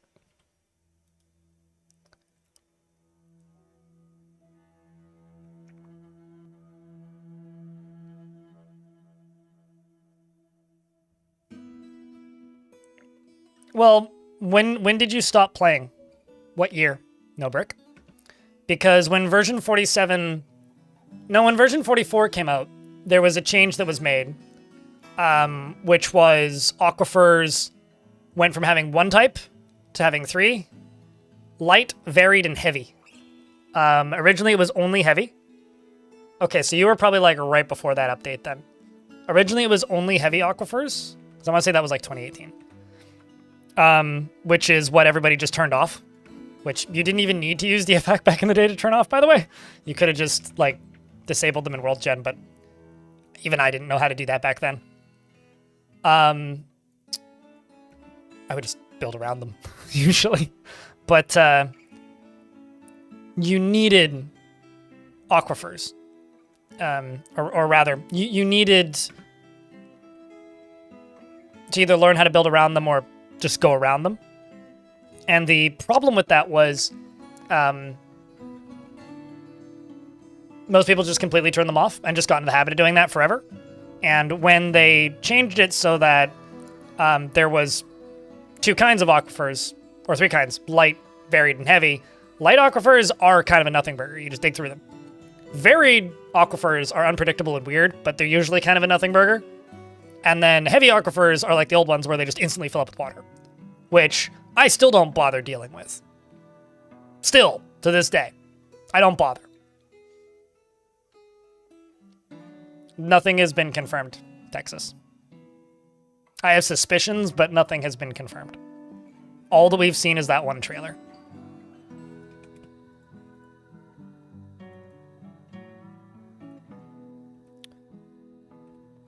All right, so up here, now I need to move this.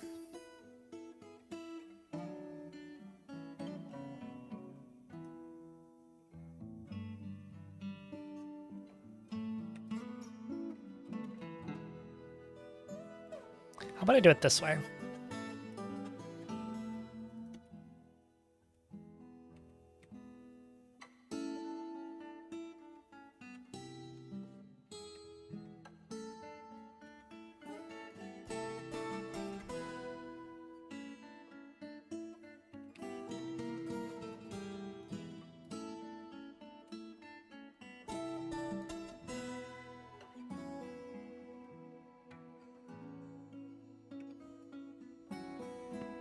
This will look weird, but it'll make sense eventually. I will say this. There is absolutely zero reason to avoid aquifers in the current year. It made a lot of sense when this game was a lot meaner and also less well explained, which was honestly the main issues it had back in the day. These days, if you're still avoiding aquifers, I'm sorry. I hope that you grow out of that fear at some point. Like, genuinely, please just try. You'll have a much better life if you learn your way around them. Necromancers, on the other hand, I understand why people avoid them. Excuse me. Sorry, I just need this to sort itself out.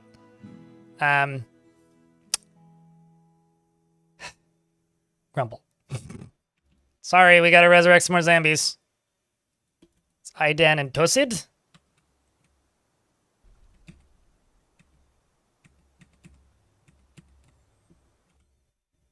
But anyway, yeah, I actually kind of really hope that one of the things that changes with this next release is more people like getting over that fear.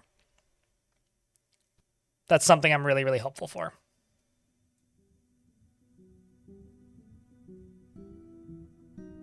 Because I think it's really, really, really, really, really silly. What the fuck is that? That's a nightmare. Quite literally, I'm not even making a joke. It's a nightmare.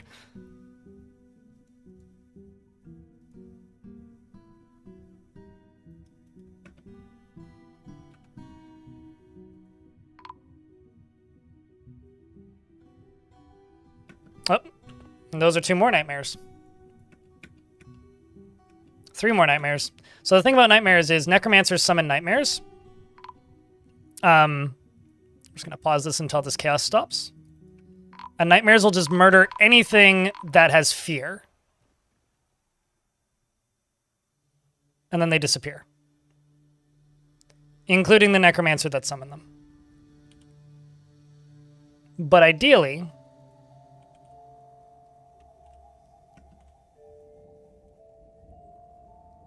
you just end up with a bunch more zombies in your fort that are also now undead, so they no longer feel fear. At least that's how I'm trying to build this fort.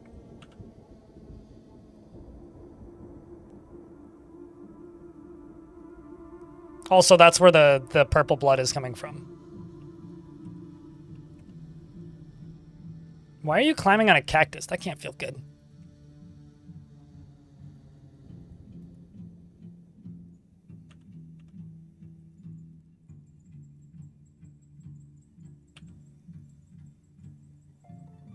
Oops. Well, that's on the wrong side of the fun slide.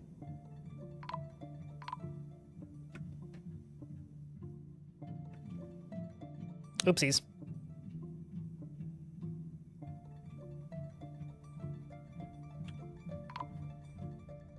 I'm not sure if there's any nightmares on the map at the moment, but not actually that many dwarves have died. Okay, we should be good at the moment.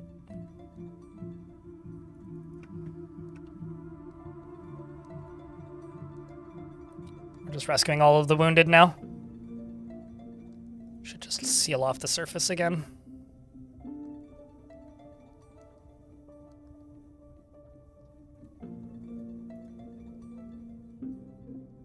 Uh-oh. Got 2 more, because Bismuth decided to cause some fun. Okay, well, the zombie died pretty quick, and then the nightmare disappeared. The cobras would all die immediately if I released them, so I'm going to have to resist the urge to do that for the moment. Oh, well, that was dumb. Just got yourself unexisted again. Why would you do that?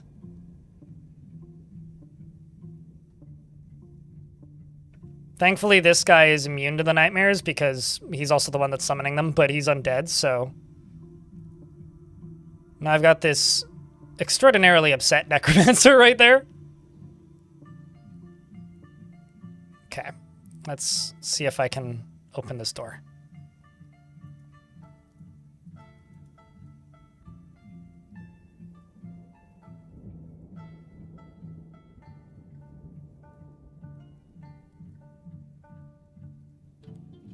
Someone should be coming to rescue you, right? Yes, recover wounded is coming.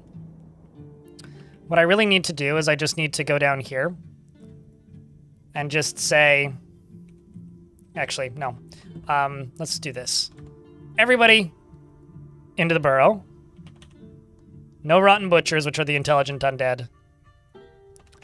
And no necromancers, which are the, you know, some of them are intelligent undead. So all of the living dwarves are just locked underground now. Or are now. And the other thing I'm going to do, actually, is I'm going to be specific about hauling. The only dwarves that can haul are undead. And kids. Same thing.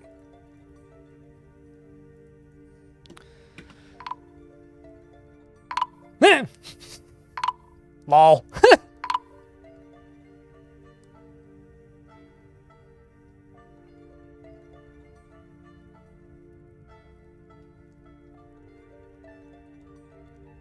I didn't see anything that was supposed to be a bits message. What? Necromancers use their abilities when they are in a state of peril. So that either means that they are under attack. Wait, hold on. That either means that they are under attack or in combat. Holy shit. So this is a merchant. This must have been one of the traders. Oglakuk cheered. X100. How do I bits? Oh, you type in X, you type in cheer, and then a number, but I think you figured it out. Folks should consider joining. I mean, I've got the Succession Fort room in my Discord. You may have more luck with that here, but I actually don't know that many people who actively post on the forums. I know, I don't even. I mean, I have an account, I just don't use it much.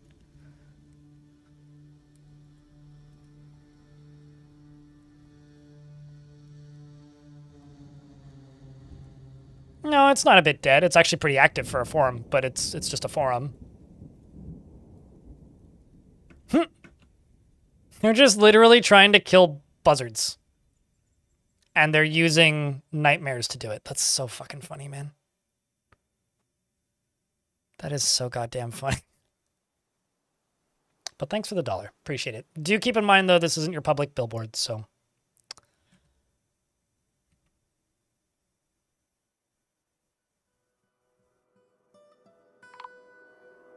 Although that being said, everything's for sale for the right price. And in this case, it was $1.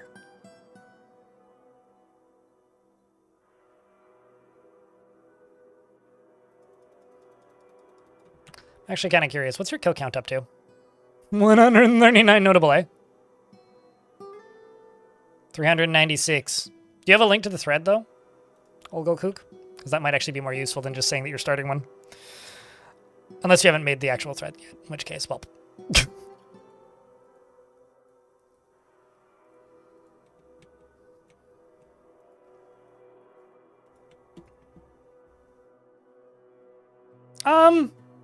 I think that everything in moderation in Dwarf Fortress can be interesting. I think that if all you play is terrifying biomes, they'll get boring and samey, but the same goes for basically every kind of biome. I realize that's kind of a non-answer, but that is my answer, is like, everything is boring and samey if that's all you do in Dwarf Fort, whereas everything is interesting and varied if that's all you, if you do different things in Dwarf Fort. So I try to do things that are varied and interesting. X123. That's all good, mate. Sorry. You still forgot the link. All right, so Stonecode, thanks for 23 months. I think I read that right. Yeah, I did. The months sure fly by. You know, all the girlies say I'm pretty fly for a fly by. Anyway, I don't know where I'm going with this. I'm going to see, unrelated, very unrelated. I'm going to go see The Offspring in January.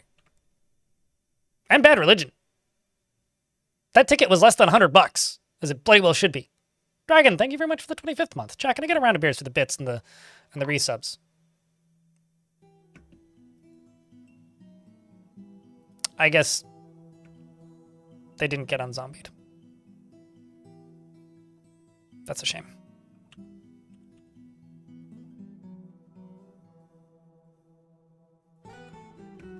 Did all of you leave?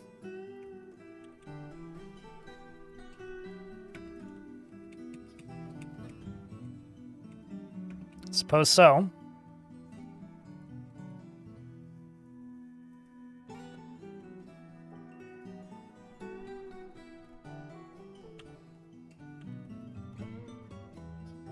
So see if I can get you back down into here in time. Because there is, or was, a zombie here briefly. I think I resurrected one of them because there's only one body on here now.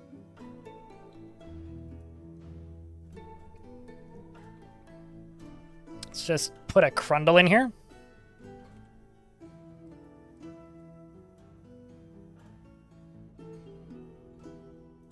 Just pantsless zombie runs in. There you go.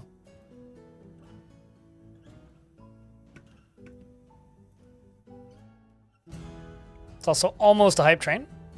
Sounds like Warped Tour. It's literally just, it's a one-off show. It's Bad Religion co-headlining with The Offspring.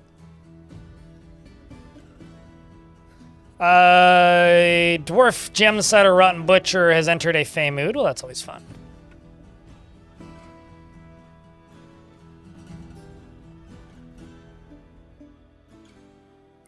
Where's this Crundle?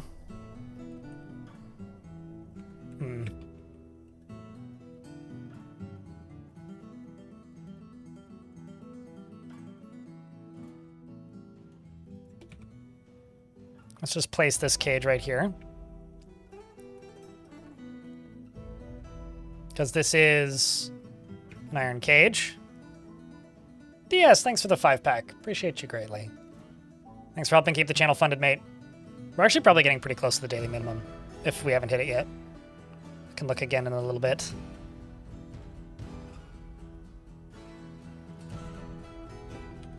Oh, this actually is one problem here. Is how I'm restricting hauling. Some forgotten beast named Arud, its name's Arod. Negathic has come an enormous feathered scarab beetle. It has a long straight horn, and it squirms and fidgets. Its slate gray feathers are fluffed out, beware its blood. I will check on that in a second, but I'm just kind of a little bit... Wait, what? I was going to say, that I didn't see you. Shoneth Lambugus, the deference of caves, is fighting with Osman, a forgotten beast, which has 100 kills, all in this fortress. And you are a towering feathered Dimitrodon. It has a short horn, and it appears to be emaciated. Its eyes glow orange. Its white feathers are long and narrow. Beware. Its bite, which is also deadly. Also, some artifact up here. Dust Ghost. What a good name. If only you had deadly dust.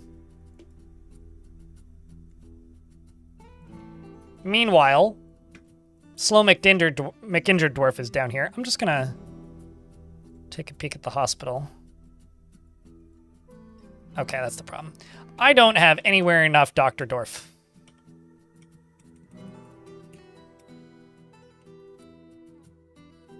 Once again, I no longer have a doctor, period.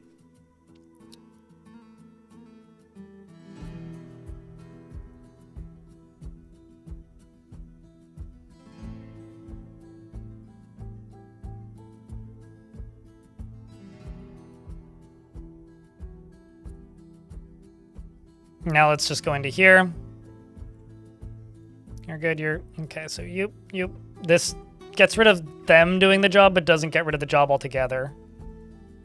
I want them to get down here and tend to these dwarves who are all in hospital.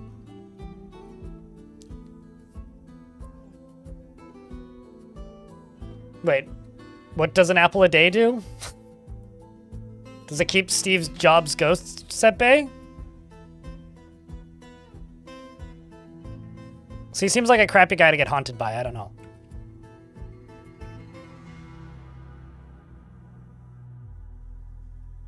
Regardless, though, chat room, thank you very much for the hype train. Let me actually check that daily minimum so I can not bitch about it if we've hit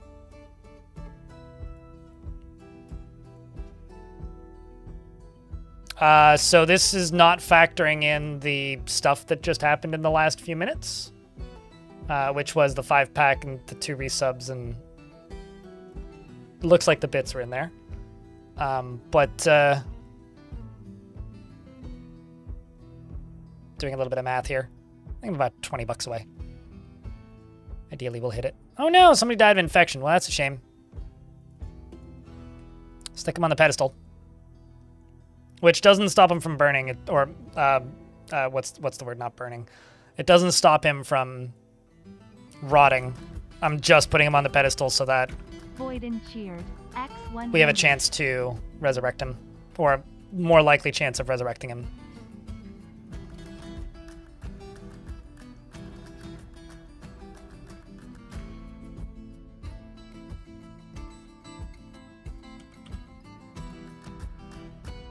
And Voiden, thanks for the buck. Appreciate you.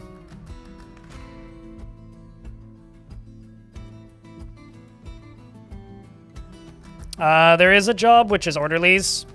If you click on any of these pre-assigned jobs, YouTube chat, or Twitch chat, rather, you can scroll through and see what they do.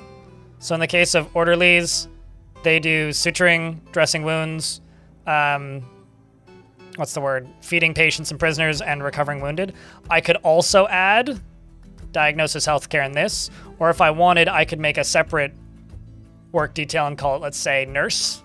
I'll do this just for example here, and this is also kind of useful. Nurse. And then I could go into here.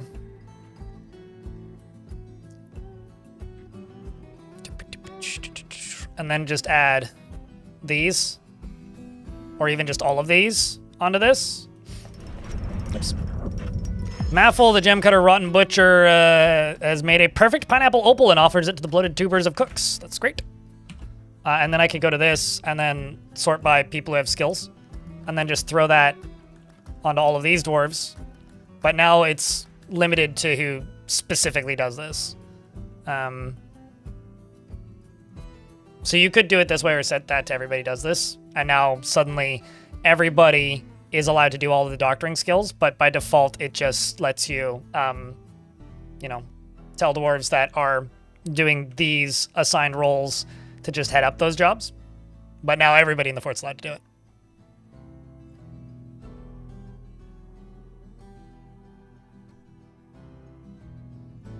You're starting nursing school soon, so you might be biased. I mean...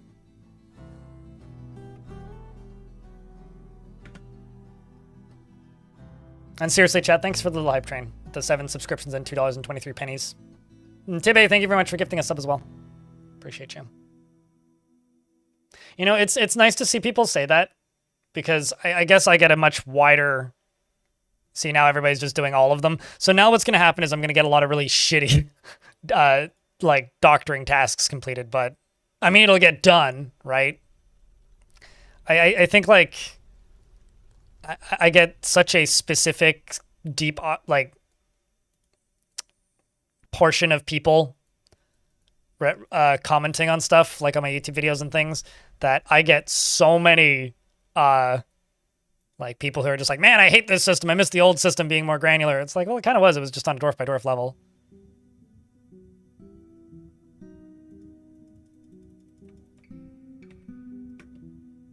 Okay, we're in an ad break, so I'm just going to find another corpse in here, and then when the ads are done, I will try and do another resurrection. Anything that's not rotted.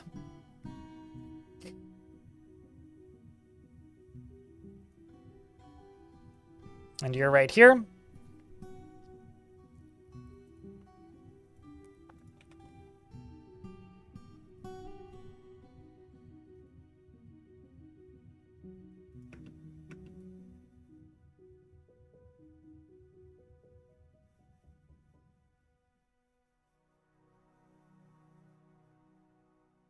Or everyone be dabbling. Don't worry about job assignments. If you want to specialize portions of your fortress, make guild halls. No brick. Because if you make a guild hall, here, this is an example. This is a farmer's guild that I was requested to make by my citizens, so I made it. Guild halls have these options at the top, which you can ignore. But if you want large, specialized, good populations at certain skills, what you should do is make a guild hall for that particular skill. Okay, so like metalsmithing, hunting, if you want combat stuff. I don't know, engraving, whatever skill you want everybody to have a good skill in. Crafting, if you want that. Gem cutting. That you don't want to spend a ton of time training, and you don't want everybody to be dabbling in. Then what you do is, if you want, you can specify a few dwarves to only work at certain workshops until other dwarves train up and then make more workshops for them if you want a super micro. Or what you can do is what I do, which is for specific tasks like weapons, maybe you want really high quality, or like if you're cutting gems, maybe you want really high quality, so you assign only one dwarf to do that, but everything else just kind of general. And the skills that you want to make sure that everybody's at least proficient in, make guild halls for those skills and then click this button. Because if you make it citizens only, and it's nicer than your tavern, dwarves will eat and drink there instead of the tavern. they'll prioritize it over the tavern. And if somebody happens to be standing there giving a presentation on butchering or cooking or planting, they'll gain that skill passively while they're socializing. And it's significant, like, quite literally, it is significantly more efficient than specializing everything. Like, you could over-specialize and you'll probably just drive yourself insane. Or you can just do that, and that's what I choose to do.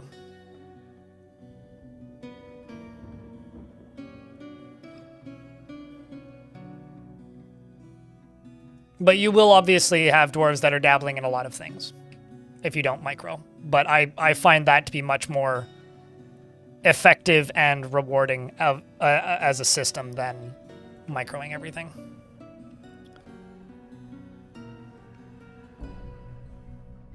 Oh yeah, also I've had like children that are talented metalsmiths, like, or talented blacksmiths and stuff before they even reach adulthood just by having like a couple guild halls available.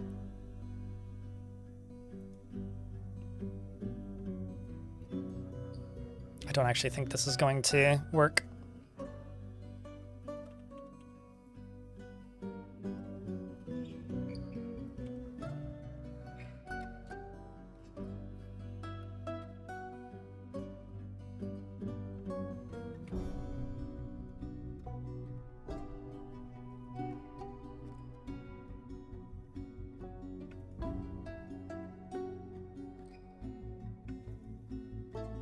Yeah, that wasn't a spooky enough zombie.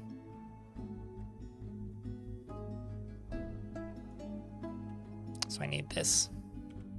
But somebody's constructing it, so here it comes.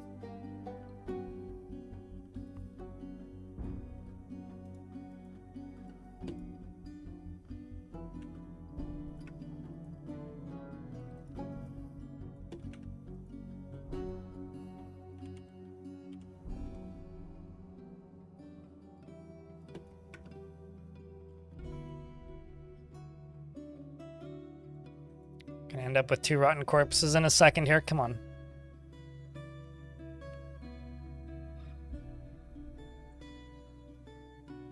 Guess so. Thank you very much for the raid. What were you up to today? What were you playing? How do I get zombies like that? I've done the whole process in this fort. But first you need bodies. And then you need to convince the zombie that they're fighting with something. And once you convince the zombie that they're fighting with something,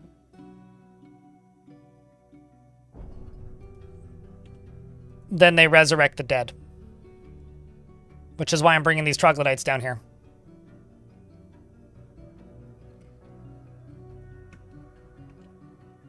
Although this seems to have been too efficient. Because my necromancer didn't even notice that there was a fight happening. Ay, ay, ay. It's okay, we've got some more coming.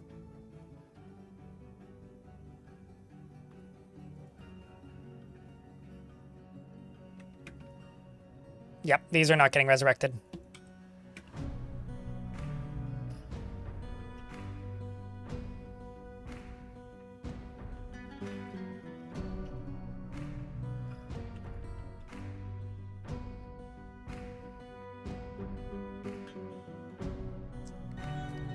I have 2 of them. Sleepy Lobster. 2 of them. I mean, every blue name is a zombie.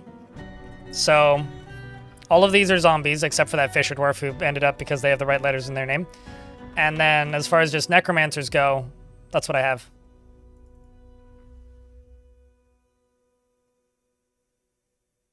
Speaking of, I should probably just make a doctor's guild.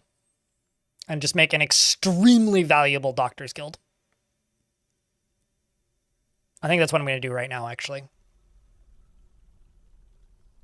And we also have a bunch of ghosts in the fort, but I'm memorializing anybody who kills people. So if the ghosts are naughty, they get memorialized. Because the zombies don't care. I'm doing Super Mario 64 speedrunning. You're killing time until November the 3rd. Gotcha. Yeah, I know that feeling. I'll be honest with you. I've not wanted to play Dwarf Fortress as much since I saw the patch come out. Like, I very much suffer from the, oh look, a new big update for the video game I love playing. Well, now I don't want to play that video game. I definitely suffer from that. Uh-oh, I lost my manager again. They probably got zombified. They may or may not be alive right now, but it's a little bit annoying, if I'm being honest. Okay, Snail, you know what? You can be my manager. I now have a manager gremlin. Gremlinger. If you add a location to a guild hall, does the values combine? As in, like, if you have multiple zones? Yes. But if you have two separate locations overlapping, they lose their value. So, like, if you have a tavern and then you put a guild hall on top of that tavern, that's bad. If you have a,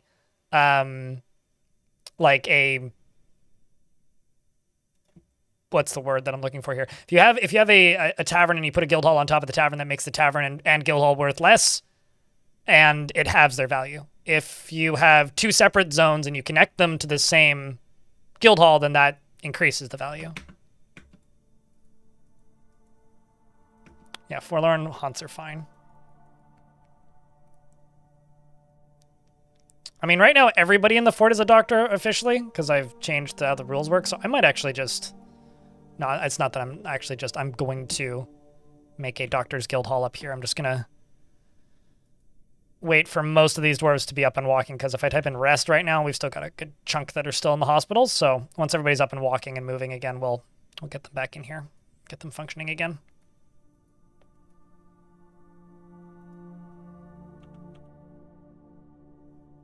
Paging Dr. Zombie. Yeah. We need to clean up on aisle 3.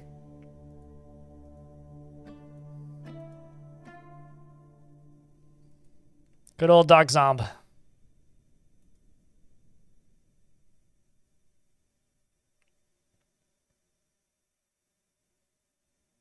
Walls and doors can be multiple locations without plant penalty. It depends on the setup, or if you just have something that's valuable enough. I had an artifact in my last, or not, was it the last fort or the one before? I think it was actually the last fort. In the no-dig fort, that was worth like 100,000 dwarf bucks, because my dwarves never got good enough to actually know what the total value of it is, but it was around there. And I made like 12 like requested guild halls in one tile, and then just ignored them. The dwarves have arrived and are seeking a parley. Well, that's unwise of them. So this, I think, once again, is my old fortress. Is there anybody I recognize?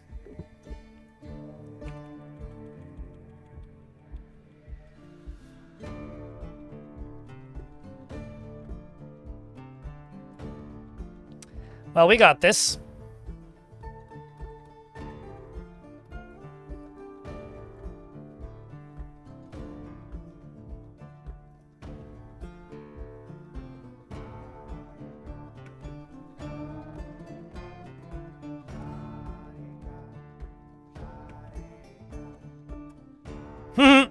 Uh-oh. Here it goes. That started off faster than I was hoping it would. Just gonna deny this. Bolts flying everywhere. Chat, can I get a Vile Force of Darkness? Because this is me versus... This is me versus that. This is me versus monsters. Seeing some things getting resurrected and killed very repeatedly. Very quickly, very many times. I'm not sure if you were one of mine. I can check, though. You were not. That I'm aware of, anyway. But they're still repeatedly killing you, so you're not coming around in undeath either, which is unfortunate. We've got a winded dwarf here who's dying. Glad you're enjoying it, the Daggett. Got another thing coming hopefully soon.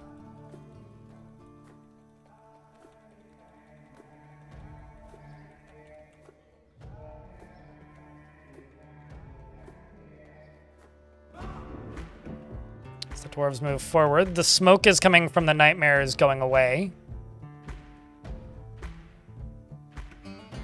Let's just close this.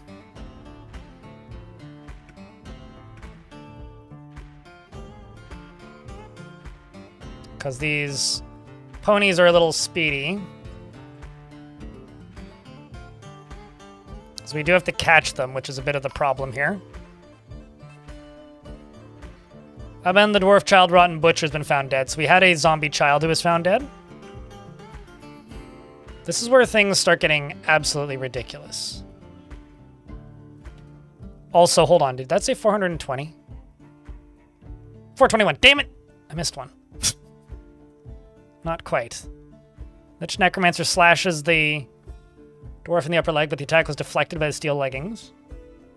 Force bends the left elbow, tearing apart the muscle and bruising the bone. Gestures. The dwarf shudders back to life. Gotta pad that kill count. Keep grinding and farming. What is your skill at this point? You're an accomplished axe dwarf. What's funny is, like, this dwarf isn't even, like, a legendary axe dwarf. Oh, you are a legendary fighter, though, so I guess there is that. They're just repeatedly killing. So, like, this squad are all either necromancers, are all either undead necromancers or just normal zombies. And by result, they can't get tired. So they're, like, unstoppable. They're ridiculously strong. Because they kill one, like this. They resurrect them like 4 or 5 times. Make sure that they're dead, and then move on. Same with the horses. And the siege is apparently still going. Although it is really difficult to actually discern who are my dwarves and who are theirs, but, I mean, hopefully that wasn't mine. This is wild, man. I mean, over here we've got Iron, who isn't a necromancer, I don't think. Oh, nope, you are a necromancer. Iron is a necromancer. Well, hold on, let me just add Lich to your name.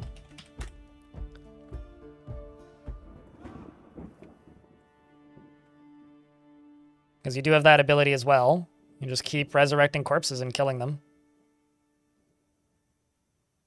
This is a really difficult fight to follow. I'm just going to zoom out and just watch the remainder of it happening. We did lose somebody in the fighting, which was Aban.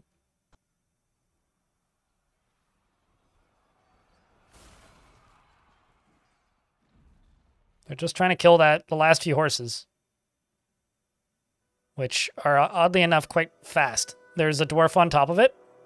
Hey chat, I can't play this song because I will get content ID'd on literally every platform I stream on. However, cue Yakety Sax. This is a dwarf here, riding on a horse, who's experiencing like incredible amounts of trauma, whose dwarf just died. Just cue Yakety Sax. Oh no, the dwarf's still alive. Just like cue up Yakety Sax in your head. Just there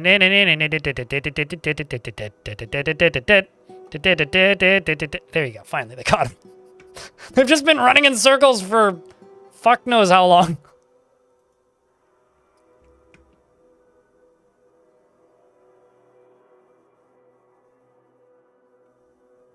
Are there any invaders left on the map? Nope, but there's a lot more rotten butchers that are friendly. So these are ones that, like, were from that invading force that now just live here.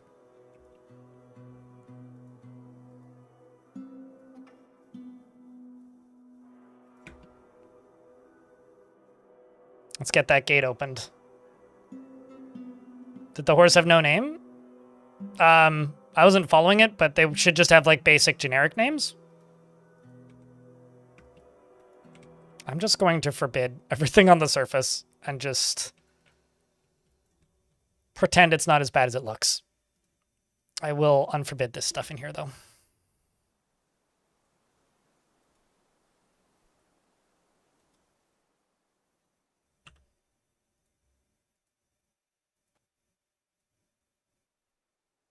What a day. 139 notable, 457 notable kills.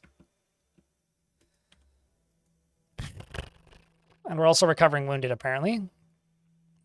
Olyuk is recovering Yushat, who apparently got injured at some point. And Yushat did manage to kill something. I guess a nightmare.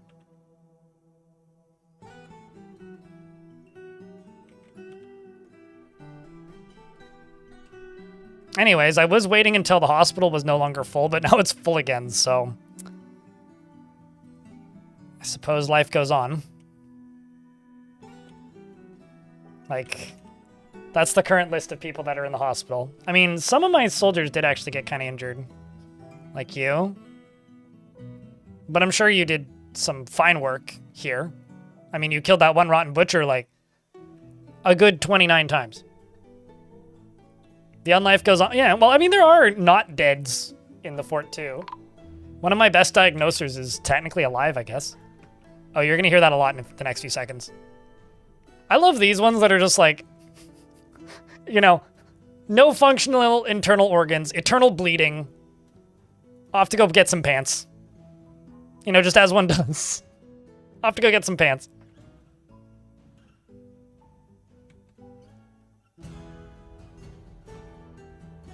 Hey, chat. Has this fort been entertaining? What do you think? Is it Halloween-y enough for you? The first few days I was a little worried I wasn't going to be able to make it super Halloween-y, but I think around the point where I said, oh good, everybody's dying, things have accelerated.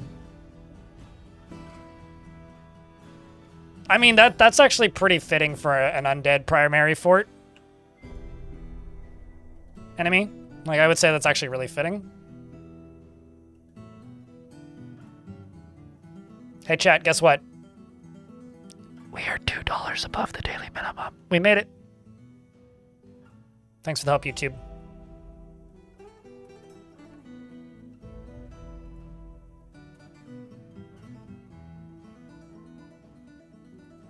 Chicken butt. I will always guess chicken butt. Okay, sure. You said that in the same sentence. I can't even pretend that I said it first. It's not fair. Oh, also, I will say this again, because I've said it several times today already. If you like scary movies, watch Weapons. Please watch Weapons. Go watch Weapons. I want enough people to see Weapons so that I can have people to talk about Weapons with. Because I really like that movie. Weapons, very good. That won't be for a long time, Nate Paul. In YouTube chat. We're talking about controllable raid encounters. I'm presuming you're talking about from the Fort Mud perspective. But yeah, that won't be for a long time. Are you a threat? Restless Haunt, Troubling Past, the spirit has not been Restless Haunt, yeah, you're fine. Restless Haunts are okay.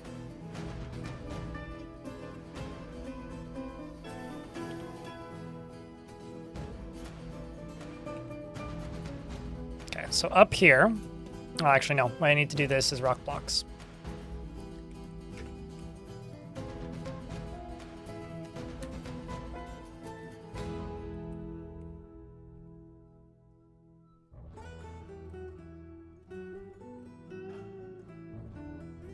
And the beauty of this is most of these dwarves is zombie, and they don't mind working all the time.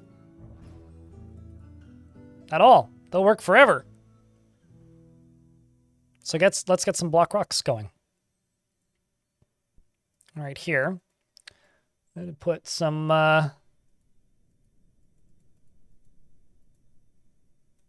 clay bricks right there. And they can have bins. That's fine.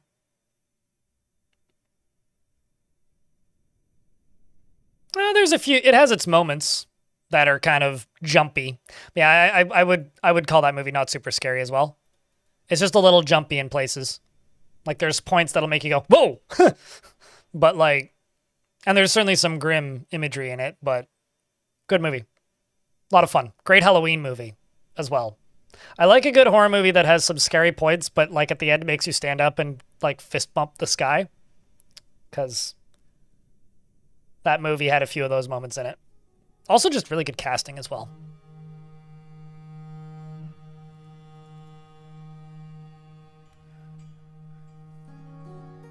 But yes, watch Weapons. Some migrants have arrived despite the danger. Chat, POV. You arrive at this fortress and you see this. What do?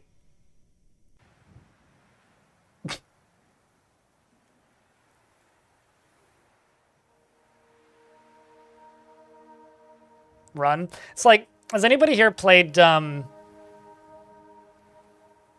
Whatever the rat game was. The game where you were a little boy and you controlled all the rats, and then they made a sequel to it for some reason. You know, Moreb, 1, you already have a dwarf. 2, you are the first person to use that today. It's been available all day today, and nobody's used it. So, what would you like to name? Although, first, I would like to inform you that you lead my military and have 139 notable kills, and 457 other kills. They made a sequel to Bad Rats, Radis? No, the French game. That studio went on to go make Microsoft Flight Simulator. Well, you don't have a wife. I could name your best friend that.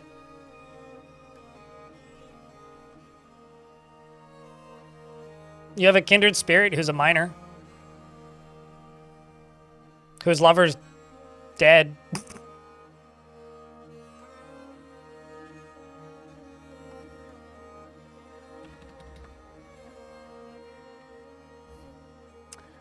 I mean, I didn't want to say an enemy, so I'm glad you did. She's always in love with somebody and easily develops positive feelings. She dislikes abstract discussions and would much rather focus on practical examples. She is very trusting and has little interest in joking around, and she finds helping others emotionally rewarding and likes a little excitement now and then. She doesn't often feel envious of others and tends to assume that the worst of two outcomes will be the one that comes to pass and isn't given to flights of fancy. She runs her fingers through her hair when she's trying to remember something and needs alcohol to get through the working day. She doesn't really care about anything anymore. She dreams of raising a family and personally sees family as one of the most important things in life and would have the world operate in complete harmony without the least bit of strife or disorder, considers craft storemanship to be relatively worthless, and doesn't see cooperation as valuable, and dreams of raising a family.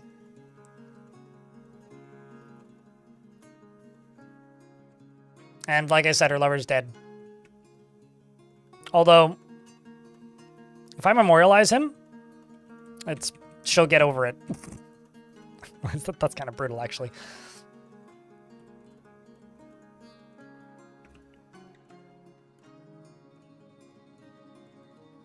I'm not gonna lie, I'm genuinely surprised that you're still alive, because you are one of 2 dwarves that's made it this far. So we went from a oh shit, like that micro might put us up to 70 dwarves, holy shit. Okay, hold on, let me just put everybody in here. Turn off. And turn off. No butchers. We went from, it was like 60 dwarves down to 14 at one point.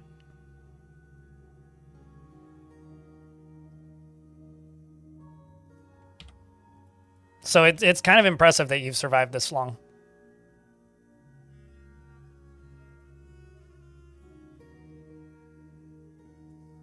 I really hope that you can get through this.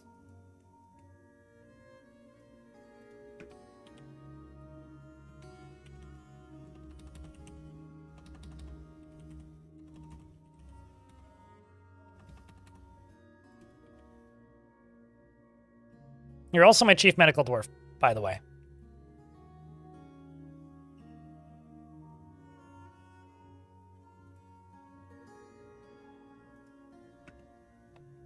A Plague Tale is what I was thinking of, yeah. But, like, there's a sequence in A Plague Tale where they, like, basically end up in, or wake up in what was a battle.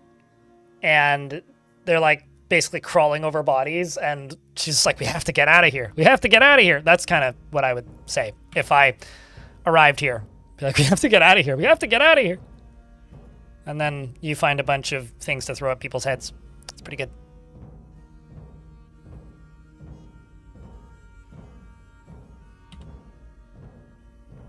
Although I played that game in French, so just remember reading a lot of subtitles.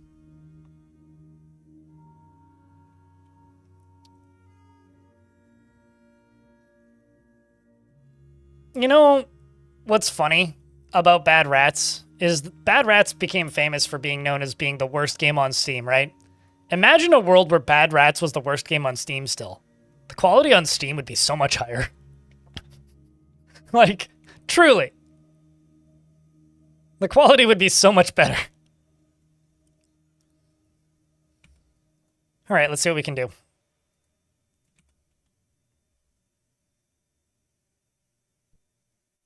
Let's just let them work on blocks for a bit. That's what I'm going to do. That or I could cram it into, like, here maybe. Or here. Yeah, we're kind of running out of space down here.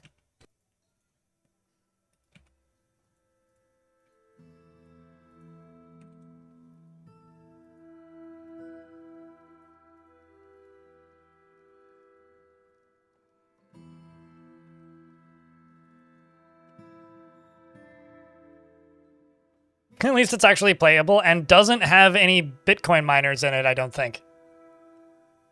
Because, like, at this point, most of the worst games on Steam are just, like, you know, they just have Bitcoin miners in them. Like, you know, they're just there to steal your shit. You know, it's like, it's not actively malware. So I'm pretty sure at this point, like, all of the worst things on Steam, like, are actively malware.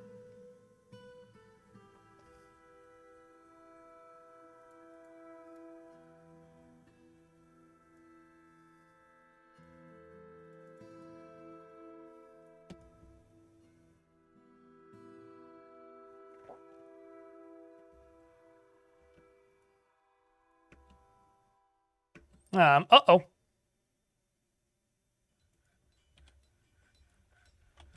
Lyagushka became a ghost and is now breaking my stuff.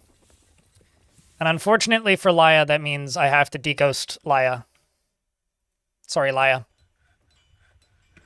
As long as you agree to not break anything of value or hurt anybody who is not dead yet,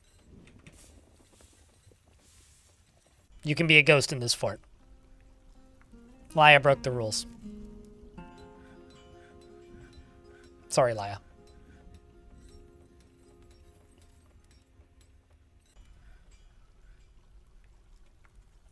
I do have to say that this fort is kind of ridiculous.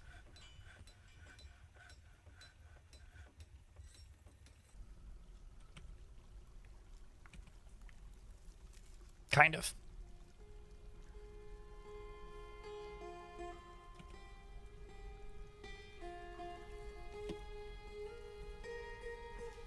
Is she a liability? Yes.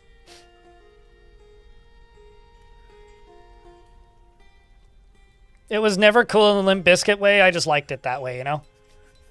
You know, I've lived to accept this reality is that Limp Bizkit was never cool. I just like Limp Bizkit. I'm the problem. And I think, honestly, it's a healthier place to live.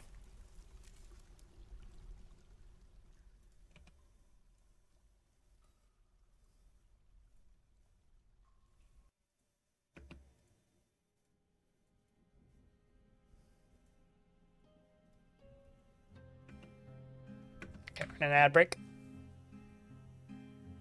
Honestly, yeah, that most recent album was pretty good, Enemy. I'm watching your VODs for this, and you wanted to know, did you ever figure out the storage goo healing potion thing? I presume it's not working. I don't know if it's some edge case of the material that that particular one is made of, or if that got patched at some point. I don't know, but it didn't seem to be working in this fort, so I gave up. Air lives. But I've made it work in other forts. Not since, though. But it is something that, like,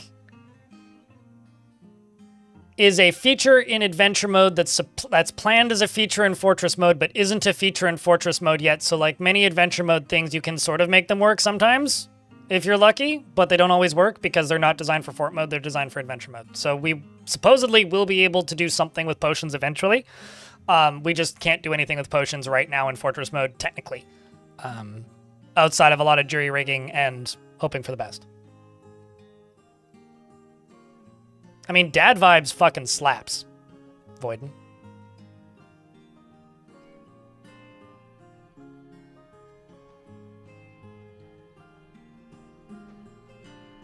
They're having a resurgence of sorts. I don't think that they ever really went away, Lorenzo, in YouTube chat, but, you know. I don't think that you can have a resurgence if you never really left. They've just been popular in Japan and touring like Asia quite a bit for the past 15 years or so. Yeah, I'm also looking forward to the Siege update. I mean, magic potions being more varied and functional is something that's been in the worksies for a while. It's just not there yet. Okay, let's lock this and that. And I'm just... Okay, no, there is somebody down there. Laya's been put to rest. Sorry, Laya. What are you? Restless is fine. Just no poltergeists, please. Unless it's the movie Poltergeist, because Poltergeist is great. Actually, just gonna forbid all this.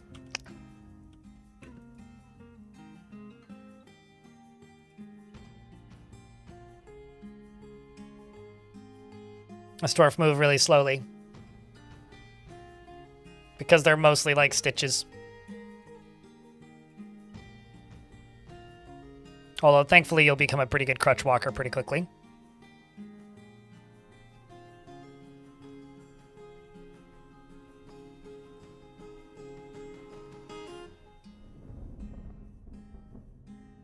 You've been brainstorming that? Yeah, I mean, like, people traditionally in Dwarf Fortress messed with fancy, weird base defenses because it was interesting. Not because it was something that you needed. And I still kind of hope that that's going to be the case. But I think that there will just be more variety in the things that are viable now. That's really my hope.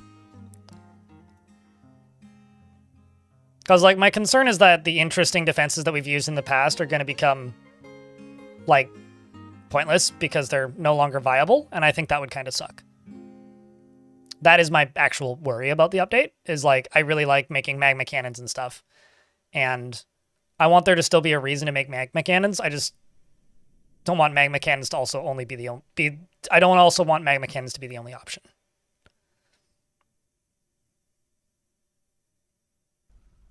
Is that a trash incinerator? Yes. Not my best work, but it is one.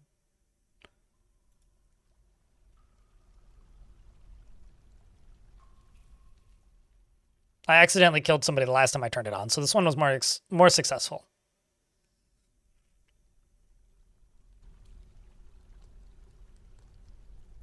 They have a blue... You mean they have a chewable blue device for having a Limp Biscuit? I've having listened to many podcasts, I've heard all about these particular pills. And gummies.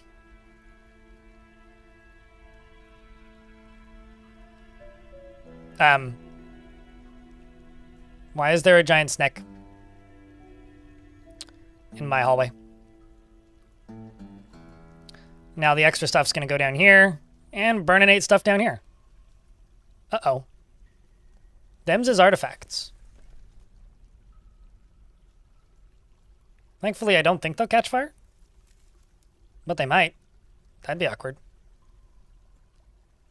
I feel kind of bad for these Crundles that are burning inside of a cage. Although the cage burning actually released the Crundle, which is always a miracle when the cages burn really quickly.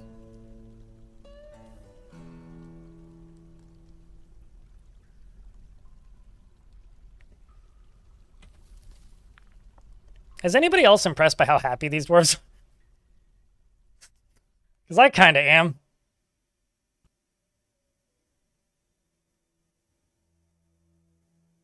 I heard fire increased value. Well, I don't know where you heard that, but...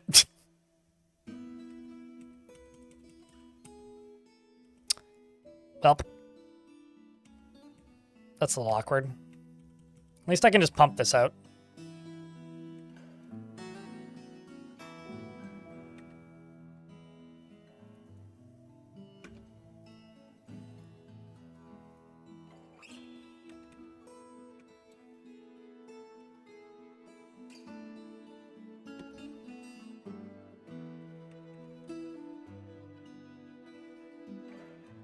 Heard it from a gremlin. Yeah, I don't know if that's such a trustable source.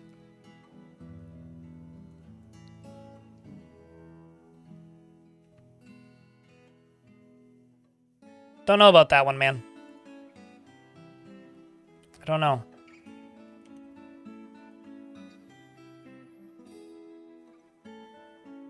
This poor lady.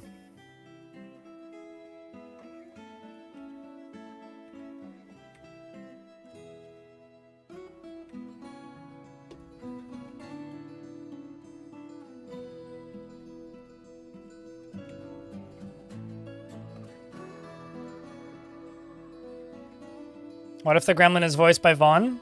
Then I would clap my hands and say congrats on getting the gig? I don't know. What if?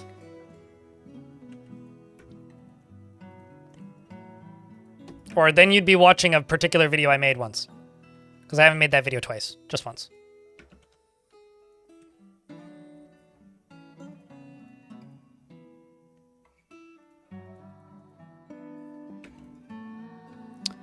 This is sometimes what you have to do to get around an aquifer.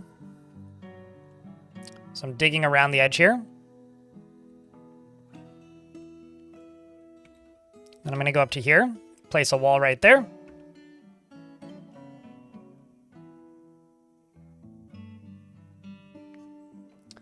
And Olives, thank you very much.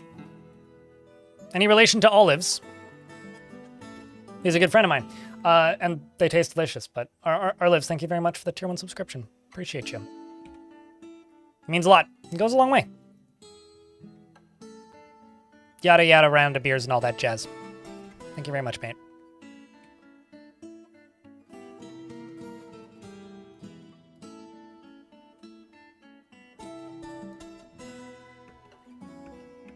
Actually, no, I was making all this out of granite. I should stick to granite, so at the very least it's color coordinated.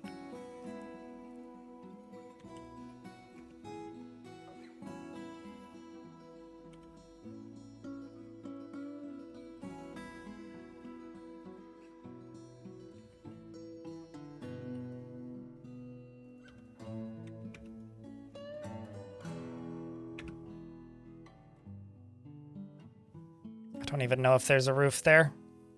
To cut it out if there is one, or if there isn't one.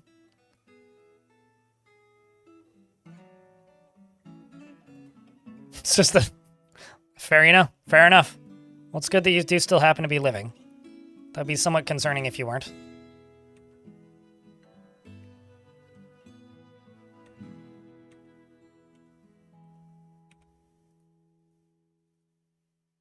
Although maybe you'd just be living in the fort, who knows?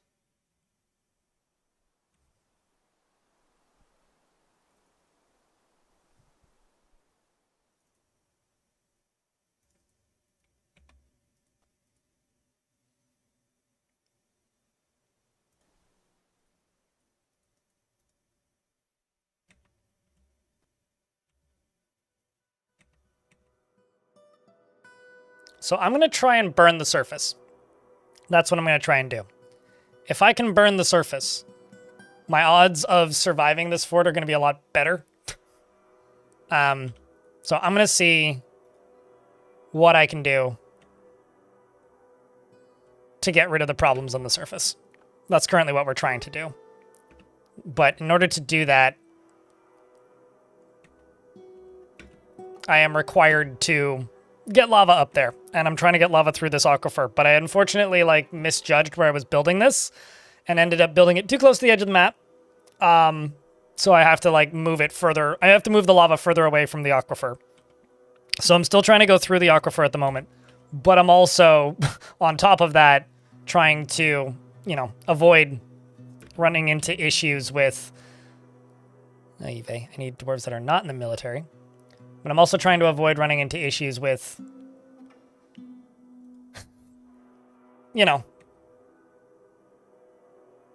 getting rid of space that I kind of need for other things. So I'm hoping that somebody will come along here and deconstruct that eventually, but unless they can't get into these nope, they can. It's like, that shouldn't be an issue. If anything, that should be totally fine. You're fine. You're fine. You're decidedly not fine. You're fine. You're not fine, but that's fine. Weaponsmith has been possessed. Melville! Which means I will get an artifact weapon. That's exciting.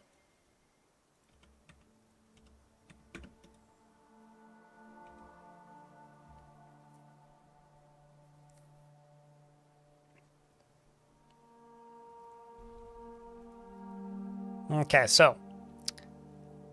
Chat, do I play the odds in my favor? I'm gonna play the odds in my favor. This is what we have. Steel, I guess, right?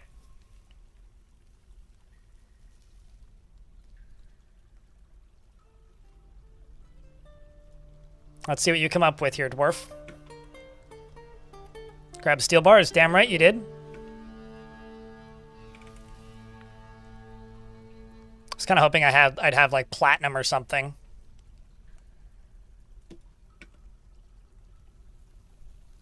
Gold nuggets, nice. I should smelt some of those.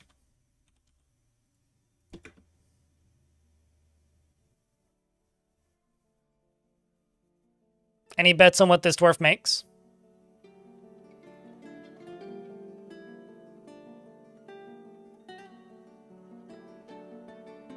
I'd love to hear them if you do. I'm just hoping that they make something good. An artifact whip, you know?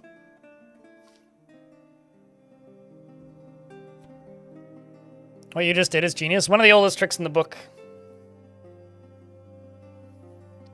One of the oldest tricks in the books.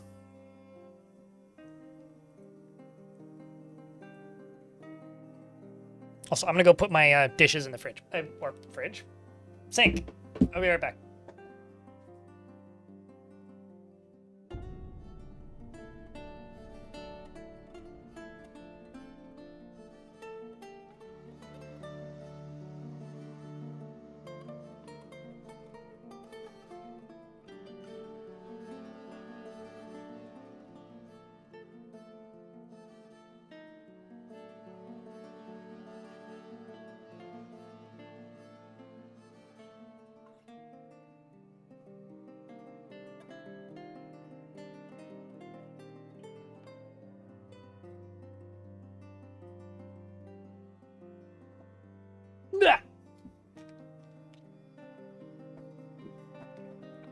He's feeling Randy today? Hope you asked Randy nicely first.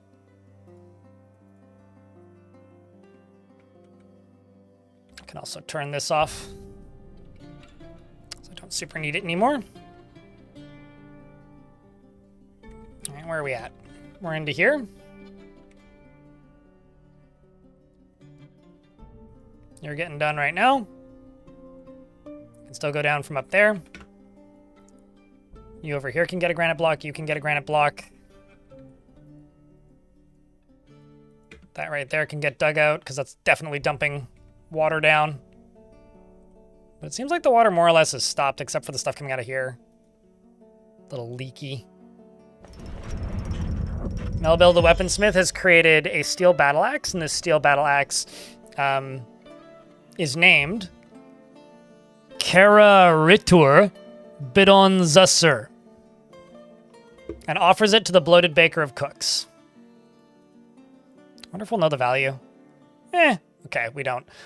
This is a steel battle axe. Craftsmanship ship is of the highest quality. It is decorated with alpaca wool and sangrero rib wood, and encircled with bands of steel, silver, and oval native gold cabochons. This object menaces with spikes of native gold and yellow sespertine and llama wool. On the item is an image of Einod sling snarling the dwarf in chalk.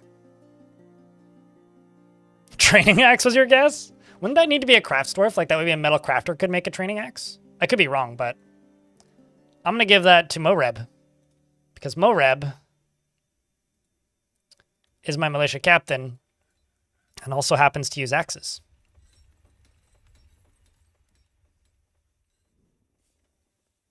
We'll just call it a custom uniform, one-off.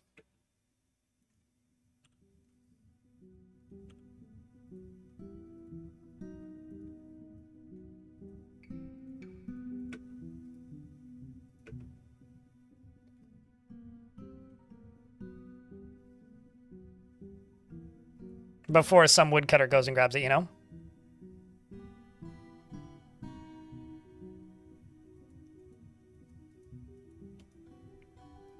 Absolutely glorious.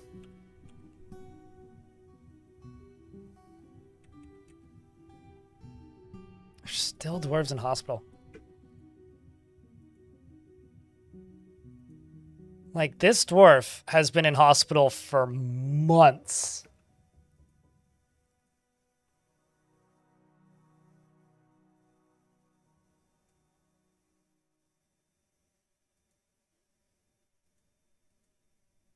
It's like you require a crutch.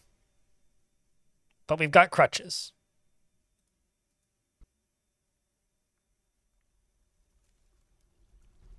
I don't know what to do with this dwarf.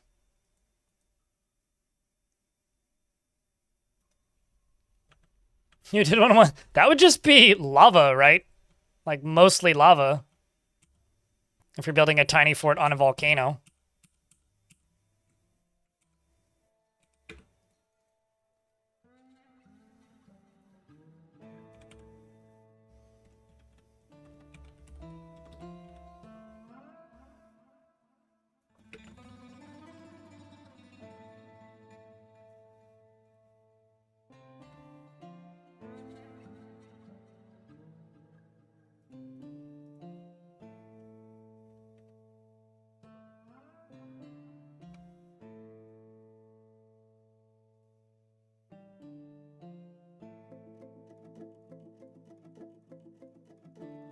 Two-handed weapons would be pretty cool. That's one of the many things that would require like kind of a lot of like, as I understand it, weapons have different size, right? So if a dwarf tries to wield a two-handed sword, they're just going to be worse with it than they would be with something else. So you'd be like, if you're playing as dwarves and you're trying to play as dwarves using two-handed swords, you're just going to end up with significantly worse soldiers than you would if you just played as, like, using the weapons that the dwarves are generally more used to using. So it's dwarf-sized 200-handed swords? Sure. That'd be interesting. But if it's just two-handed swords as they are now, which dwarves can use, you'll just end up with really shitty dwarves. But I also like, I think this was Putnam who said this, I could be mistaken though. The logic or idea that the reason like the weapon variety and stuff dwarves have is kind of limited is because dwarves are far and away the best at combat in the game, like by a lot.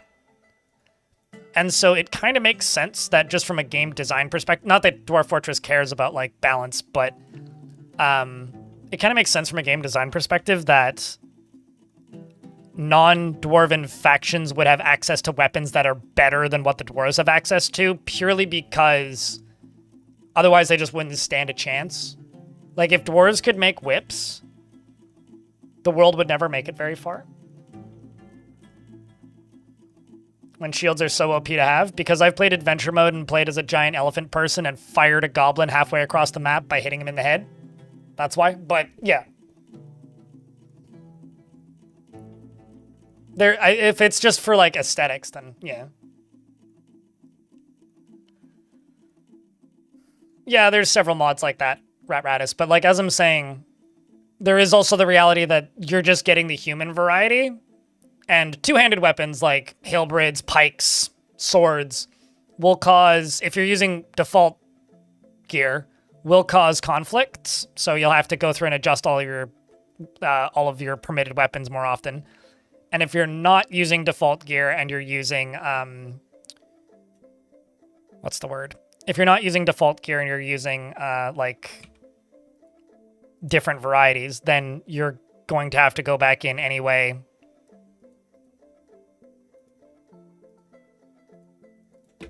Then you're going to have to go back in there anyway to, I'm forgetting my words that I'm trying to say. It'll cause conflicts if you're using your default uniforms, and if you do use the human, larger, two-handed weapons, it's just going to be worse than just using the normal provided dwarf stuff, so you're basically just going to be using whips, which are small enough that dwarves can use them competently. That's what I'm trying to say. So at that point, you might as well just use whips, if that's what you're trying to do.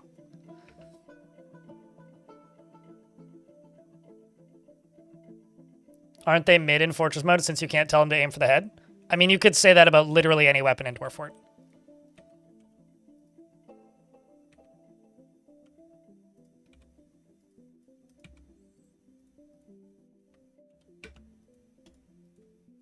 Whips do the most damage to armor.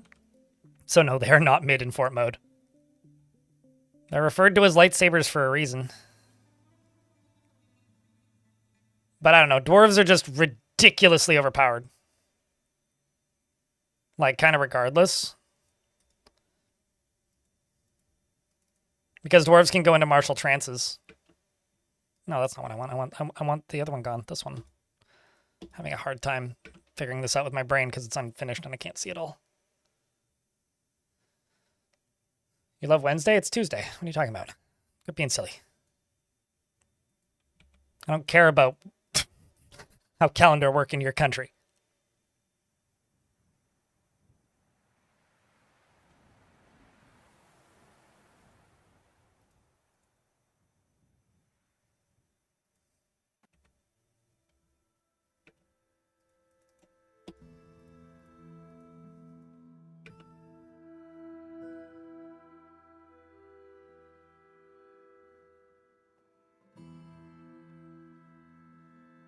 Short swords, hammers, maces, axes, spears.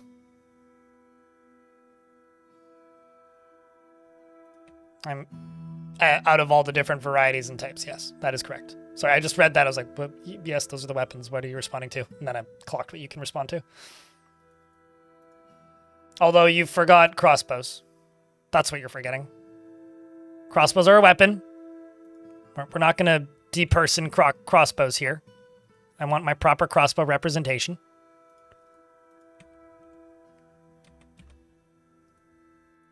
Dagnabbit. Oops, I don't know what block I'm using.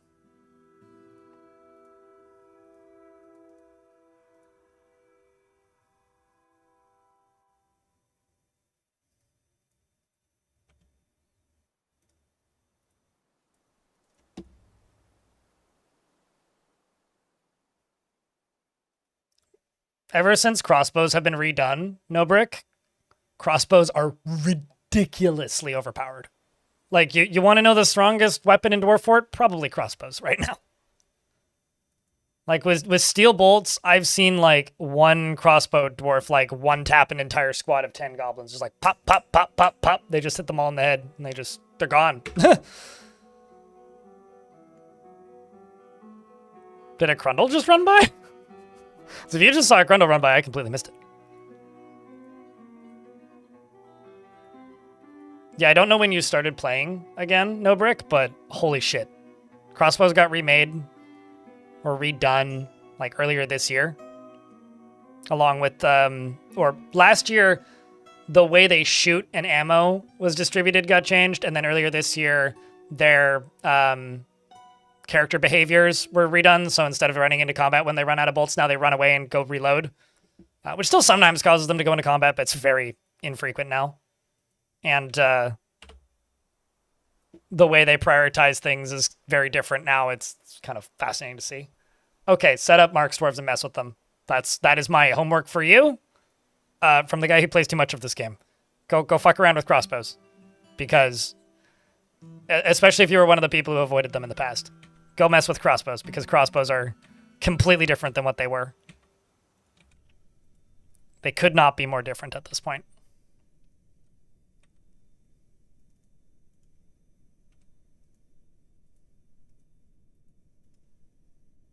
Do I armor Mark's Dwarves?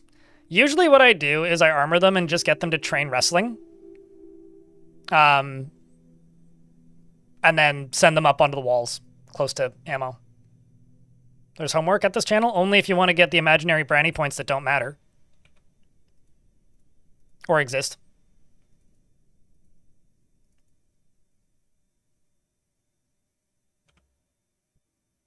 That's one of the key requirements of them being imaginary, after all. A Forgotten Beast Ost has come, a great scaly fruit bat. It has 2 long hanging tails, and it squirms and fidgets. Its dark olive scales are round and set far apart. Beware its poison bite. Oh, also, if you only started playing 2 weeks ago, turn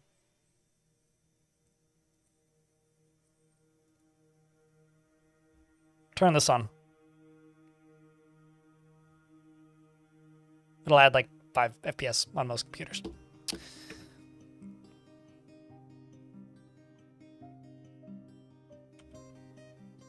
How else do you expect to graduate from dwarf school? If you don't do the dwarf homework. Come on. Get with the program.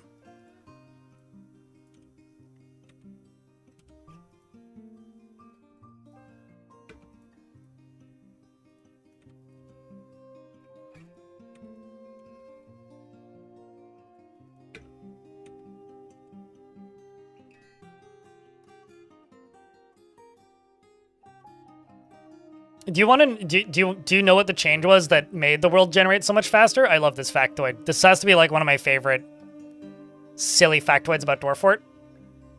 Because Putnam actually found the bug before it released on Steam. She like reverse engineered it and found the bug that made stuff so slow for World Gen. Dominok, the mayor, the Rotten Butcher, has been reelected, which is lovely. What happened? So, necromancers write books, and characters write books. But necromancers specifically write a lot of books. And what happened was, in order for a character to write a book, they had to go through the world's history and look at every single book that had been written before them. So, they could write a book, no problem. But, in order for them to write a new book, they had to check every single previous book retroactively to see if they were mentioned in it, to use that as an option for a book to write about in their next book. If that makes sense. And basically the fix for the bug was optimizing and changing how they did research after the fact so that they could go back and check books without having to check literally every single book ever written, including the ones they've written. Basically infinite book stacking. Which is why World Gen was so slow.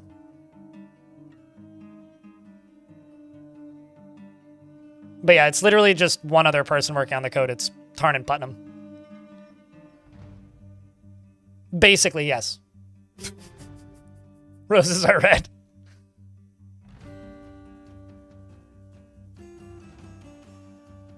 Fort is looking like it's a lot of fun. Oh yeah, absolutely. California Ninja Lawyer in YouTube chat. Absolutely.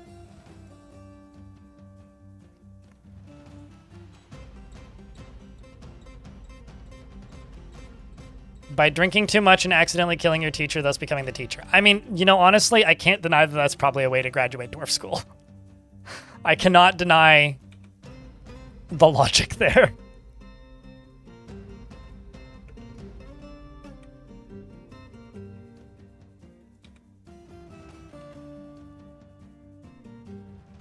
Like, I kind of wish I could, but I can't, because there's too much logic there. Okay, let's pause game and wait for ads to finish. Turn on experimental multi-threading, Benjamin Jones, which multi-threads all of the line of sight, was what I told them to turn on. I'll say Stonecoat, what's up?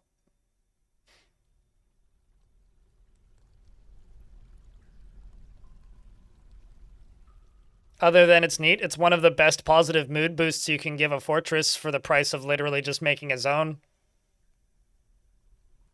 It's how you get necromancers if you want them. Torius. It gives you a use for all of the random books you have in your piles. It allows dwarves to write down poems that they know, which they don't do very often, annoyingly enough. It's another industry to mess with. But then again, I guess that's like asking, I mean, admittedly, this is going to change next week, but it's kind of like asking, is there any point to fighting enemy sieges and not just locking the door? Because right now there isn't. You could just lock the door. You don't actually have to fight. They will leave eventually. So, I don't know. it's a thing that you can do in the video game. A game with no rigid goals or things that you're forced to do. One of the side effects / problems with that is that, well, you kind of gotta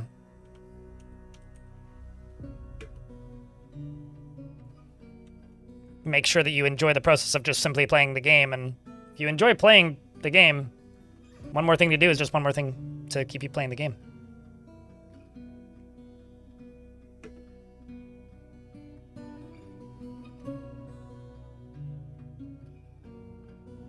You don't get ads? You don't get ads because you're subscribed. If you weren't subscribed, you'd probably get ads. Unless you pay for Twitch Turbo or live in a region that happens to get no ads. Which previously, historically, was Australia a lot of the time. I don't know what we're talking about, Danesta. What?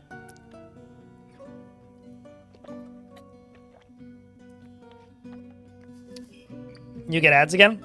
That's why I said historically. No, somebody in your region started buying ads, probably.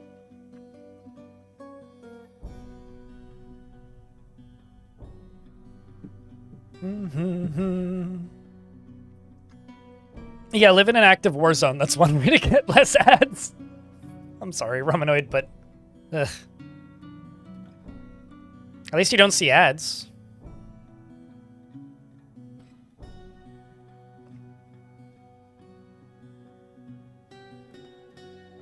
The other thing that, like, Putnam reverse engineered and fixed along with the slow necro books was a crash that happened in World Gen quite frequently, which apparently was creatures that couldn't speak, usually necromancer experiments, gaining enough knowledge that they try to read. And if they tried to read, then the game would crash. Yeah.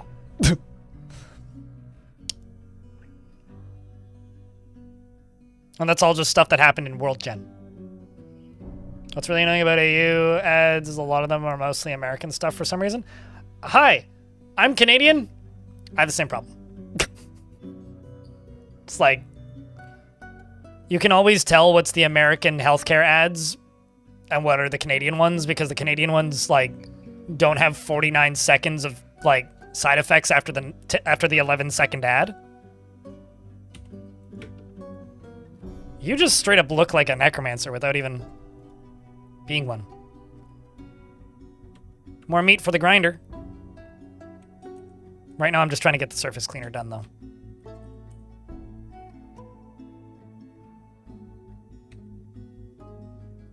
But you have YouTube Premium because it's cheap, but it's like $4 a month. It's like less than $4 a month. I mean, hey, like in your region, like just per dollar value, everything's cheap. Twitch is also much smaller of a platform than YouTube, just as far as like number of people purchasing ads. Which does also mean you get less ads overall, but generally worse ads on well, actually I was gonna say generally worse ads on YouTube, but I don't see ads on either, so I actually don't know who has worse ads these days. I just know that YouTube has bad enough ads that I went over to my parents' house a couple months ago because I was just over there, and while I was over there, my parents wanted to watch the BC Lions game, and almost immediately we just kind of, I got so annoyed with the fact that they didn't have ad block or any kind of like way to stop the ads. I went and installed uBlock Origin on their computer because I was like, I can't handle this anymore. I just want to watch this 40-minute comedy set that me and my mom want to watch and can't do it, so we're just gonna go install uBlock. Also, YouTube, please don't ban me for this babbling. If I get like a strike or a suspension for babbling about this stuff, like I swear to God.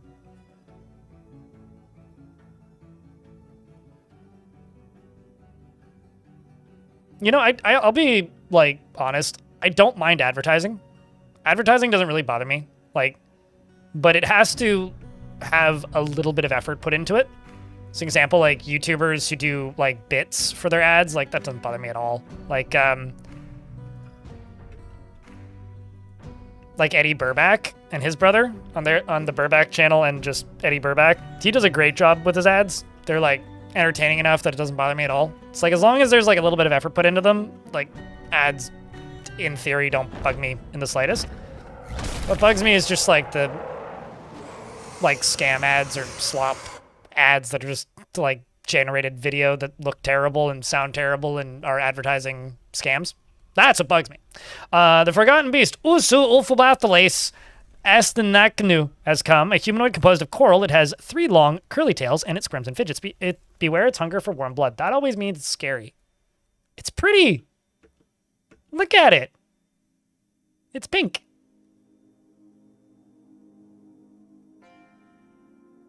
It's also trampling the fungus. That's why there's sand appearing. Must be really heavy. I think there's another Forgotten Beast in this lair.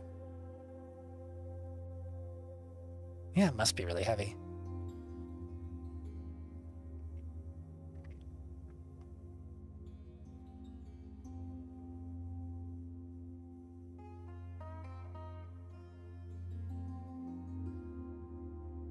No, I get that, Zortos.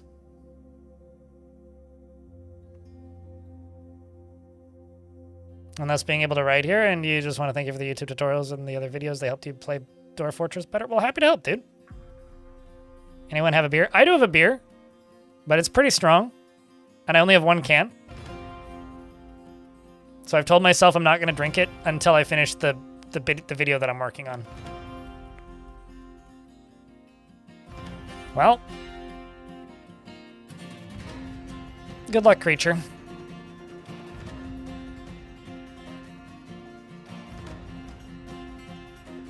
So many zombies.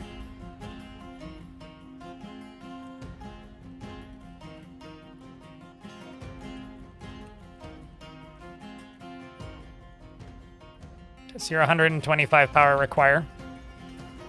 You go all the way over to here.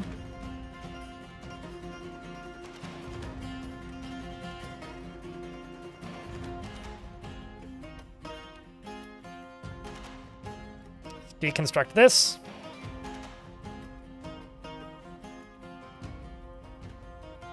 Connect these.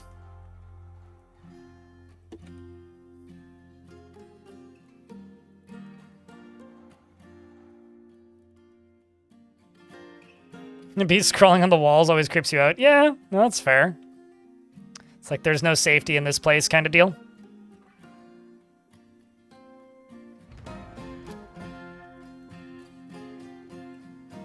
It's a fair phobia to have, to be honest.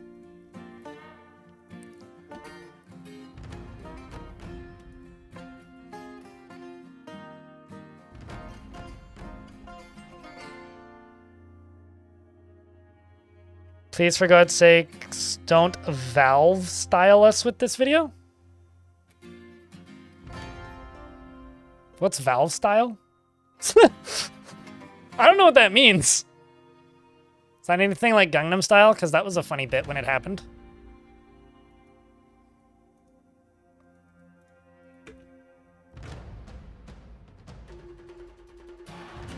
Good old Gabe Knoll.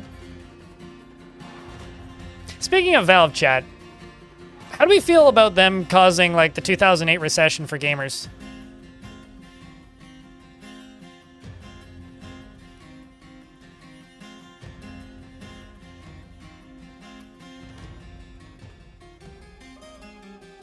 Oh, I mean, I'm going to release the video on Halloween. Fucking edit it or not. I've got all the footage I need, Ryder, and I just need to spend like another, I don't know, 8 hours like tediously going through and like checking to make sure there's no bugs, like errors in the transitions, and to make sure that it looks nice, and to make sure that everything is properly centered on screen in the right place. Like I've got all the assets, I've got everything downloaded. I literally just need to,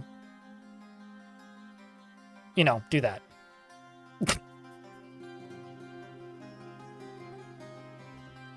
Crashing the knife market. I thought it was funny. Like, as somebody who feels like kind of icky about that whole market anyway, it's like, oh yay, Valve did something good. Not even for a change, like straight up. Valve just did something good.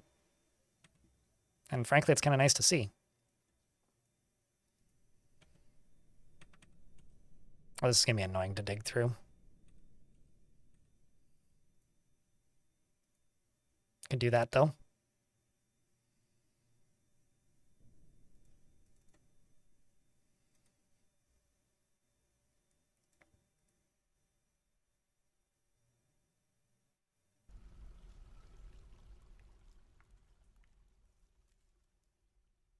I always forget that undead mine really, really, really slowly.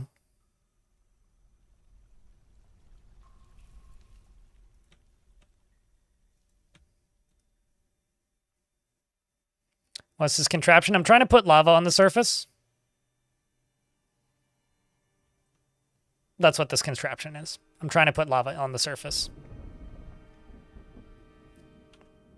And this is going to be a way of me getting power from over here to a pump. Or rather, power from over here.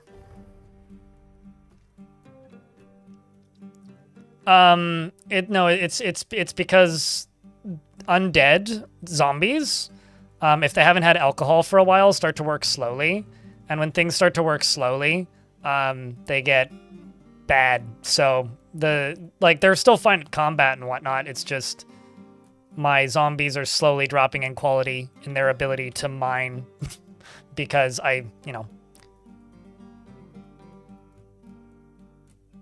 because they're silly. I've got a demand for a nicer guild hall. I want to say it's this one. Nope, that's an engraver guild. It's supposed to be a stoneworker guild. Why don't we just make you into the stoneworker guild?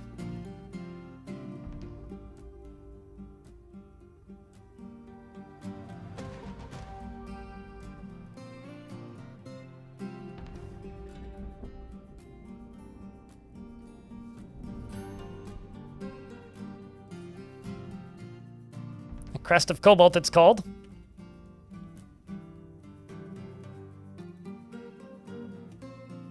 Satisfying.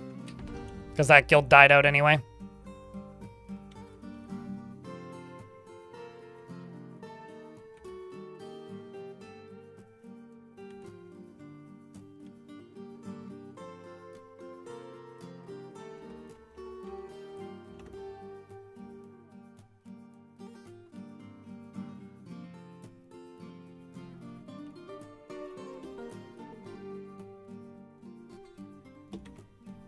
And then I can go up to here and deconstruct this. Plop in another water wheel.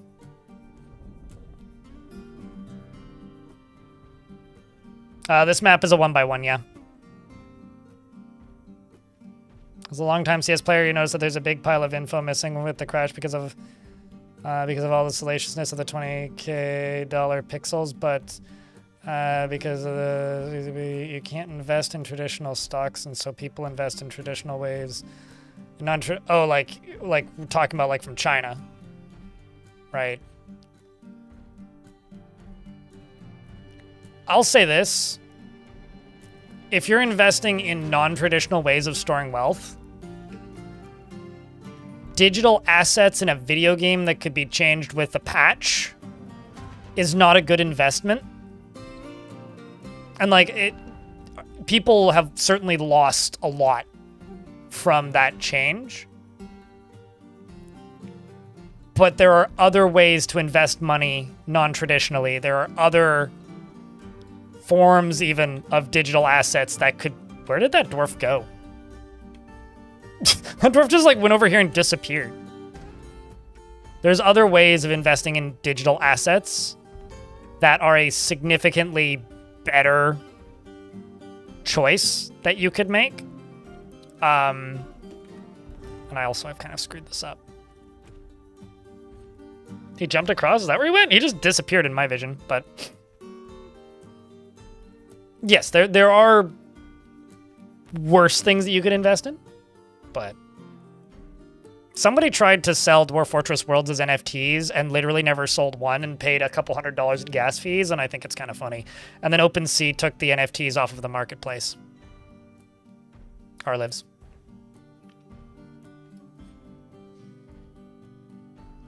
Certainly. Torius.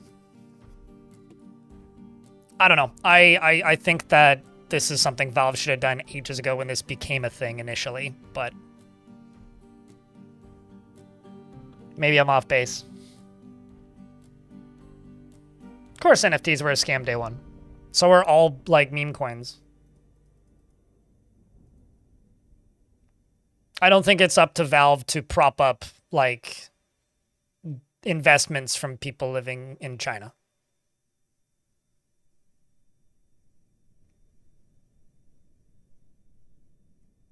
I mean, what else would we be talking about? Havel the Rock? Yeah, that's what we're talking about.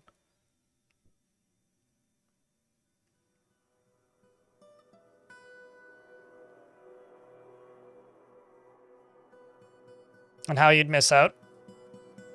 Well, did you, Barloofs? Norris LeChuck, hello in YouTube chat.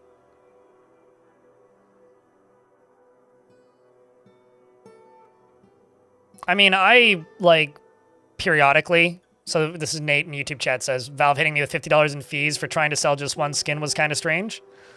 I periodically will go through and sell all of my trading cards for like 3 to 10 cents. And, like, Valve takes their 30%, right, on everything. And, like, I'll just go through and it'll be like, it's like 6 cents, 3 cents, 5 cents, whatever. I always price them like 1 penny above whatever the average they're selling for is. And, like, I make dollars from it. It just takes a while for them to all sell, and I just do it when I'm doing something completely unrelated, like watching a movie. Just pop it open on my laptop and just go through. But, like, I've never messed with anything higher than that because I just don't care. Like, I'm just like, I look at that and I go, that's a terrible use of time, brain capacity, and money. Something is trapped in a cage. Oh, something emptied a cage.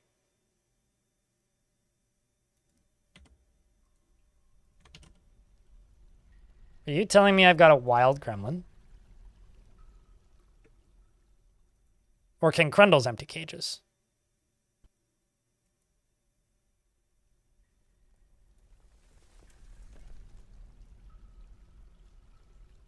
But you were just released from confinement. I think I've actually got wild gremlins on this map. What are the odds? Yeah. I must.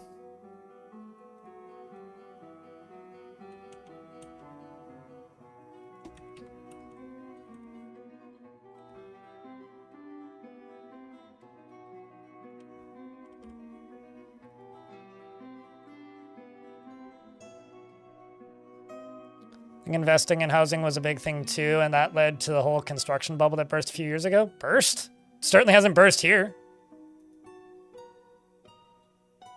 It's trying to find ways of storing wealth. Maybe I was going to say something really kind of mean and silly, but maybe I just won't say that. Yeah, I don't know, man. I think that people shouldn't have that. Like, okay. In the grand scheme, if you're investing in property to the point where, like, 2008 happened, you probably shouldn't have that much money. And if you're purchasing skins for a video game that have value, you probably should seek actual financial advice. I kind of don't feel bad for anybody who lost a fuckload of money on that, because it's like, kind of for the same reason I don't really feel bad for anybody who lost a bunch of money on NFTs. It's just, if you are going to do that and think it's actually a good investment, not that you deserve to lose your money, but it's kind of your own fault. The poor landlords. The poor landlords. I mean, like, I own the apartment that I live in, right? And I own the apartment that I live in for 2 reasons.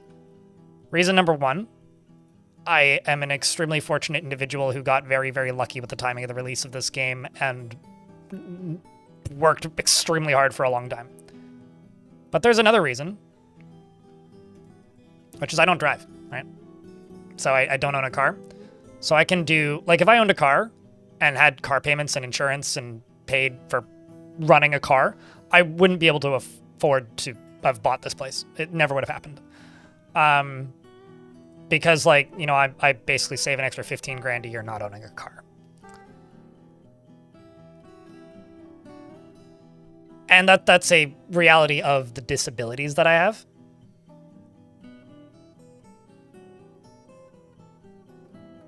But I could have invested it in something else. I don't know. 2008 was banking property shadiness, yes. I do have one friend who paid his rent for like a good handful of months when he got laid off. And he paid it with CS:GO skins. That was a fun series of months. He like would show up at my old job and hang out. And there was one point where he showed up. He goes, "Oh yeah, no, I sold 3 skins today, so I've got rent for another 4 months." I was like, what the hell, man?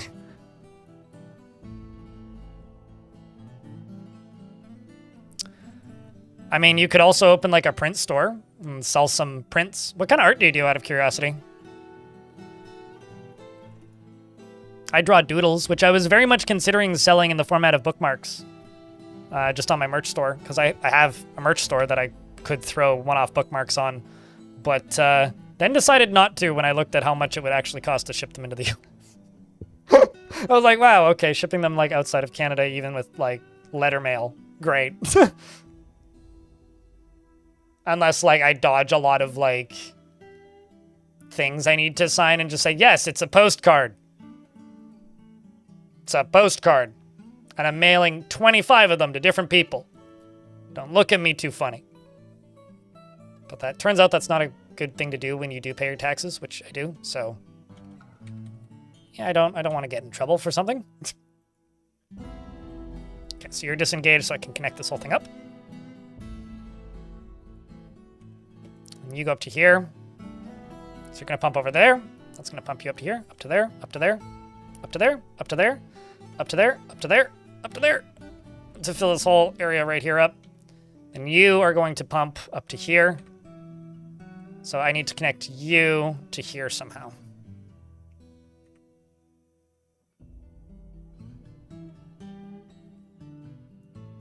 Can I actually do this? Not entirely positive I can, but...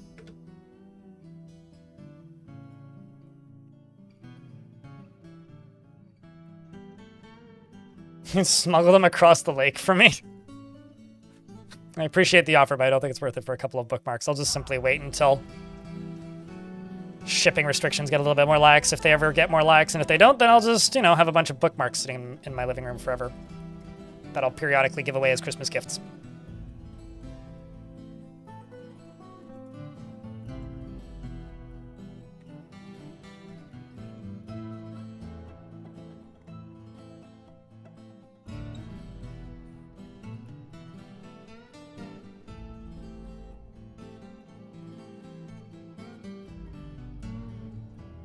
Digital art, but right now it's mostly sculpture and 3D and clay, and you actually recently made your own wax. There's a Literan, one of the regulars in this channel, does a lot of pottery related clay things, which is fascinating to me. A lot of clay throwing. Oh, hi. Morning. I was gonna say it's like too early for you to be up, but I guess not. Thorin, the spinner. It's been possessed. It's gonna spin in circles forever now. They're doomed.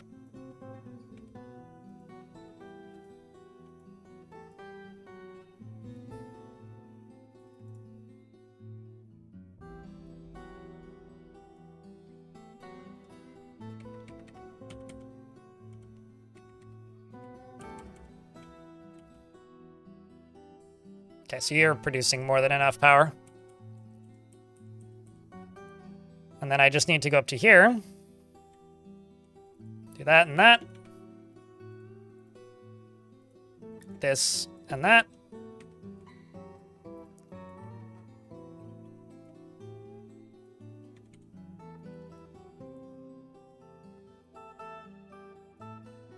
Crypt beer.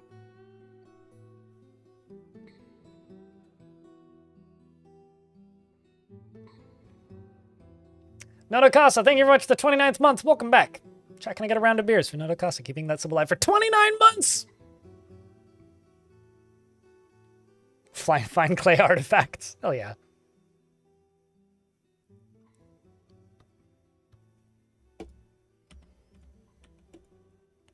Oh, I see. Why are none of my dwarves able to get up here except for the undead ones? It's like, well, they're not in the burrow.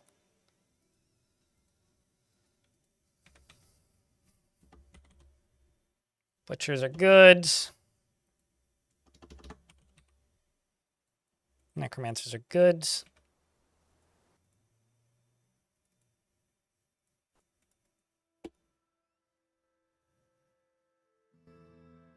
All I know is glazing when it comes to clay. I made like a cup once. It fell apart. I was like 8. It was a birthday party that I went to and did pottery. The handle fell off.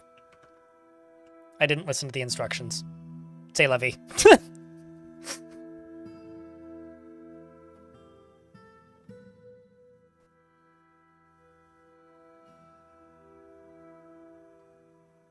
If you've lost, okay, so Benjamin Jones in YouTube chat, if somebody invested all of their money in crypto, or not in cryptocurrency, in like CS:GO skins, they probably have a gambling problem, which is just really sad, is my initial assumption. But if you've invested all of your money in CS:GO skins, you've already fucked up. That's all. Like, you don't deserve to lose everything. Nobody deserves to lose everything. However, it's a really bad financial decision, just in general. So I kind of can't really feel bad for anybody in that particular situation. Because if you've done that, I don't know what to say. I think you kind of did it to yourself.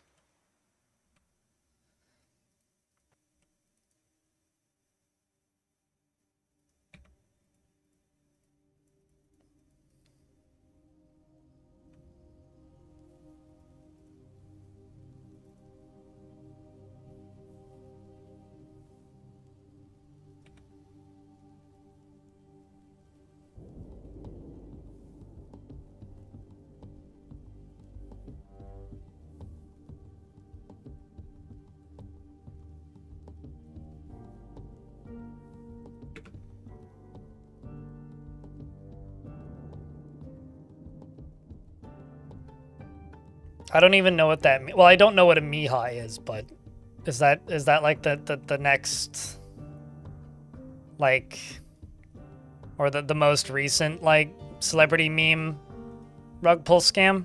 Because this is something I've clearly missed.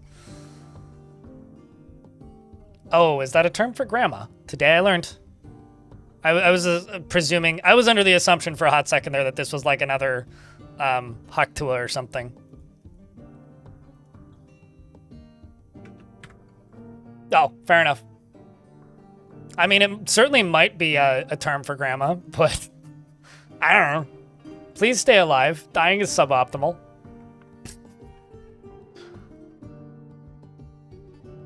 You went like 3 weeks without talking about Haktua? Well, here, I got something to make you equally more mad at me if you are from the right generation and we're talking to people around my age around the right time, which is you just lost the game. Congrats. Also, Sisyphus says, jokes on them, all my money's in Labubus. I genuinely don't know what a Labubu is.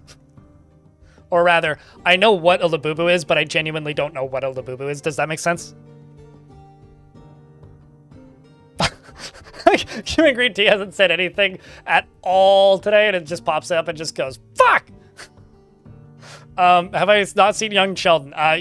Fortunately for me, no, I have not seen a single second of Young Sheldon. I mean, maybe like on a TV muted in a restaurant. But no, I have not seen a single second of Young Sheldon that I'm aware of. Maybe memes if they're out there, but that's about it. Fuck you, Bling. You know that I pissed you off when you typo my name. A+. You laughed so much you're coughing? Please remember to breathe. Where did that leg come from? The surface. Well, we could just forbid that.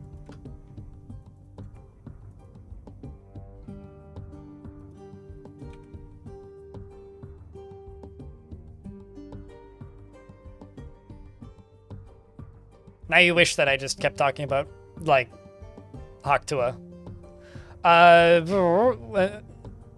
Gotta dig out the diamonds so that I can beat Bling IRL.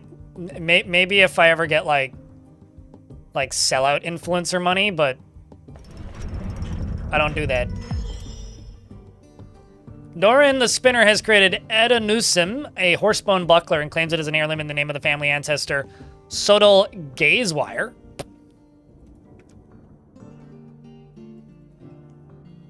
This is a horsebone buckler. All craftsmanship is of the highest quality. It is encrusted with round claystone cabochons and studded with gold and encircled with bands of oval chalk cabochons. This object is adorned with hanging rings of horsebone and menaces with spikes of yellow sespertine. On the item is an image of cushion cabochons in chalk. On the item is an image of dwarves in Sangrero wood, rib wood. The dwarves are laboring. The artwork relates to the foundation of brain rot by the bloated baker of cooks in the alchemical books in the early spring of 334.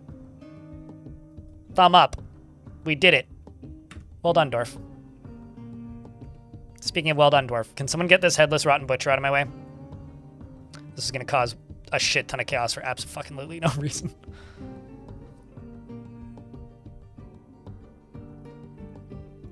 Actually, I don't actually need that to be right there. I need this right here.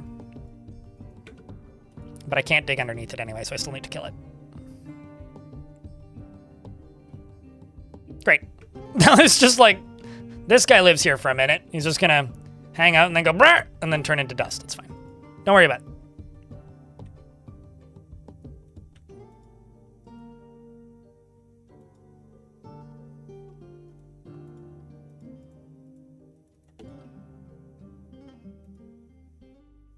Finally back after a break from work. How's it going? It's fine. Things have been a little quiet because I sealed off the caverns. But I kind of had to because things were getting too chaotic.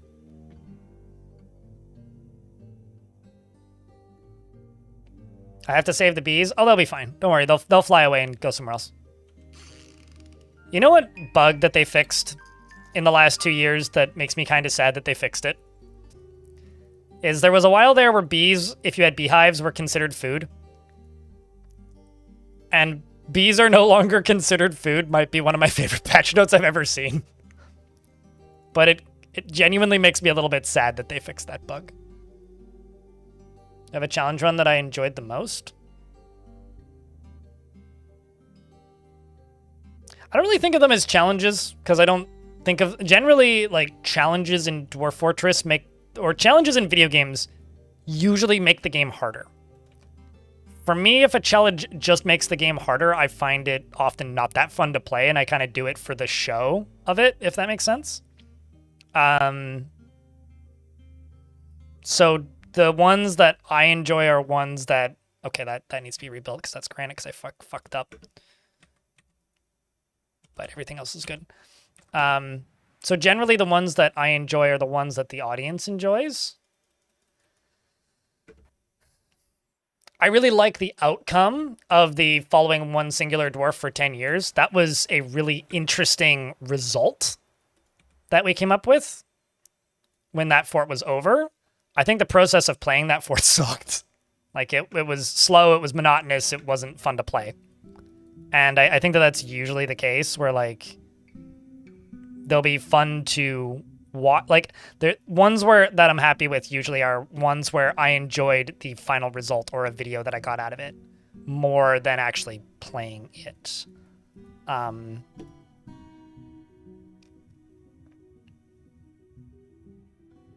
I really enjoyed the Gremlin Fort, but that wasn't really a challenge. Well, it was. It had a challenge, but like it kind of ended up just being me building a fort around a gremlin. I don't know, build the above ground to like only wood forts are fun for a bit.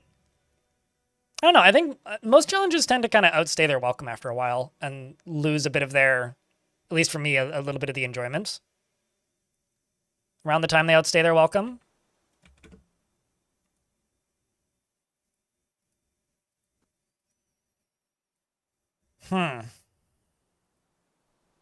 Oops.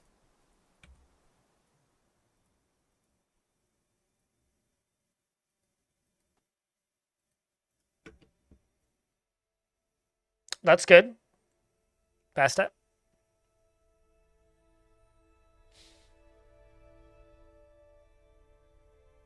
I really enjoyed doing the Halloween fort last year when I didn't memorialize any of the zombies because it became just entertaining at a point where I didn't memorialize any ghosts rather because it got super entertaining at a point where it was just like, oh, there goes another one. Oh, there goes another one. And it's like the last time I truly had a serial killer in a fortress was like every couple of seconds. Like a dwarf would die, but we were still somehow getting enough migrants that it kind of didn't matter. That was a lot of fun. Was that the one with the minecarts? I mean, it had a lot of minecarts, yeah. It was the one where like everything was supposed to just piss the dwarves off to see how mad I could make the dwarves while still having a functional fort. That was fun.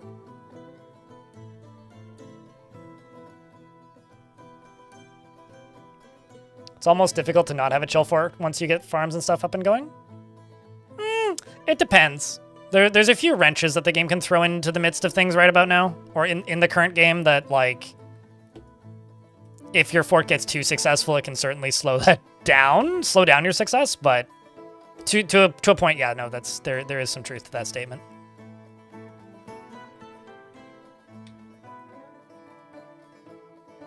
Okay, you right here need to be connected to this.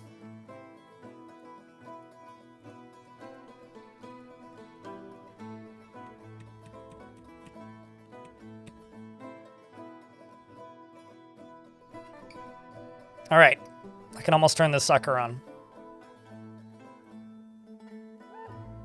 Why is the dirt red? Blood. Yeah, blood.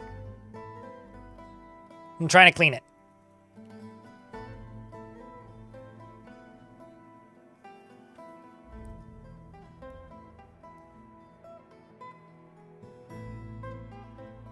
Although that's actually one of my dwarves. This isn't like one of the like silly zombie dwarves. That's actually like straight up one of my dwarves who's like hauling something. What the fuck happened? I got attacked by my old fort and won. My army is only undead necromancers and zombies. And we won. By a lot. It wasn't really a fair fight.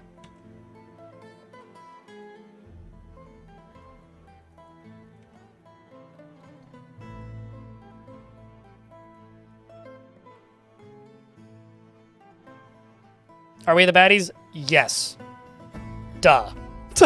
Of course. Abso-friggin-lutely. Although I was the baddies in my last fort. So I did a fortress called Colorbeard. The VODs are all on YouTube. On the VODs channel. It's right here. And they kidnapped one of my gremlins, actually, which makes me sad. But Colorbeard was a very successful fortress for me, and I started wars with literally everybody because the idea was we're at war with necromancy, so anybody who could promote the success and the existence of necromancy would be invaded by us. So that's what I did. I went and invaded every necromancer tower and just went to war with everybody. Now I'm fighting against that. That's the idea here, is that I am at war with necromancy. Or I'm at war with the anti-necromancy, using necromancy. So we went from being the exterminatus anti-necromancy people to being the,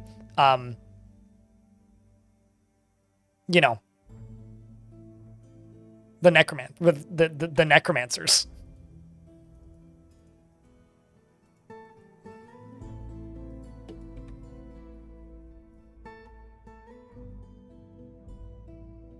Went from being the bad guys to being the slightly purpler flavor of bad guys.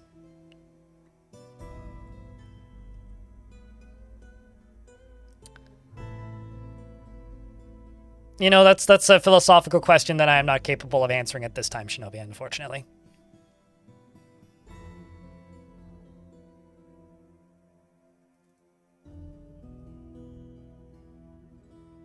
I wish I was capable of it, but it's just, it's too large of a question that is just beyond me to answer.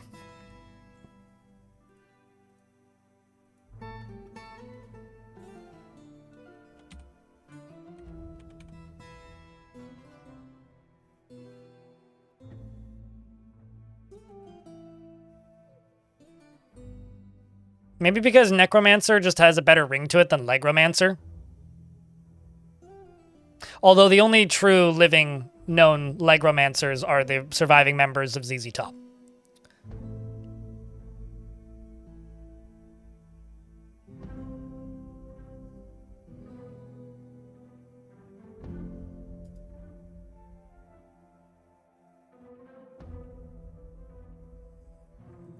I mean, there's a lot of these.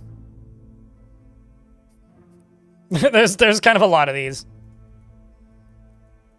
Although, I don't know why their eyes are showing. It seems to be a bit more of a recent visual issue.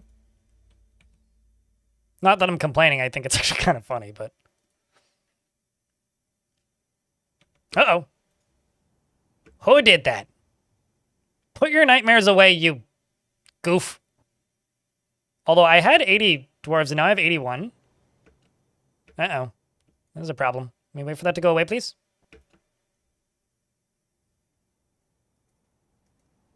Let's just turn all this off and turn this sucker on. I know that's a non-statement, but... Oh, Jesus.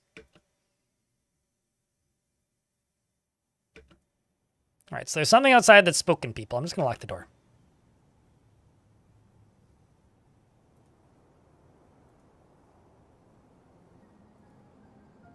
So there's buzzards. There's birds scaring the dwarfs. So who's ready to turn the sucker on and see if it works? I hope I'm ready, because I just turned the on-off button on. Let's get some lava in the chat, please, and thanks. Because you lava to see it.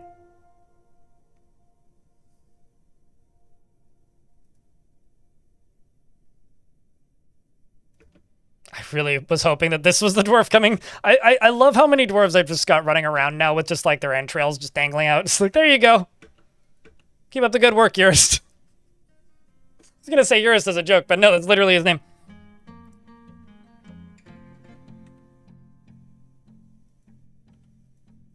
So now's where I figure out if I made any of these out of the wrong material.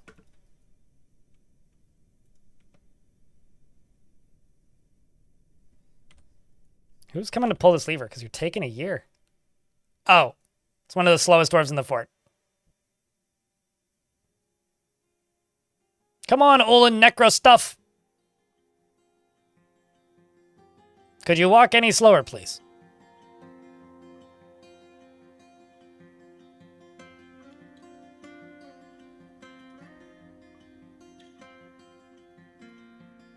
It was your captain of the guard. You wanted to throw your keyboard. You could have just like if you have your captain of the guard that's killing everybody, you could just like demote them.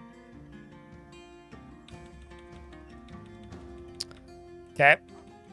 Up it go.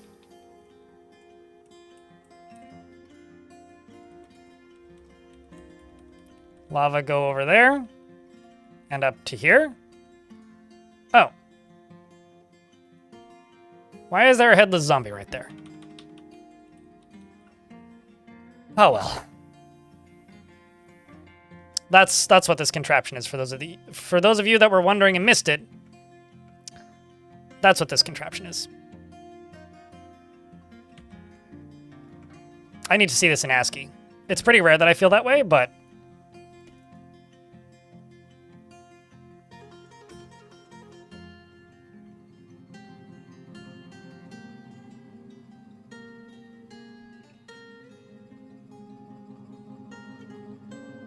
he was there when it was built, he just didn't move? Wait, what? It was always there? Huh. Sorry, I'm living up to my username, but I super duper didn't see him.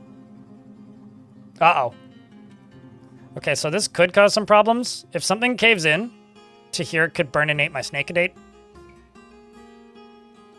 But let's just hope that doesn't happen. Let's also hope that I didn't miss any holes.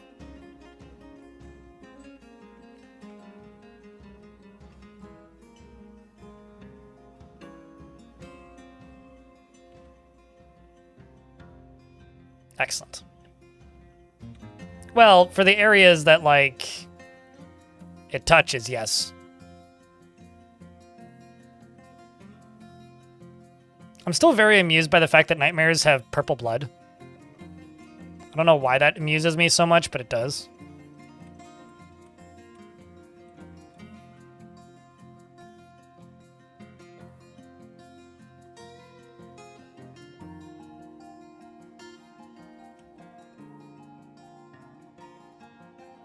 Stuff over here just erupting into flames because random legs and things.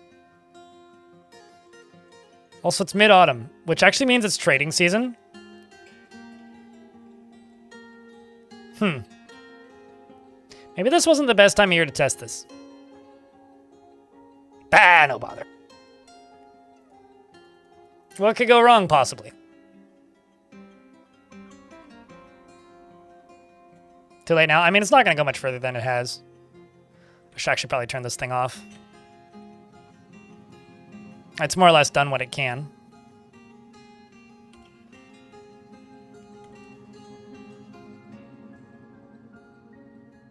This is one of my militia dwarves, who was also in hospital for quite a while. 95 notable kills, and 305 others.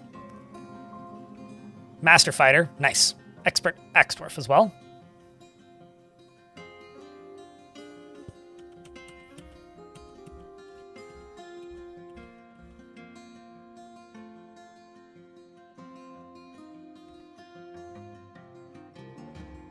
I think that this leg is fireproof.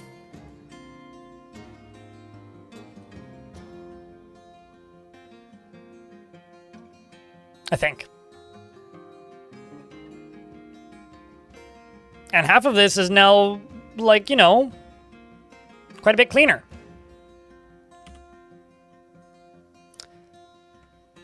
We've made some really good progress, chat.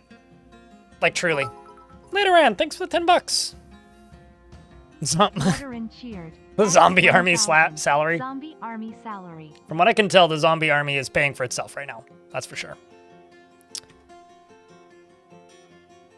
We've made some really good progress today. You know, we've got burning corpses in the basement. I beautified a few things. We organized a few things. I don't have a better setup for teaching doctors just yet. But we've still got some time left until Halloween. The 30th, by the way, is my my Twitch partner anniversary. So we'll have to do something fancy on the 30th. Or, yeah, on the 30th. I don't actually know if I'm going to stream on Halloween yet. I think I'm just going to try and get the boat murdered video done for Halloween. If not Halloween, then the 1st. But I think that's it for dwarfs for the day, chat.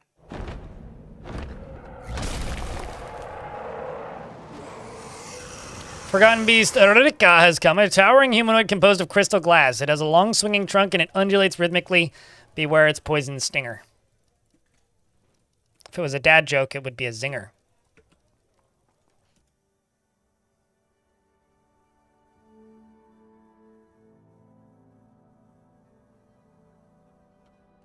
Did you kill it? Yes, you did. Well done, beastie.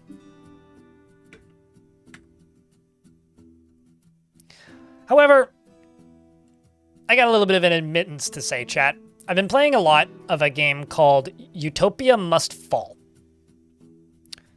I think I'm going to play a couple runs of Utopia Must Fall on stream, because I've been playing a couple runs of it after stream anyway, and we made the daily minimum today, so I think... So wait, hold on, are you a dad and also a joke, Lanix? Sorry, that was actually mean. So I think we're going to actually swap games for a little bit, and then we'll go play something else. And then I will go at it. Does that work for you guys, chats? You guys want to stick around for something completely different? Also, Elfie, if you're in the chat, could you, by chance, disable the redemption? Otherwise, I'll do it in a minute. Just gotta go make a thumbnail real quick.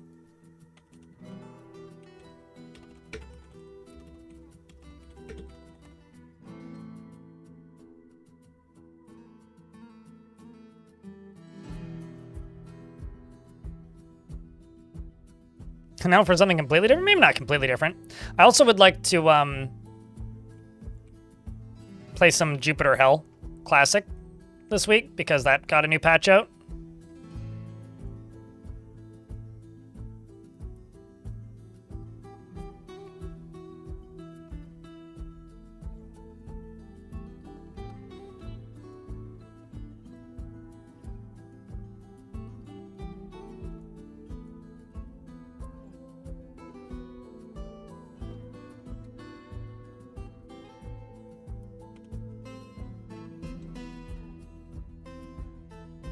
Just let me get this closed here. And do this. And let me get stuff set up in the background here. But if you're sticking around on the YouTube side of things, could I get around to, I don't know, beers or click the party button? If you're sticking around on Twitch, could I get around to beers? At the very least, if you could leave the tab up, that'd be cool.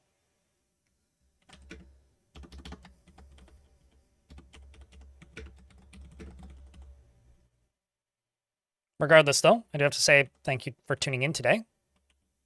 And we'll be live with more of the Dwarfs tomorrow. And you are free to keep talking about Dwarf Fortress.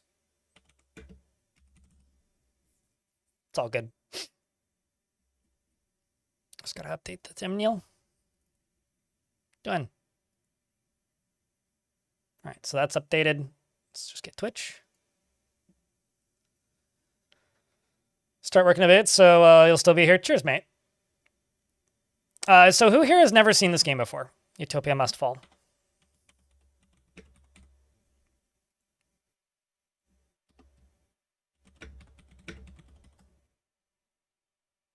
Okay, so this game is like Missile Command on acid. Do you like vector graphics? This is that. It's very shiny.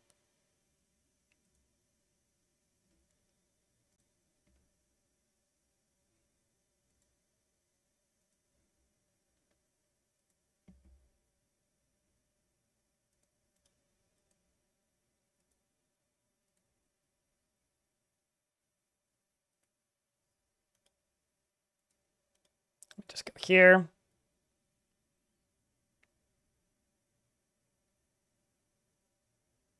There it is.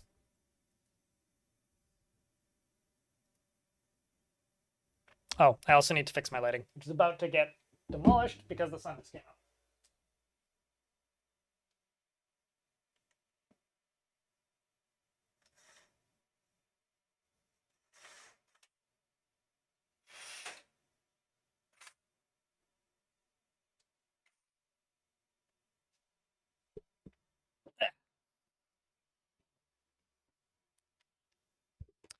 The fiber optics guys are connecting cables outside.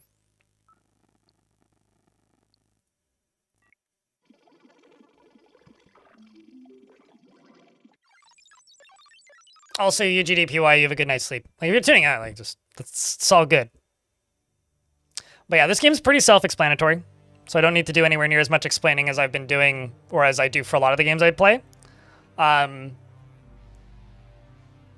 It's extremely hard and I'm bad at it, but I think about this game maybe too much. It's just one other thing I gotta do. It's also completely isolated, so like, if I tab out, it'll do that and just stop. I'm just gonna go, yes, disable that.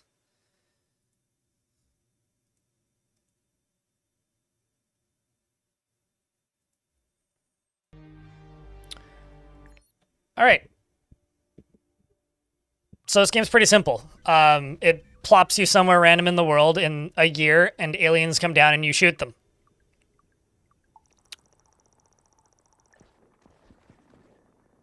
And asteroids come down too. And if you kill all of a thing or the entirety of an asteroid, then you get a little thumbs up. When you get little thumbs up, you get the full score for that item. Otherwise, you just get a few measly points that don't really matter much. And certain enemies have to be killed in certain orders, like I fucked this one up. You have to kill all these guys in the right order in order to get the full score on them. And then because it's a video game made in the last couple of years, you get upgrades each run. So I got enough points to get 2 upgrades. So I could do Arc Flail, which defends my city a little bit. I could start making nukes, which I'm going to do. I could make more nukes, or I could try and get better guns. Let's just make more nukes because it's 1 full-size nuke per day. And early on, the base gun is decent enough. You don't unlock anything from run to run, but there's a lot of variety in the tech tree. And this game's like $5, so I've played like an uncomfortable amount of hours of this game considering how long it's been out. If anybody here played that game that's basically just like Asteroids on steroids, this is the same publisher. This is okay. That's gonna hit me, isn't it? Yep, it is. It's okay. Oh, come on, you. Rude. Okay, I'll get recharging shields next turn.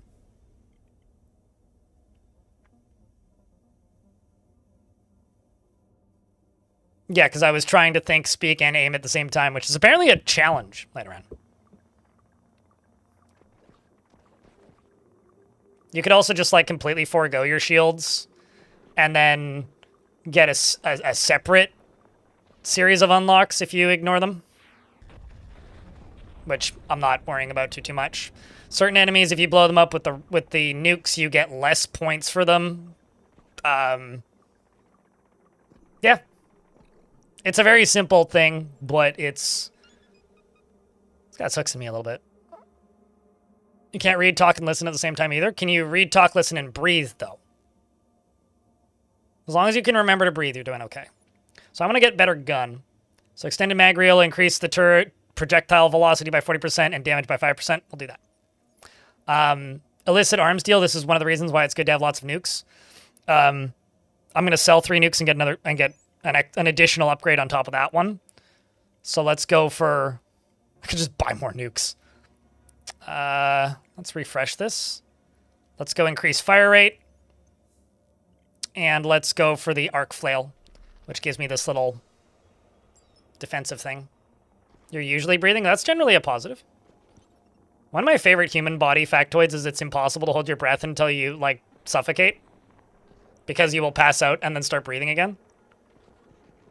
Which is funny, because, like, I feel like every person in existence at some point threatened a parent that they will hold their breath until they suffocate. At least I certainly did that a lot when I was little. And my mom would always just kind of look at me like I was dumb. I tried. It never worked.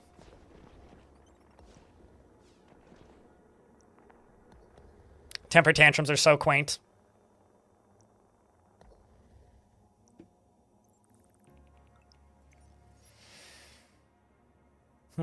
So this just gives me more pathways to unlock things later. That makes my nukes better. What else can I get? Blackout Protocol is neat. When your shield goes out, it basically shorts all of the power from all of the wealthy individuals and, like, super duper overpowers your weapon and gives you the power of rainbow death lasers, which is great. The problem is, do I want it right now? I think I'm just going to speed up my missiles for right now.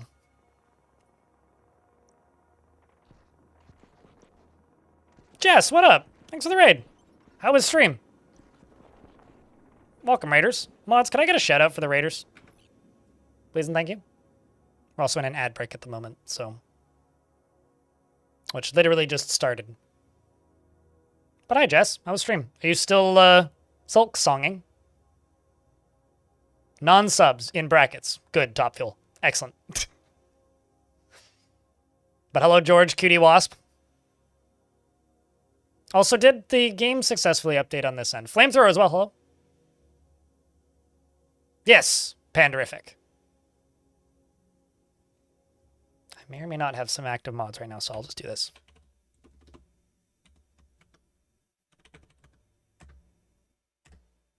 Still not used to your name not having an underscore? You were playing Papers, Please. Ah, okay. Gotcha. First time? Or have you played it before? A lot of memes are going to make a lot of sense if you play that game all the way through. Have you played any Eric Pope games before? I didn't play Oberdin, but I did play Papers, Please back when it came out. There's also that short film, which is kind of neat. This is a game which is basically just Missile Command with upgrades on steroids. And I enjoy it a little bit too much. Those guys, you have to blow them up with their own ammunition to get the full score. But I was kind of getting towards the end of the amount of time I'm going to put into Dwarfs for the day and was like, well, I know I'm going to play like 2-3 runs of this off stream anyway, because I've been doing that like basically every stream for a while now. And so might as well, you know, turn it on for a bit, shoot some stuff, watch some things explode. Pretty lights. Let's, hey chat, drones or lasers? I'm going to make both. It's just, which one would you like to see first? The drones do shoot bullets, they just don't shoot lasers. But drones are lasers.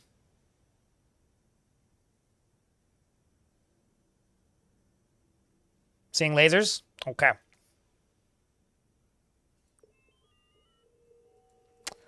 I'm gonna go for longest ranged right now. I might change it to balanced later, though.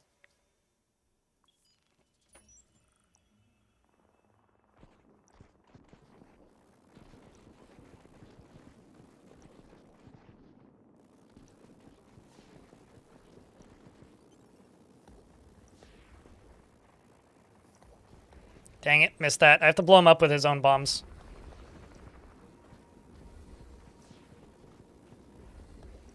Nope. Bad. This is what I get for trying to get the entirety of that big square. Yeah, it went fine. Got a double upgrade. So chat, more lasers? More laser? They're based on the enthusiasm for laser. I think chat wants a light show, so. What else can we do? I could go for Blackout Protocol, but if I refresh this a couple times, I might. Yeah, that's what I wanted. I want a Defensive Innovation Center. We're going to innovate how offensive we can be.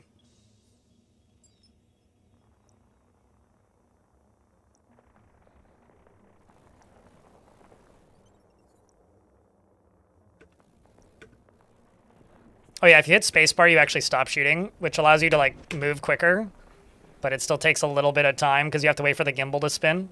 Oh, this is gonna hurt. You have to kill those guys right before they finish using their ability, which somehow we managed to get both of those. That was actually kind of lucky. I don't think I've ever gotten 2 in a row.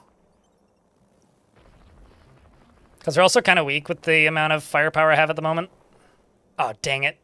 You killed that last one too early. Son of a bitch.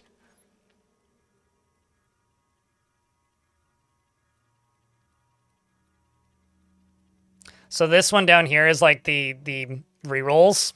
It's like attempt communication with the aliens is what they want to do, which just doesn't do anything. Let's improve the gimbal speed so I can rotate my gun quicker. Didn't config... No, I'm just leaving that one unbalanced. Because like the default is like... Because you can prioritize damage or range. And so I decided to prioritize... damage on one of, or range on one of them, but the other one I want to leave balanced. If I get a third one, then I'll do it close range. Because you can have up to, I think it's 6.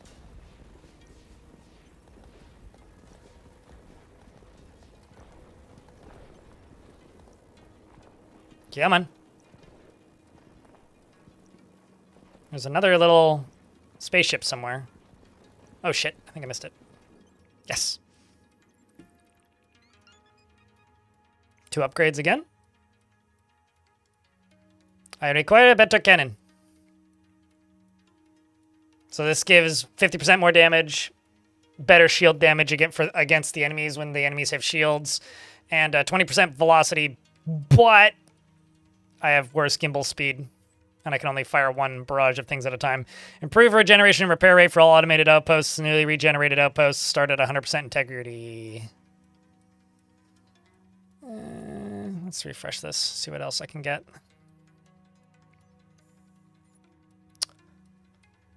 I don't know how many nukes I have, but I probably have a good number. We're going to do Red Flag Day. Red Flag Day, you basically piss off the aliens and they all show up at once, but you get 6 times bonus rewards.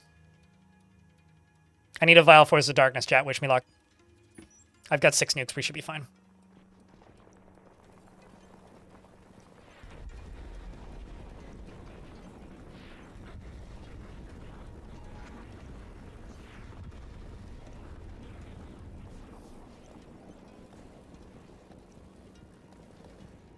I actually got a decent amount of stars on that. 8 of them.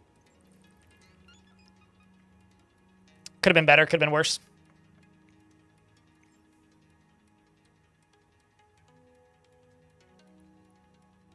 Let's do optimized munitions.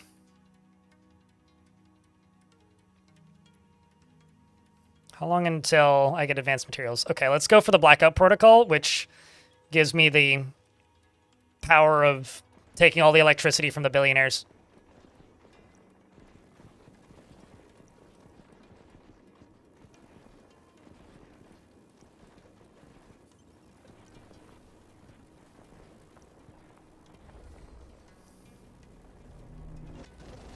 Dang it. I almost used it unexpectedly.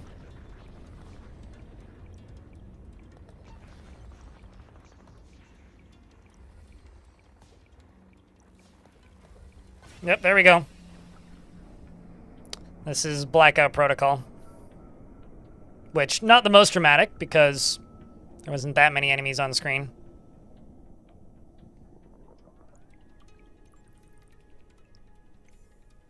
It's not the sort of thing you want to use a lot, but I only get it once until I get the Blackout Surge Agreement, which requires this. So I won't get another one for a good couple days. Although I am going to do Plasma Physics Lab, because that'll give me better shields.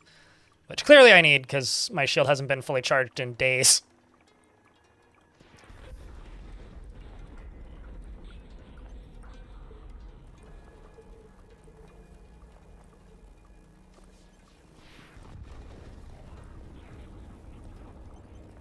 Let's get rid of you. I screwed that one up. Oh, no, I didn't. Got him just in time.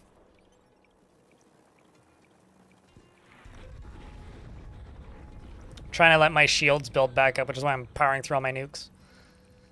Although we've got a boss coming up soon, so I shouldn't do that next turn. Increase coil rate. More bullet. More better. Priority charging. Faster charging shields. Yes, please. I currently really need it, actually.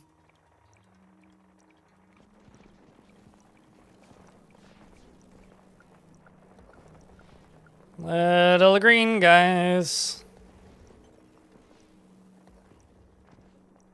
Gotta stop them from going into their formations, because when they go into formations, that's where I start to lose.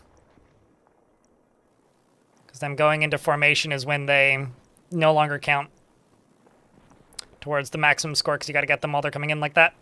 It's kind of like the Galaga rules.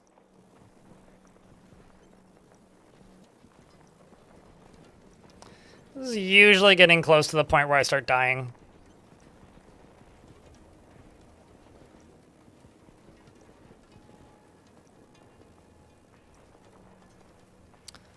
Not getting the full score on you. I'm just going to turn my guns off because I think it's just the big blobs. I'm going to let my shield recharge. So chat, what do you think of Utopia Must Fall? It's pretty low brain capacity, and I enjoy it. I got this. I haven't ever actually beaten this game. You have to survive to, I think, day 30 is the final boss. I want to say it's a month for it to be counted as a win. And I only now have Advanced Materials Lab. I need to use no nukes if possible this level. Or this night, I guess.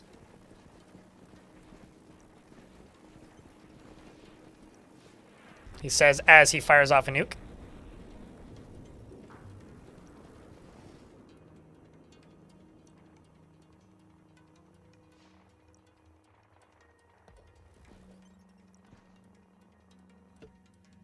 Just let my shields regen while I shoot these guys. Oh, guess he got off the screen before I was able to get him. That's kind of frustrating.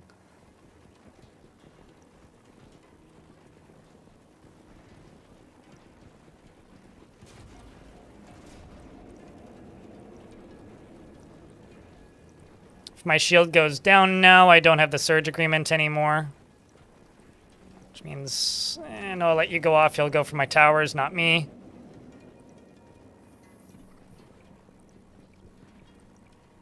It's the other reason it's really good to have the automated defense systems is because they take the priority of a lot of the alien shots. Potentially stressful? I find this game very vibey. The way I usually play it is I just turn off the... Well, not turn off the audio. I take my headphones off and just listen to a podcast, but... It's, like, very cheap. Got a bunch of hippo men to join your fort? I mean, hippo men aren't your average dwarf, or aren't dwarves for a reason, but they're hippo men. Although I'm not entirely sure if that's a statement made in chat currently or from being behind in the VOD. So there's two things here that I want. There's this one, which is work retreat, and then there's this one, which is blackout surge agreement, which means I get the blackout every other day. I'm just going to go for that, although I don't actually have it yet. I think this is a boss level. We'll see. We'll see if the calamari arrives. I think that's what they call it.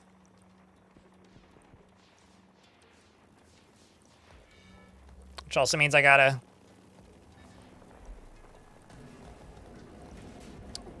fight these manually.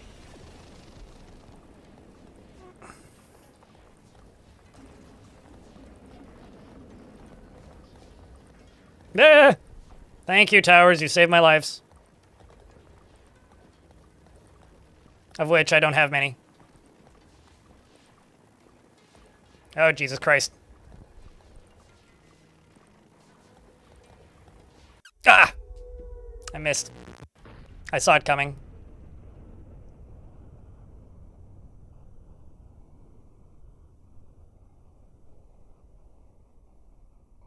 This is the real kicker for me with this game. I was like, oh, fine.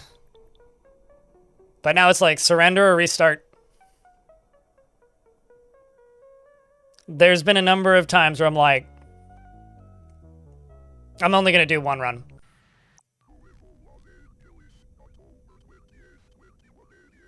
I swear, quick restart buttons are like the bane of my free time.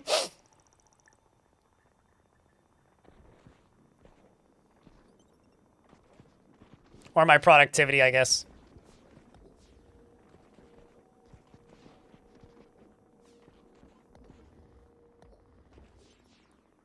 So let's go some slightly different route this time. How about no nukes, chat? How do we feel about no nukes? I mean, real life-wise, I feel great about no nukes. So let's go no nukes. One more run. One more run. Panderific.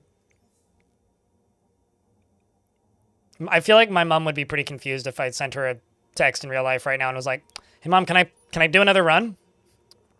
She'd be like, "What? What are you talking about, Craig?"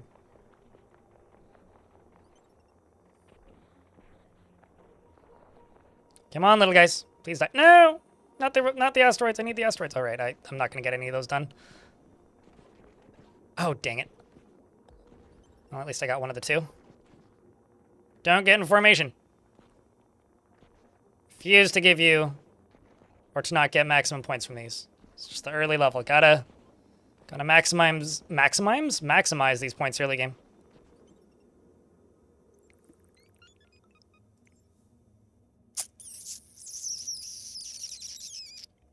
Just gonna try and put everything into my guns early.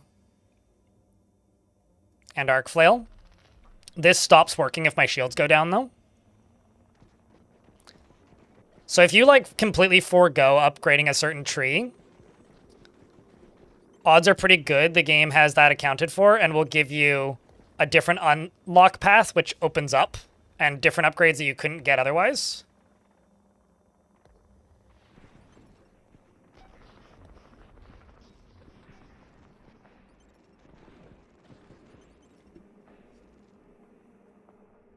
So in this case, we're going to get access to, I think it's called Hermit, which is the only thing you can do with your nukes is you can sell the starting 3.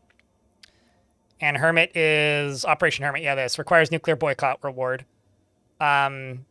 which gives you access to a whole bunch of things down here like tracer flares, better shields, etc.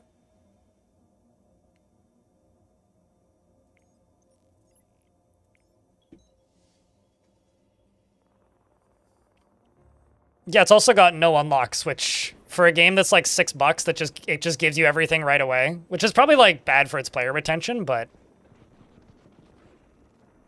okay.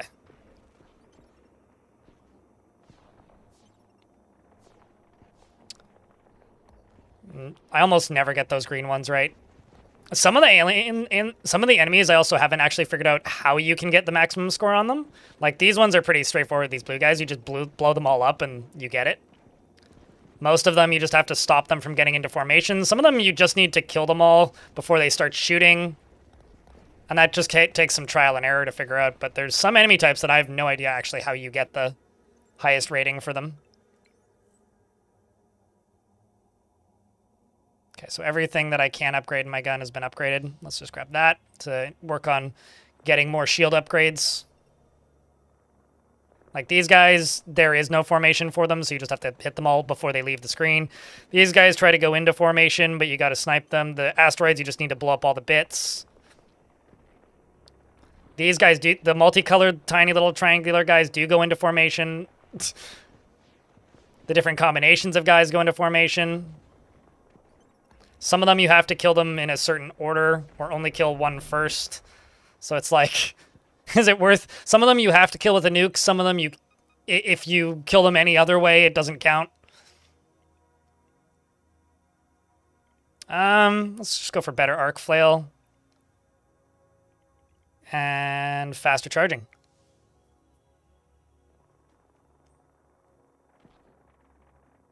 But no, it just seems like a really well thought out little thing. And it's got pretty colors. It's also got like a billion different effects modes, so if like the graphics hurt your eyes. There's one that just looks like it's trying to mimic like an e-reader, which looks kind of neat actually.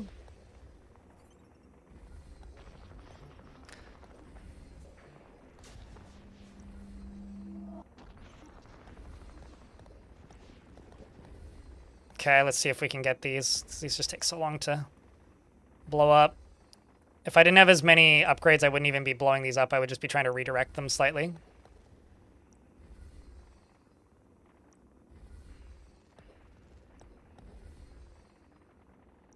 Ah, that one was doable.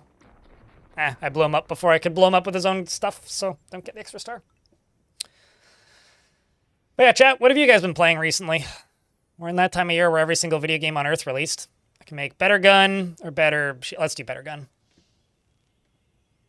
It also, specializing like this is kind of its own reward as well, because instead of, like, over-leveling up something, you get more specialized, so you get further into the tech tree for guns earlier or nukes earlier, and then you have better weaponry or better nukes or whatever. Didn't get it.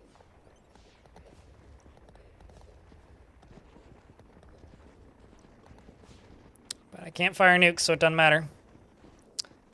Let's try and get his... This is kind of a wash at this point.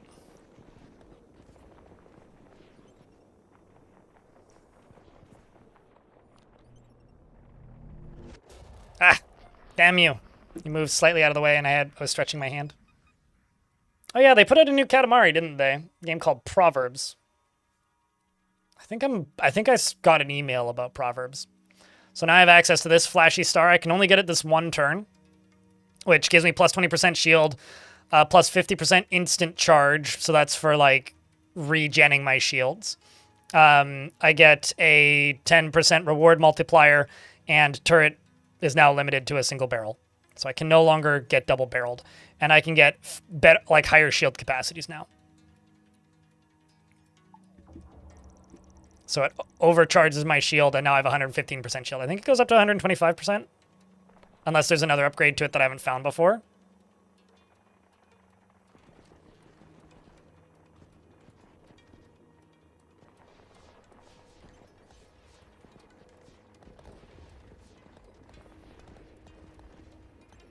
This is also maybe some of the best one of the best modern examples of vector graphics that I've ever seen.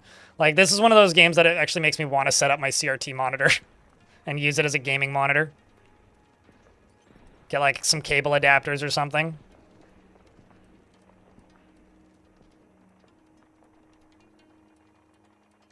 If I just keep shooting straight, maybe. Oh, wow, I actually didn't fuck it up. X4 Foundations, there you go, Factorial. Blue Protocol. No idea what that is. Conquest of Elysium, that's fun. I like that game. Very much looking forward to Ulfsire's next game, which is very heavily inspired by Conquest of Elysium. Let's go with drones, because we did lasers last time. I'm going to make him cautious. I'm going to make him... Actually, let's make it aggressive, but make it urban, so it's going to stay very close to me. And it's going to be a aggressive urban defender. Sounds like somebody you don't want to be around. So that little factory will make a drone. I could upgrade it later to make 2.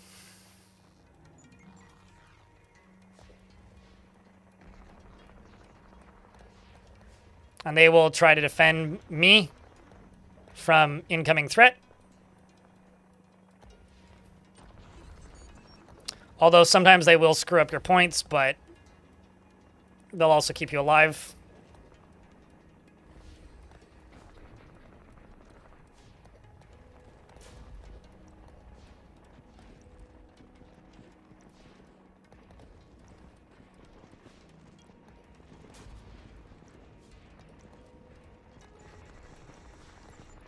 That's also a lot. Okay, my drone died. It's okay, he's making another one now. The sound design in this game is also, like, ridiculously good. Like, you can tell what's happening just by listening.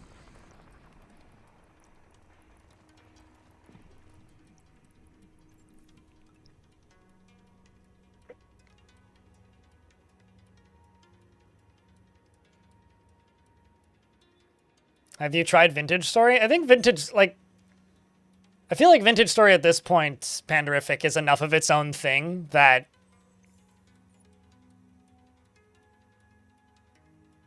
I think that's a bit of a moot point take, but... And I don't even play in Vintage Story, but everything that I've seen from that game is like, yeah, it's just its own thing now.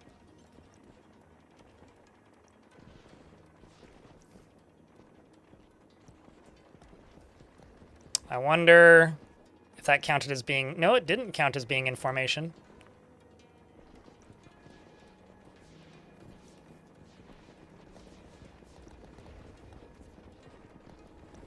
There's also some bullet types that you can't actually shoot. Or rather, that you can't actually blow up by shooting. And you just steer them away. Or have to knock other explosions into them.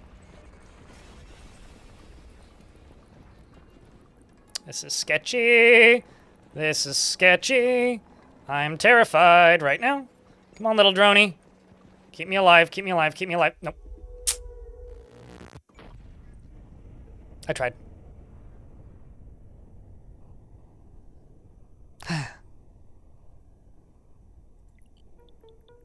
Another way that I've found is no shields.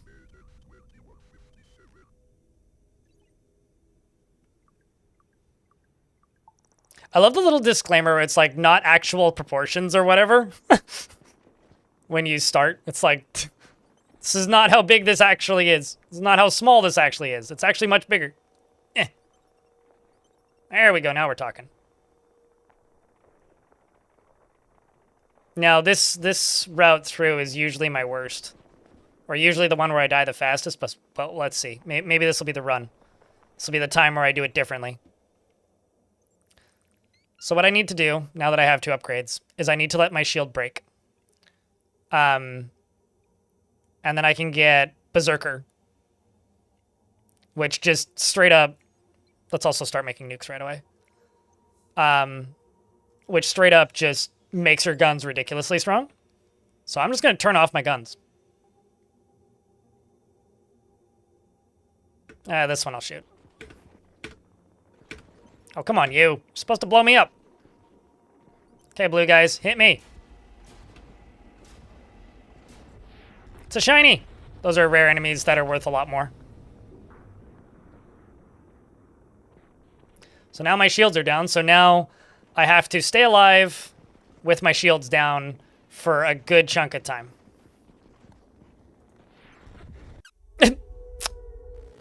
Well, let's try that again. Obviously, this one's tricky to get going. Let's try that again. Chad, I need a round of beers for good luck. Wish me luck. Or don't. It's up to you.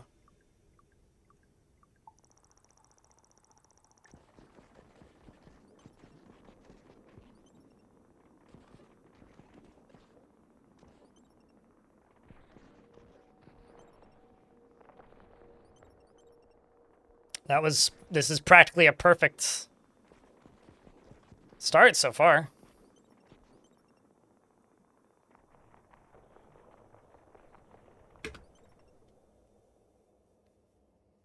Let's see.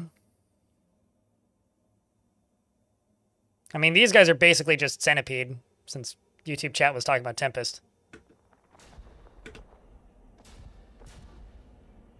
Tisk. I shouldn't have shot any of them.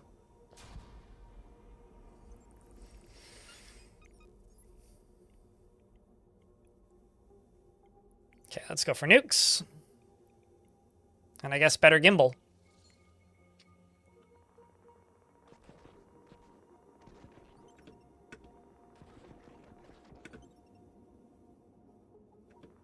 Okay, this one I'll shoot. I'm just waiting for the right opportunity to let my shield go down. Because you can't just, like, turn your shield off. I still want to get points. Okay, that's a good opportunity to let that go off.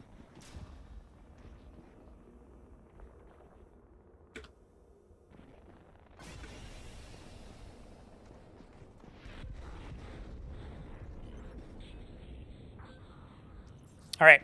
We're also in an ad break, so I will let the ads run while I stare at this screen and stretch my arm.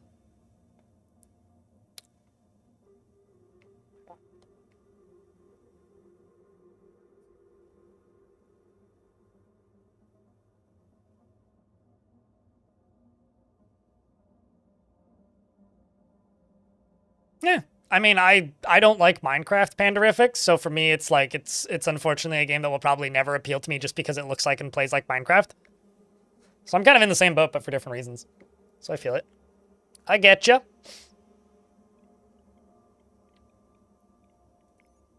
What I really want is this.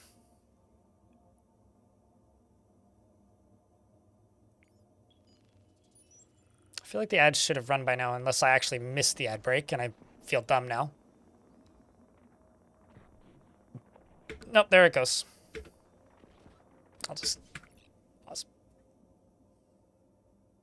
I'm also going to need to burn through a lot of nukes early on. I haven't even found them all. By staring at the achievements, I've definitely missed some. There's also some, like, really late game things. Like, there's one where if you have, 7 nukes in your inventory on, like, the end of week 2, you can upgrade your drones to fire tiny nukes and shit. Like, there's a lot of, like, weird things that you can do later on that I haven't seen. Because I'm just not good enough to get far enough in.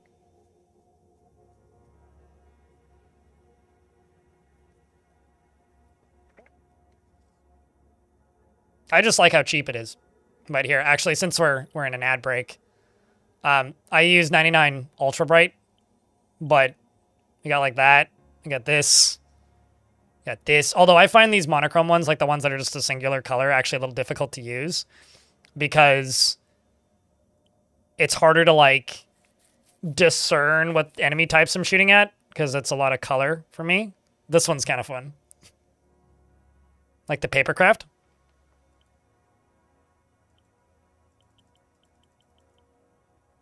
If you really want, like, you know, that soft look.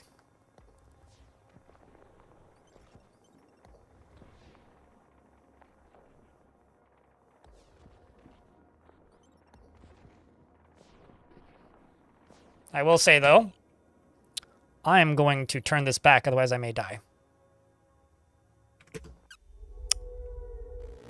Quality timing. Don't change your graphics styles mid-game.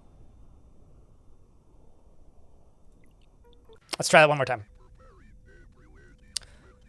Think you're a fan of this dev? I always blank on the name of it. Nova Drift. That's it. They put these guys published Nova Drift, which is like asteroids on fucking steroids.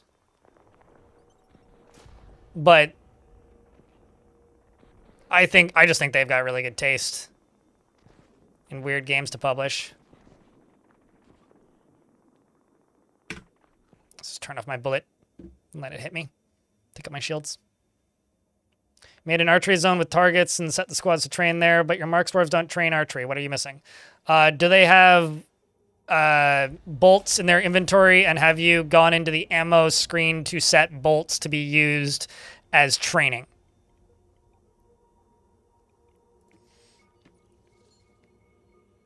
Because it's extremely likely that's what you're missing.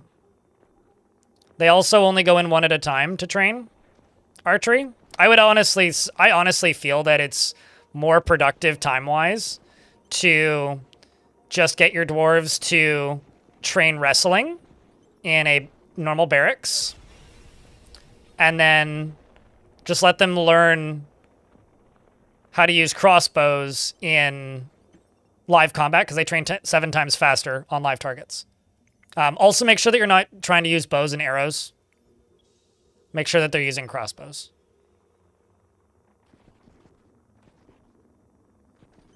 That muffled warfare game. I have no idea. I have no idea what you're talking about, so maybe, I don't know. The studio's put out a lot of stuff over the years because they've been around for forever. Sometimes those guys, that little ship there, that blue one, sometimes they just suicide bomb you, and it freaks me out when they do it. Or rather, publisher, not develop. I mean, I don't know if Dataset has made anything else, but this is by somebody named Dataset. I'm not sure who that is. Ah.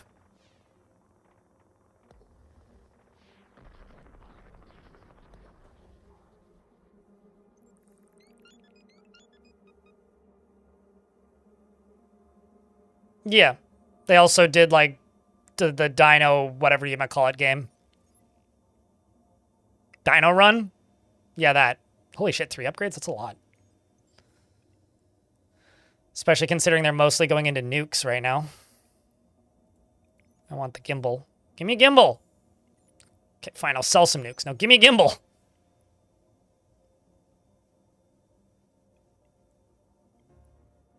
Sure, and better nukes.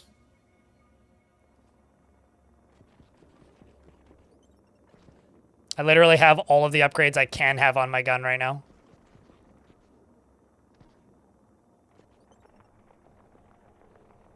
Still managed to kill them out of order. That's annoying.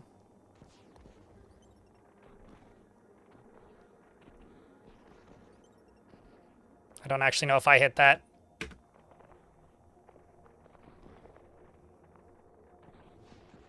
Yeah. Okay, it's fine. Sorry, I had to panic shoot a nuke. Something I hope governments never do.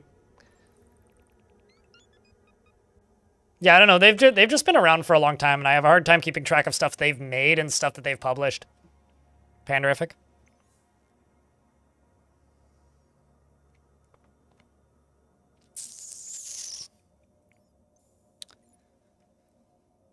More nukes it is.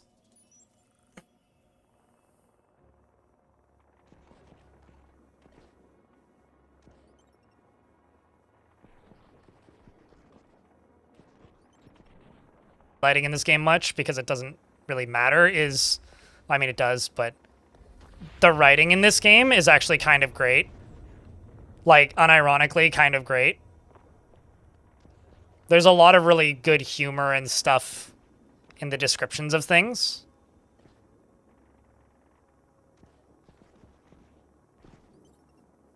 These guys that disappear and reappear either insta-gib your shields or they stop you from being able to shoot. Both of those things are fucking terrifying.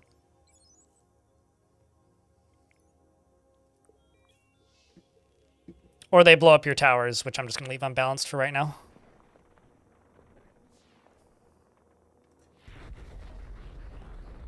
I'm just going to nuke those guys when they appear because I don't even want to risk them being able to get to me.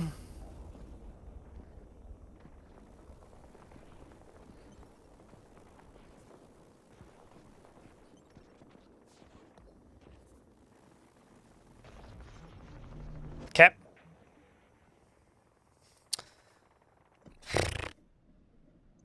It's Missile Command, Centipede, Space Invaders with upgrades. Frog for hire. Although, I think maybe out of all of those, the least of them would be the Missile Command. Okay, I'm going to go with the Offensive Innovation Center so I can innovate my offensiveness. I want to say it's the end of day 7 or day 8 is when I will... Because I don't know, Missile Command has, like, very specific, like, rule sets that this doesn't really do much of. Like, there isn't... I guess, like, the nukes are kind of Missile Command, but... There isn't really an enemy that's just, like, a line slowly coming towards you, but...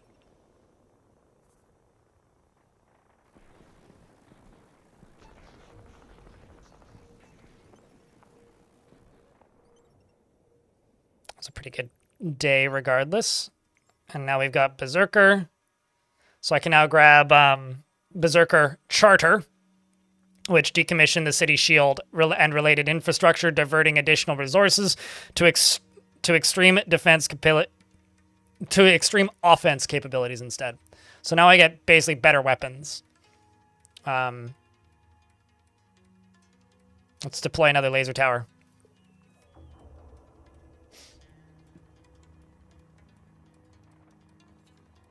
Yeah, well, sure. I'd say out of all of those, it's maybe the least. Actually, you know, I'm like coming around on the missile command thing a little bit. I guess because you can't move, there's like no real Galaga to it.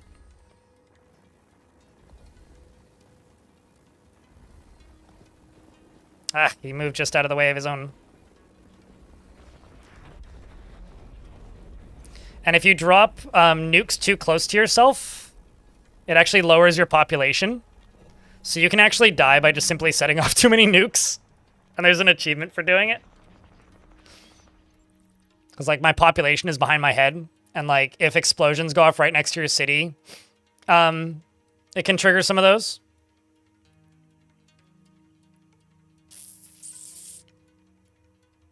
Do I want to go mag rail or do I want to go twin shot? Let's go twin shot.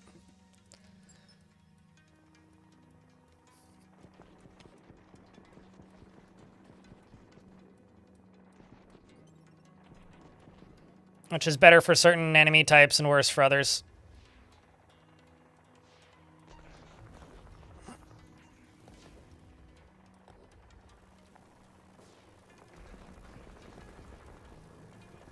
No! Fuck, I thought I hit it.